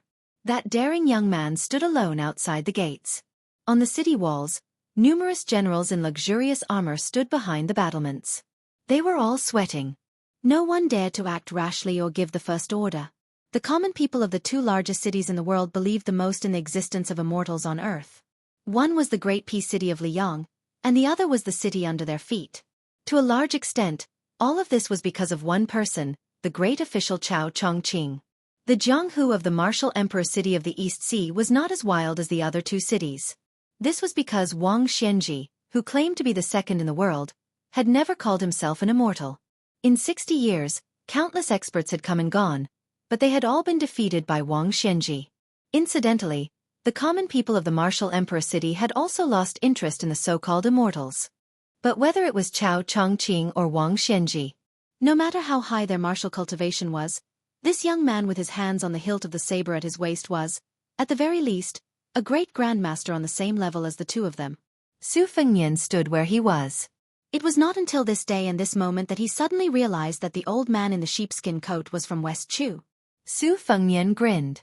He remembered that after the Battle of the Three in Great Peace City had ended, the top grandmasters like Cao Chongqing and Dong Tai had all asked him the same question. Had that old man who had broken through 2,600 armor with a single breath by the Guangling River reached the threshold of celestial being? At the time, Su Fengnian had not directly given an answer. He had only smiled and extended a finger, and then let the two guess. The length of a breath could travel 1,000 li and then 100 li. A breath of sword energy could cause thunder to roll 1,000 li. As long as one had a clear conscience, such as the green-clothed sword god 60 years ago, or the old man in the sheepskin coat who had resolved the knot in his heart 60 years later, one could easily become the number one in the world. Because one was Li Chungang. The Jianghu was so vast, but only one was 3 feet away from the sword in one's hand. The title of being invincible in the world was so important, but only one, Li Chungang, could let it go as he wished and take it as he wished. Su Fengnian suddenly felt slightly angry. Unfortunately, the person he wanted to vent his anger on was not in this city. At this time, they were probably far away from Great Peace City. Cao Chongqing, I should not have let you take her away back then. If it was today, why don't you try to pretend to be an expert in front of me again? Su Fengnian put his palms on the hilts of the Bailiang blade and the soldiers of crossing the river, and took a deep breath. The spirit reaches the rainbow. When Su Fengnian gripped the hilts of his blades, in a flash, the grand and dignified gates of the imperial city were crushed under his foot. Thunder roared in the capital of West Chu. The dust of the gates flew wildly. The short, wide-sleeved old man guarding the gates of the imperial city was unmoved. He held his breath, spread his hands in front of him, bent his middle finger, and flicked his fingers. With each flick the old man, whose sleeves were swollen like they were filled with wind, slid back dozens of feet. Between the thin old man and the tall city gates, 2 serpents appeared on the old man's fingertips. One black, one white. In the exquisite waterside pavilion by the river and lake to the northwest of the imperial palace, the atmosphere was solemn. He Taixing, the deputy commander of the imperial guards, dressed in golden armor, stood at the bottom of the steps with an awkward expression. Chapter 1726. Although the sword grandmaster Lu Dantian was nominally the leader of the 4,000 imperial guards and was 1 rank higher than the 3 third-rank deputy commanders, including He Taixing, Lu Dantian was only an empty title and didn't really hold any posts. Therefore, the real military power was in the hands of Gu Sui, who He Taixing was in charge of guarding the palace gate. As for the other deputy commander surnamed Qi, he had long been ostracized and only knew how to drink all day to drown his sorrows. At the beginning of the year, he rarely commanded troops. He Taixing and Gu Sui were not the same. Gu Sui was the son of an aristocratic family with 2 surviving elders in the imperial court, so he was able to make friends with both sides in the officialdom. On the other hand, He Taixing came from an ordinary landowning family. He relied on the outstanding military achievements he had accumulated in the past 2 years, and secretly relied on the influential officials to climb to this position. The harder it was to come by, the more precious it was. At this time, He Taixing's feelings were particularly complicated. He felt guilty towards the young female emperor, but there was also a trace of darkness in the depths of his heart that no one knew. After being a citizen of Liang for more than 20 years, He Taixing actually didn't have the obsession of the older generation towards the West Chu. Whether the country's surname was Jiang or Zhao was not important to the young and ambitious He Taixing. At that time, he felt that he had the potential to become one of the founding fathers of the country. So he bravely killed the enemy and shone brilliantly in the battle to wipe out Yan Zhenchuan's cavalry. When he returned to the capital to report on his work, he was quickly pulled over by Song Maolin from the Song family. After joining the Song family, this big ship that sailed through the wind and waves, He Taixing's meteoric rise was so great that even the Song family didn't think of it. They thought that he was a rare commodity worth hoarding. In fact, Zhao Guo, who was hidden in this city, had already promised to give him the position of Protector General. It should be known that in the entire Liang dynasty, there were as many surplus generals as there were hairs on a cow, but there weren't many generals with real power. 4 campaigns, 4 equalizations, and 8 people could be called great generals. Next were 4 towns and 4 equalizations. Then, it was Song Li's turn to get the General Hang Jiang that was within He Taixing's reach last year, as well as the Protector General that was within He Taixing's reach. Generally speaking, under the 16 generals, the Protector General Hang Jiang, who held real power, was actually not inferior to a general of a province. He Taixing carefully glanced at the woman from the corner of his eye. The Emperor of Dechu. A beauty with a rouge evaluation. Furthermore, she was a female sword immortal. The second-in-command of the imperial gods felt as if there was a furnace burning in his heart. Why is it that you, Song Maolin, a weak scholar, a good-for-nothing who doesn't even have the strength to truss a chicken, can openly express your love? Why do I, He Taixing, have to bow and scrape before you? Why do I have to deliberately lower my wine cup to you every time I raise my wine cup to make a toast at a banquet? After hearing He Taixing's urgent military situation, Song Wenfeng still looked confident and stood near a pillar. The old man smiled and said, "Your Majesty, do you think that everything will be fine now that that person has suddenly appeared in the capital?" The old man didn't get an answer and continued. "His appearance is somewhat unexpected. Logically speaking, if he wanted to stand outside the capital, he should have waited for the 10,000 Bailiang barbarians to break through Wu Zhongshuan's army and Ardachew's several lines of defense. However, I can only say that this young vassal king's courage is commendable. Unfortunately, his luck is really bad. After I learned from the palace that Cao Chongqing had indeed left the capital to travel north, the 3 great clans led by the Song family began to make arrangements. Originally, it was to deal with the worst-case scenario if Cao Chongqing heard the news and rushed over. It wasn't to deal with that young man surnamed Su. Your Majesty has just arrived and is still too young. There are many secrets that you don't know. Of course, Your Majesty has never been interested in court politics." Speaking of this, Song Wenfeng's tone revealed a hint of ridicule for the first time. After all, it is a woman who is in charge of the country's affairs. How can her thoughts truly be placed on the rise and fall? The pale Song Maolin was just about to speak when his father, Song Qingshan, grabbed his sleeve and glared angrily at him. Song Maolin wanted to say something but hesitated. However, under his father's warning gaze, this famous character finally lowered his head and clenched his fists with a pained expression. As the current clan lord of the Song clan, Song Wenfeng reached out to stroke the vermilion pillar. People's hearts are fickle. Back when Dechu was destroyed and Zhao Yi took over the city, he quickly revealed the details of the Great Formation. However, after we drove away that vassal king of Liang, someone else ran over to tell us the inside story of the Great Formation. They said that Zhao Yi had only destroyed half of the formation back then. Your Majesty, take a look. One thing was sold in 2 parts, and both parts were sold at sky-high prices. Isn't that amazing? This old subject used to be a pedantic scholar who only read books and wasn't much better off than Tang Jiahe, who had fled to the depths of the mountains and forests. However, after watching from the sidelines for 20 years, I finally understood that in the bustling world of fame and fortune, who isn't a merchant? Ordinary merchants seek profit, while we scholars seek fame. Even after death, we want to leave our names in the annals of history. In the end, it's all the same. The old man seemed to have sensed a cold intent and subconsciously tugged at his collar and cuffs.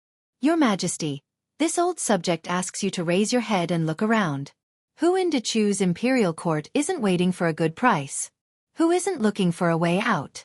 There are quite a few people who are truly loyal to Your Majesty, but unfortunately, they're no longer in the capital on the battlefield. They won't be able to escape death. Even if they're lucky enough to survive the battlefield, we won't let them live. I believe the Zhao clan of Liang will be happy to see this happen. Whether it's scholars killing scholars or scholars killing martial artists, they've never killed without spilling blood. The key is to kill them so that they won't be able to make a comeback in the annals of history. At some point, the Empress of Dechu was still sitting cross-legged. However, she was now facing the Jianghu with her back to the crowd. She had also put away the stacks of copper coins she had placed carefully before.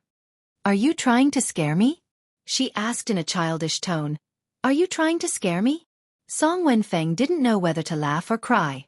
This felt like a grass saint had painstakingly written a flamboyant masterpiece. Next to the table stood an illiterate boor who asked how it was written. The boor replied that he didn't understand a single word. She continued, "Although I don't really understand what you're saying, I'm not scared." She actually had something she didn't say. "I was bullied since I was young."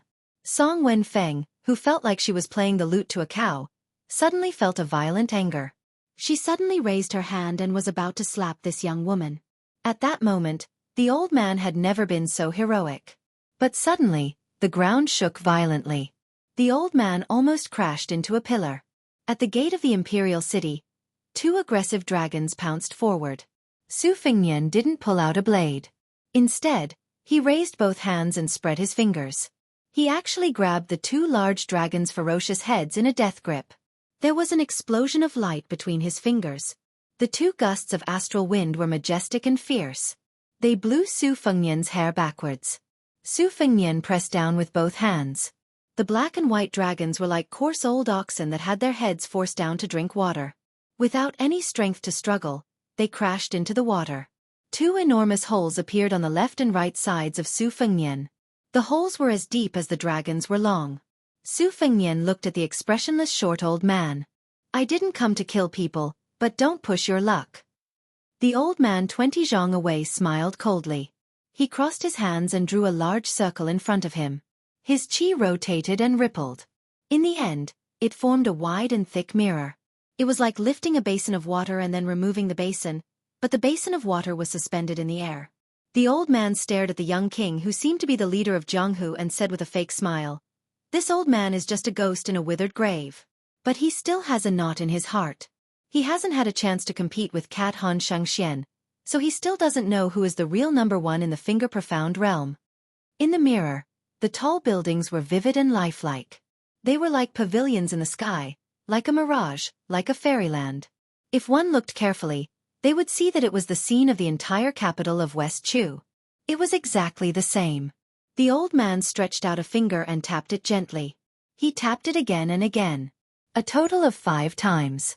In the sky above the capital of West Chu, it was like a thunder from the 9th heaven. It broke through the clouds and hit the young king's head. When the immortal was angry, 5 thunders would strike. The first thunder that attracted the heavens and earth exploded 3 feet above Su Fengnian's head. The turbulent qi scattered around Su Fengnian and flowed to the ground, instantly shaving off 3 inches of the ground. The old man's eyes showed a touch of surprise. But the old man was soon stunned. The second thunder did not hit the young king's head, but 10 feet above. The third one was even higher. As for the last one, it was really all bark and no bite. The unknown old man in front of him clearly used the remaining qi of West Chu as a shortcut to the celestial realm. What was left of the family was hers. And that silly girl would be depressed or happy for a long time even if she lost 1 or 2 copper coins. So Su Fengnian began to move forward without saying a word. The next moment, Su Fengnian stood behind the short old man. "You think you can compete with Han Xianxia for the number 1 in the finger-profound realm?" It turned out that the old man's head was no longer in the hands of the young king. The old man surnamed Dechu, who had retired for many years, suddenly opened his eyes, and his aura soared. Su Fengnian casually threw the head to the ground in front of the 1,600 iron armors. The head rolled and blood flowed. Chapter 17:27. At this moment, 3 sword-bearing riders galloped along the imperial road. Among them, a loud and clear voice rang out behind Su Fengnian. "Su Fengnian! Retreat from the capital!"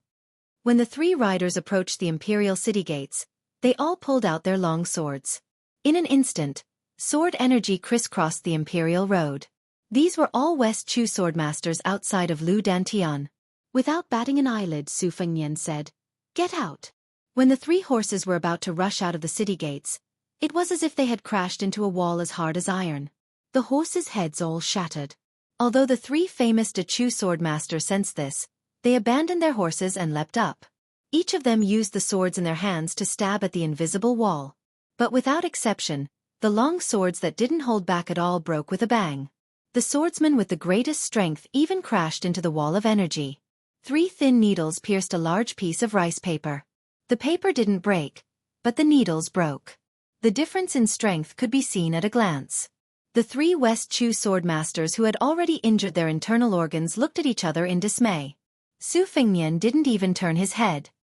He looked at the armored imperial guards in the distance who seemed to be facing a great enemy despite their numbers and coldly said, "Get out of the way." When Su Fengnian took a step forward, the first layer of armor in front of him started to retreat a step. When Su Fengnian's right hand grabbed the soldiers crossing the river at his left waist, the dense infantry formation became more and more crowded. Finally, there were generals on the 4 city walls who gave the order to shoot arrows. But over 1,000 arrows were all less than 1 zhang away from the bowstring. They strangely stopped, then slowly turned their arrowheads. Over 1,000 ice-cold sharp arrowheads were like over 1,000 spitting venomous snakes. Some people gulped. Some people broke out in cold sweat. Some people trembled. But no one made a sound. No one retreated. The old man from the Jiang dynasty took a step forward. He crushed an item in his hand, then raised his fist and heavily hammered his chest. His originally tall and sturdy figure suddenly grew to a height of 14 feet, which was not something a mortal body could grow to. Golden light flowed. Looking at this familiar scene, Su Fengnian felt as if he was standing in front of the Imperial College again. He said in a deep voice, "Damn you!" The heavenly court war god raised his arms in front of his head. Su Fengnian's figure flashed past the armored infantry formation, and the river crossing pawn in his right hand slashed at the golden giant's arm. The latter rammed open the gate of the palace.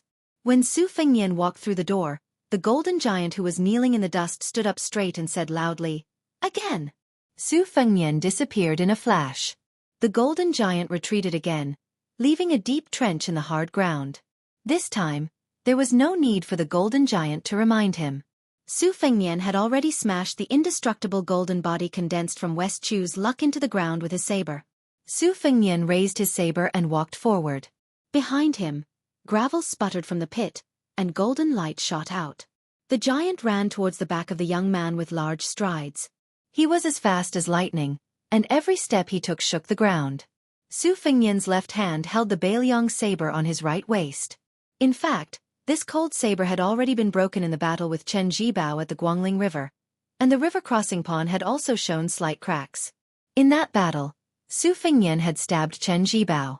The price was his shoulder being hit by the plum wine spear that had turned purple. Su Fengnian turned around and slashed with his left hand. Half of the cold saber was like the crescent moon at night. The golden giant's head was not cut off. Instead, he was sent flying, and his entire body crashed into the city wall. This giant, who was comparable to the great Vajra realm of Buddhism, used both hands to pry open the city wall and was about to break out to continue the battle. Su Fengnian leaned forward, held his saber with both hands, and rushed forward. Near the Jianghu waterside pavilion, news kept coming in. He Taixing's expression became more and more serious.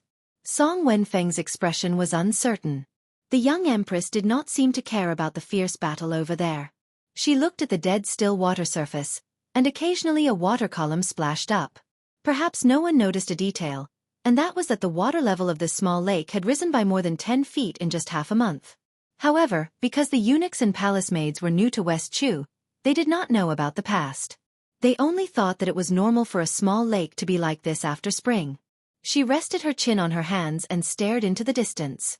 The lush greenery was full of vitality. This time, it was her turn to sneer. "Why are you afraid?" Song Wenfeng sneered. "Does your majesty really think that the king of Beiliang can escape unscathed? Do you really think that you can escape with him?" It was a beautiful season with long grass and flying orioles. However, an oriole fell into the lake for some reason. She muttered in a voice that only she could hear, "I'm not leaving." Song Wenfeng said sternly, "Xianxia, don't forget that you were born as a member of the Jiang family of Dechu. Even if you die, you should be a ghost of the Jiang family of Dechu. You can die anywhere in this world, but you can't die in Beiliang. That is not a place where you, Xianxia, can rest in peace." Song Wenfeng was so angry that she laughed. She turned to stare at the young woman. "Haha, this is the biggest joke in the world. The eldest son of Su Xiao wants to rescue the emperor of the Jiang family of Dechu from this cage. Your Majesty, I, Song Wenfeng, ask you one last time as a subject of Dechu. Even if no one in Dechu stops you, do you dare to leave with him? How can you face the ancestors of the Jiang family?" At this moment, an unfamiliar but warm voice sounded not far away. "Old bastard, can you shut up?" Song Wenfeng felt as if she had been struck by lightning. She didn't dare to turn around immediately. Song Qingshan and Song Maolin weren't much better. The deputy commander of the Imperial Guards, He Taixing, was sweating profusely. The young man who had finally arrived was travel-worn. Some blood seeped out of his left shoulder. So he subconsciously wiped his left shoulder. He was like a farmer working in the fields. He wiped his sweat clean before knocking on the door so that his wife wouldn't see his tiredness. He Taixing quietly took a step back. When he moved, his iron armor clanked. This made the deputy commander, who was originally very satisfied with his luxurious armor, hate it for the first time. The young man made a gesture of looking around. Then, he purposely didn't look at the elegant Song family playboy. Instead, he smiled at the middle-aged man, Song Qingshan, and said, "Oh, you must be that Song Maolin. You look like a dog." Song Qingshan and Song Maolin's faces turned ashen at the same time. Song Wenfeng narrowed her eyes. It was impossible to tell what she was thinking. As expected of an old fox who had experienced ups and downs in the officialdom for most of his life. Su Fengnian stretched out his finger and hooked it at the middle-aged Song Maolin in his eyes. "Song Maolin, you brat. Stand up. I want to talk to you." Song Qingshan was extremely angry. He angrily rebuked, "Su Fengnian, how dare you? This is my Dechu's capital." There was a slap. Song Qingshan, who had been slapped, flew out and landed heavily on the ground a few feet away. He twitched twice, and then it was unknown whether he was dead or alive. The real Song Maolin was just about to speak when he was slapped in the same way. A certain person even muttered, "Mother Fasterus Cur. His looks are worlds apart from mine. He dares to come out in broad daylight and pretend to be a ghost to scare people." In the waterside pavilion, her back was facing them. Her shoulders seemed to secretly move a little. Su Fengnian, whose gaze had been fixed on her, smiled knowingly. Seeing her, even if it was just her back, made him very happy. He Taixing, who didn't dare to breathe loudly, looked down and turned a deaf ear to the tragedy in front of him. Unfortunately, he was still kicked by the unreasonable young man. He was kicked into the air like a shrimp and broke into a thick willow tree. He spat out a large bowl of blood before fainting. Su Fengnian walked up the stairs step by step. Song Wenfeng retreated step by step. Only when he leaned against the pillar did he realize that there was nowhere to go. Su Fengnian pushed his head hard against the pillar. This secondary first-rank official, who was in charge of the province under Dechu, suddenly rolled his eyes and fell limp to the ground. She faced Jianghu, and he had his back to Jianghu. He tried to be as calm as possible and said softly, "Have you seen enough? If you have, then come with me." She was silent. He continued, "If you haven't seen enough, I can wait." She still didn't speak. After reuniting, the two were speechless for a long time. Su Fengnian repeated his previous words, but raised his voice. "Come with me." But she still didn't speak. Su Fengnian lowered his voice. "Okay." Xianxia, who was no longer the pitiful servant girl in Bailiang Palace, raised her head slightly and said emotionlessly, "They don't know." "Don't you know?" The Jianghu in front of her. Why did the water level rise in the first half of the month after the beginning of spring? Why did birds often fall from the sky outside the capital? Why did people feel a chill when they stayed by the lake for a long time? Because there were more than 100,000 swords hidden in the lake. They flew thousands of li from all over the world and landed in the small lake one after another. She said slowly, "I've already asked Grandpa Lu to return the sword case to you."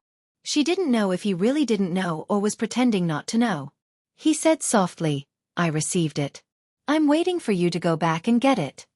She said flatly, "You can go." He said, "I won't bully you anymore." He grinned. "Really?" She was silent for a moment. "You can go.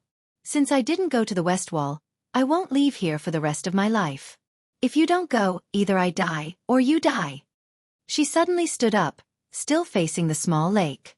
As she stood up, so did the 100,000 real swords in the lake. The world was full of sword energy. She said angrily, "You can go." Su Fengnian sat quietly by her side, looking at the pair of boots that she had placed in a crooked position. He bent down to arrange them neatly. When he bent down, he sniffled, his face full of tears. She couldn't see. Chapter 17:28. After the Lake of Swords came out of the water, they piled up into a mountain, just like the island of Tianma Mountain in the center of the Spring God Lake. The tip of the swords pointed to the waterside pavilion. He wondered if the young vassal king would feel uneasy. From the beginning to the end, the Empress of West Chu, who had never looked at him, looked up and stared blankly at the famous swords, long swords, ancient swords, and new swords that she had borrowed from all over the world. Su Fengnian bent down and put his hands on his knees. He looked down at the pair of boots and said softly, "I went to the Wudong Mountains vegetable garden last time. If it isn't taken care of, it will really be abandoned. What a pity. Last year, on New Year's Eve, I had people put up a spring festival couplet in your house on Mount Qingliang.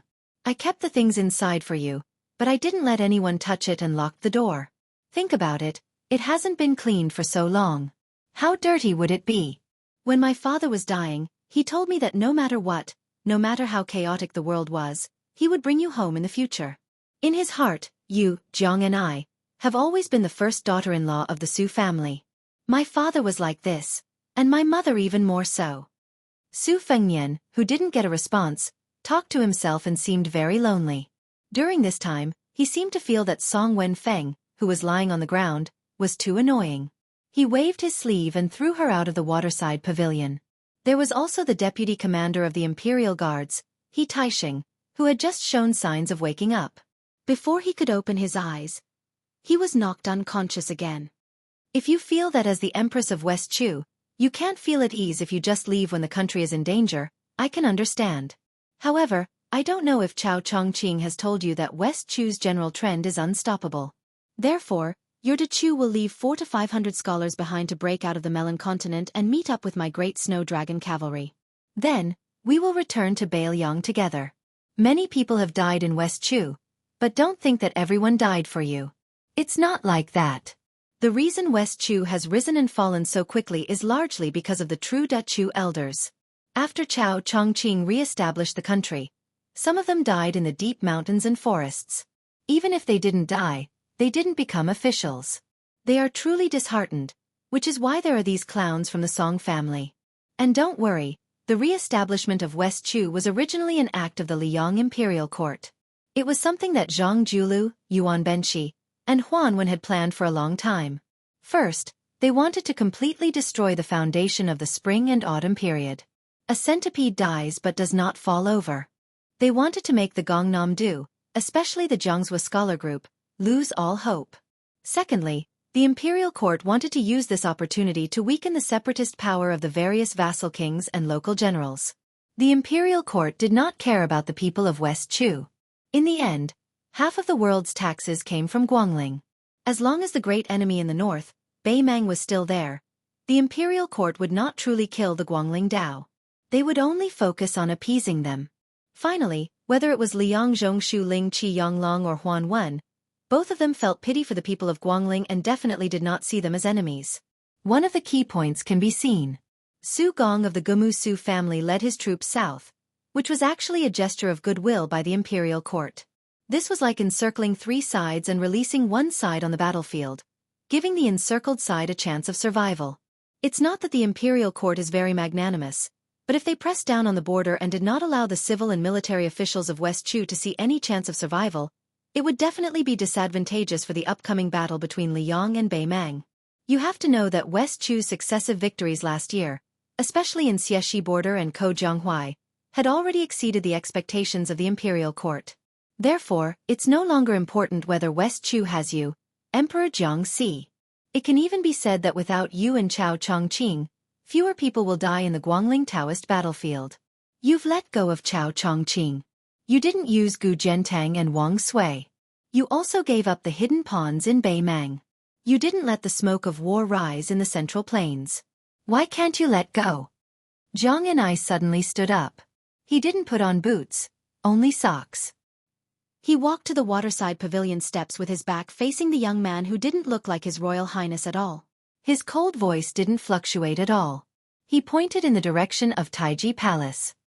I'm the last legitimate member of the Jiang family in Dechu. The former emperor died there. Why should I leave? Why should I leave? If it were you, and Beimang's army broke through the border of Liangzhou and killed all the way to Mount Qingliang, would you, the king of Beiliang, leave? Su Fengnian didn't stand up. He looked up at her back. I won't leave, but you, Jianghu, can. If you don't leave, I'll tie you up and leave. Jianghu sneered. You're indeed the king of Beiliang who has 300,000 iron cavalry. Not only did you kill in Liang's capital, but you're also so domineering in Dechu's capital. She slowly turned around and suddenly said angrily, but Su Fengnian, don't forget that I'm no longer the maid from Mount Qingliang who can be bullied by anyone. I, Xianxia, am the emperor of Dechu. I, Xianxia, am also the master of all the swords in the world. In an instant, tens of thousands of swords shot out. An exquisite and historical waterside pavilion by the lake turned into a pile of ruins. Dust flew in the air and settled down. There was only a small section of the bench left, and Su Fengnian sat there motionlessly. Beside his feet, her pair of boots were spotless. The ground around Su Fengnian was filled with hundreds of swords that were stabbed in all directions. Sword qi lingered around them. Among them, the qi was as old as an old man, as lively as a budding young girl, as vigorous as a northwest soldier, as fierce as a fierce general on the battlefield, as graceful as a lady from a noble family, as lofty as a mountain and impregnable pass, and as deep as a boundless sea. Chapter 1729. Su Fengnian said softly, I've already reasoned with you, but you won't listen. Today, either you come with me, or I'll stay here and wait for you to come with me. I don't care if you're Jiangxi or Jianghu. I don't care if you're the emperor of West Chu or a servant girl of Mount Qingliang. Su Fengnian grinned, but it was not frivolous, only mournful. In any case, you've already gotten used to my unreasonableness. Just get used to it again. Jianghu, one of the 4 rouge appraisers, was up against Su Fengnian, one of the 4 martial appraisers. Between these two people who had a grudge against their country and their families, there was the height of the temple and the distance of Jianghu. Su Fengnian patted his clothes and slowly stood up. The 100,000 swords in the lake immediately buzzed and trembled. Even though Jianghu's internal energy had been sealed by the Song family's medicine, the 3 generations of scholars of the Song family could not imagine that the innate sword embryo Jianghu, who even Li Chungang admired, had made rapid progress on the path of the sword. With a thought, with a will, it was a combination of flying swords and willpower. The murderous Jianghu seemed to be too angry. Her body trembled, and those 100,000 sword mountains that seemed to have flown in from the heavens also began to shake violently. She stared at that young man and said through gritted teeth, You really will die. Su Fengnian nodded and said, I know. You've been thinking about stabbing me to death for many years. Jianghu suddenly raised her hand, and the 5 flying swords seemed to have received an immortal's edict. They immediately left the sword mountains and flew over, nailing themselves into the ground beside Jianghu. Su Fengnian, who was standing in his original position, had already torn his sleeves. Jianghu seemed to still be angry. Her 5 fingers trembled, and the 100,000 swords began to fall down the mountain, flying between her and Su Fengnian in a daze. She said with a trembling voice, You want to die in Dechu's capital that much? The scoundrel opposite her actually smiled and said, Guess. It was as if all the grievances that she had accumulated for a lifetime had exploded in an instant. Her eyes were red, and she reached out an arm to the side, holding a flying sword that appeared in her hand with the force of a thunderbolt. At the same time, the sword mountains slowly moved, and finally hovered in the air above their heads, covering the sky and the sun. The light was dim, she finally could not see his face. Only heard her angrily shout, Su Fengnian, are you going or not? She heard his voice. I'm not leaving. 1 sword mountain and 100,000 swords fell down like heavy snow, majestically and miserably on the ground, falling into the Jianghu. Jiang, T-testas, s. He muttered to himself, and no one could hear him. In the past I always bullied you. I liked to go to your room in the middle of the night and play tricks. I liked to suddenly climb out when you were drawing water from the well. I liked to throw snowballs at you when it was snowing. I like to hide in a tree and wait for you to pass by to scare you. I knew you felt wronged and angry. But, if I didn't bully you in those years, you wouldn't have bothered with me." Then he heard a sobbing voice. In that moment, he closed his eyes, his face full of pain. "Su Fengnian, you forced me to do this." The sword above Su Fengnian's head turned to dust. But between the two of them, a flying sword flew past. A sword pierced his chest. The flying sword was not fast. But he did not dodge. In those years, Han Shengxian wanted him dead, Lu Haoshi wanted him dead, Wang Xianji wanted him dead, and the imperial astronomer wanted him dead.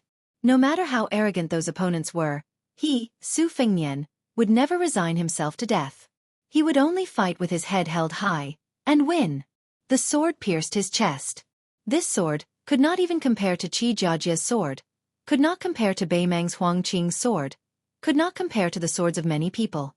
But that sword, half was left in front of him, the other half was exposed behind him. At this moment, there was once a pair of man and woman in such a miserable state. Li Chungang and Lu Pao Er. She stood there in a daze. Su Fengnian opened his eyes, blood seeping from the corner of his mouth. He raised his arm, as if he wanted to reach out and grab something. But in the end, he only lightly grasped the hilt of the sword and gave her a deep look. This travel-worn young man who had rushed from Beiliang to Guangling, turned around, slowly pulled out the sword pierced through his chest, and casually threw it far away. He covered his bleeding chest and did not speak. He had traveled thousands of li, from the desolate border to the beautiful mountains and clear waters. His clothes had long been wrinkled, his boots worn out. He had thousands of words to say, but in the end, he did not know where to start. To this world, it was like the young man who had crossed the river on the chessboard. He picked up the pawn and slowly wiped his palm across the blade. The pawn drank blood like a person drinking water, not leaving a single drop behind, all of it seeping into the blade. He squatted down and placed the pawn near the pair of boots. "If someone bullies you in the future, break this blade. Even if I am thousands of li away, I will rush over in an instant." He paused for a moment, then said hoarsely, "Even if I am already dead at that time, I will come from the netherworld to the world of the living to see you again." Then he stood up and shouted to the heavens and earth, "Whoever dares to kill Jiang and I, Su Fengnian, will kill him." When he finished speaking, he raised his arm to cover his eyes and did not put it down for a long time. He took a step forward and disappeared in a flash. Her hand was still stretched out in the distance, as if she wanted to grab something. Her face suddenly turned snow-white, her other hand covering her mouth, but scarlet blood still seeped out from between her 5 fingers. But that hand that wanted to grab something was not willing to put it down. She really wanted to turn her head. She really wanted to see a smiling face. She wanted to see a guy who had been expressionless for many years smiling at her. She turned her head. He was not here. Chapter 1730. In the night, the capital of West Chu was ablaze with lights. Some people were happy while others were sad. The gates of the palace, which had already been locked during the night, opened one by one. A carriage that did not conform to the rules and etiquette slowly drove in. A withered old man without an official's robe stepped out. The new head eunuch of the ceremony directorate was about to go forward to support him when he was waved away by the old man. The old man followed the head eunuch of Dechu, who had inexplicably become the #1 eunuch in Dechu. The latter felt uneasy. He didn't know why the old Grand Preceptor insisted on visiting the palace in the middle of the night to have an audience with the emperor. He also didn't know why the emperor wanted to meet the head of the secretariat in Taiji Palace. The gates of Taiji Palace were wide open. Sun Shiji struggled to walk up the steps. The lights in the palace flickered. The old man could faintly see the figure of the emperor. The head eunuch felt a heavy atmosphere like a storm was coming. The emperor of Dechu did not sit high on the dragon chair to wait for the old man. She did not walk out of the palace to welcome the stabilizing force of the Dachu dynasty. She stood behind the threshold of the palace, wearing a dragon robe. Her hands were behind her back. She had an arrogant attitude that kept people 1,000 miles away. Sun Shiji stopped a dozen steps away from the door of the palace and gazed at her. The old man's weathered face became increasingly bitter. It was not only because of the insidious assassination attempt that had occurred in the manner of the head of the secretariat. It was more because the woman in front of him had for the first time openly shown her resistance. It made the old man feel both discouraged and guilty. After the head eunuch bowed and retreated far away from the palace, Sun Shiji slowly said. Your Majesty, the Song family has let down Chu. They have let down the scholars of Chu. I, Sun Shiji, am blind. I cannot absolve myself from the blame. The woman with her back to the lights in the palace interrupted Sun Shiji. As an official, shouldn't you kneel in front of the ruler of a country? The old man, whom even the previous emperor of Liang treated with respect, did not become angry. On the contrary, he felt relieved. Sun Shiji patted his sleeves and knelt down without hesitation. I, Sun Shiji, head of the Secretariat of Chu's Ministry of Secretariat, greets your Majesty. She sneered and said, Tonight, the head of the Secretariat did not wear official robes and entered the palace to meet the emperor. Zhen considered that you are already old, so Zhen will not blame you. If you have something to say, then say it. We are all ears. Sun Shiji kept his head down and used all his strength to say in a low voice, Your Majesty, the Song family cannot be trusted. Many of the civil officials in the central government cannot be trusted. Even I, Sun Shiji, do not trust them. However, I implore your Majesty to trust the 200,000 soldiers on the front lines. I implore your Majesty to not take out your anger on the heroes who died for Chu. Don't. The Dachu Empress Xianxia rudely interrupted the old man for the second time. Vent your anger? Don't forget that we are standing right in front of you, just 10 steps away from you. If I really want to vent my anger on you, do you really think you can live past sunset? She raised her voice. The Song family is blind, but I can tell you, Sun Shiji, even if there is no Chao Chongqing in the capital and no imperial guards loyal to me, I can still kill all the traitors who dare to betray the Jiang family of Chu. Sun Shiji's palms were pressed against the cold ground. His hands were cold, and his heart was even colder. After a moment of silence, the old man could only hear the endless sorrow in her words. I have 100,000 swords.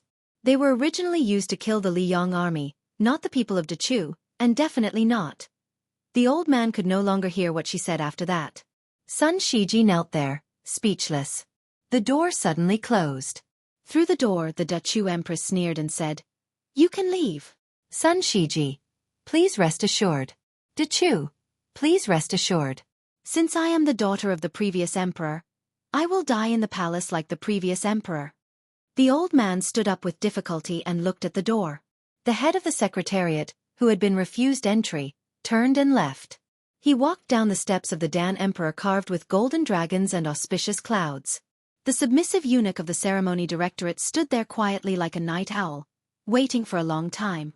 This old man, who had been able to enter the central government of Chu when he was just 20 years old, only now realized that the number of times he had taken the initiative to talk to eunuchs could be counted on one hand. The old man laughed at himself. Tonight, he still did not open his mouth to exchange pleasantries. He left the palace without saying a word. In a secluded little courtyard where the lights were waning, she sat alone on the threshold wearing a dragon robe. A pair of rough brocade boots were neatly placed beside her feet, and a knife was placed horizontally across her knees. She lowered her head and took out the copper coins that she had treasured for many years, placing them from one end of the scabbard to the other. She was regarded as the owner of Chu's empire, but she had always felt that the only thing that truly belonged to her was these copper coins. The two seniors that she trusted the most in her life, the old man wearing a sheepskin coat and the uncle waiting for the order, both regarded her as a rare genius in the way of the sword. However, during the last and only time that she traveled with Li Chungang in Jianghu, she was always unwilling to practice swordsmanship with Li Chungang. 60 years ago, many Jianghu masters yearned to receive a few words of advice from Li Chungang. She did not know why, perhaps because she had seen that person practice the knife and felt that it was too difficult and too frightening, so she did not dare to practice swordsmanship. She only knew that she was timid. She had been timid for so many years and had been bullied for so many years. Why did she have to practice swordsmanship when she could easily study and earn money?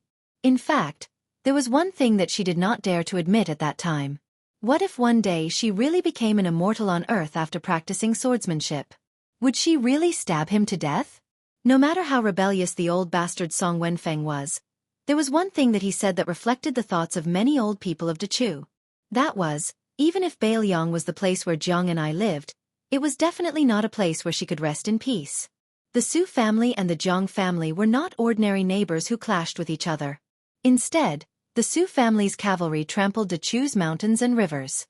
It was Su Shao who personally forced the Dechu's late emperor and Dechu's empress to death.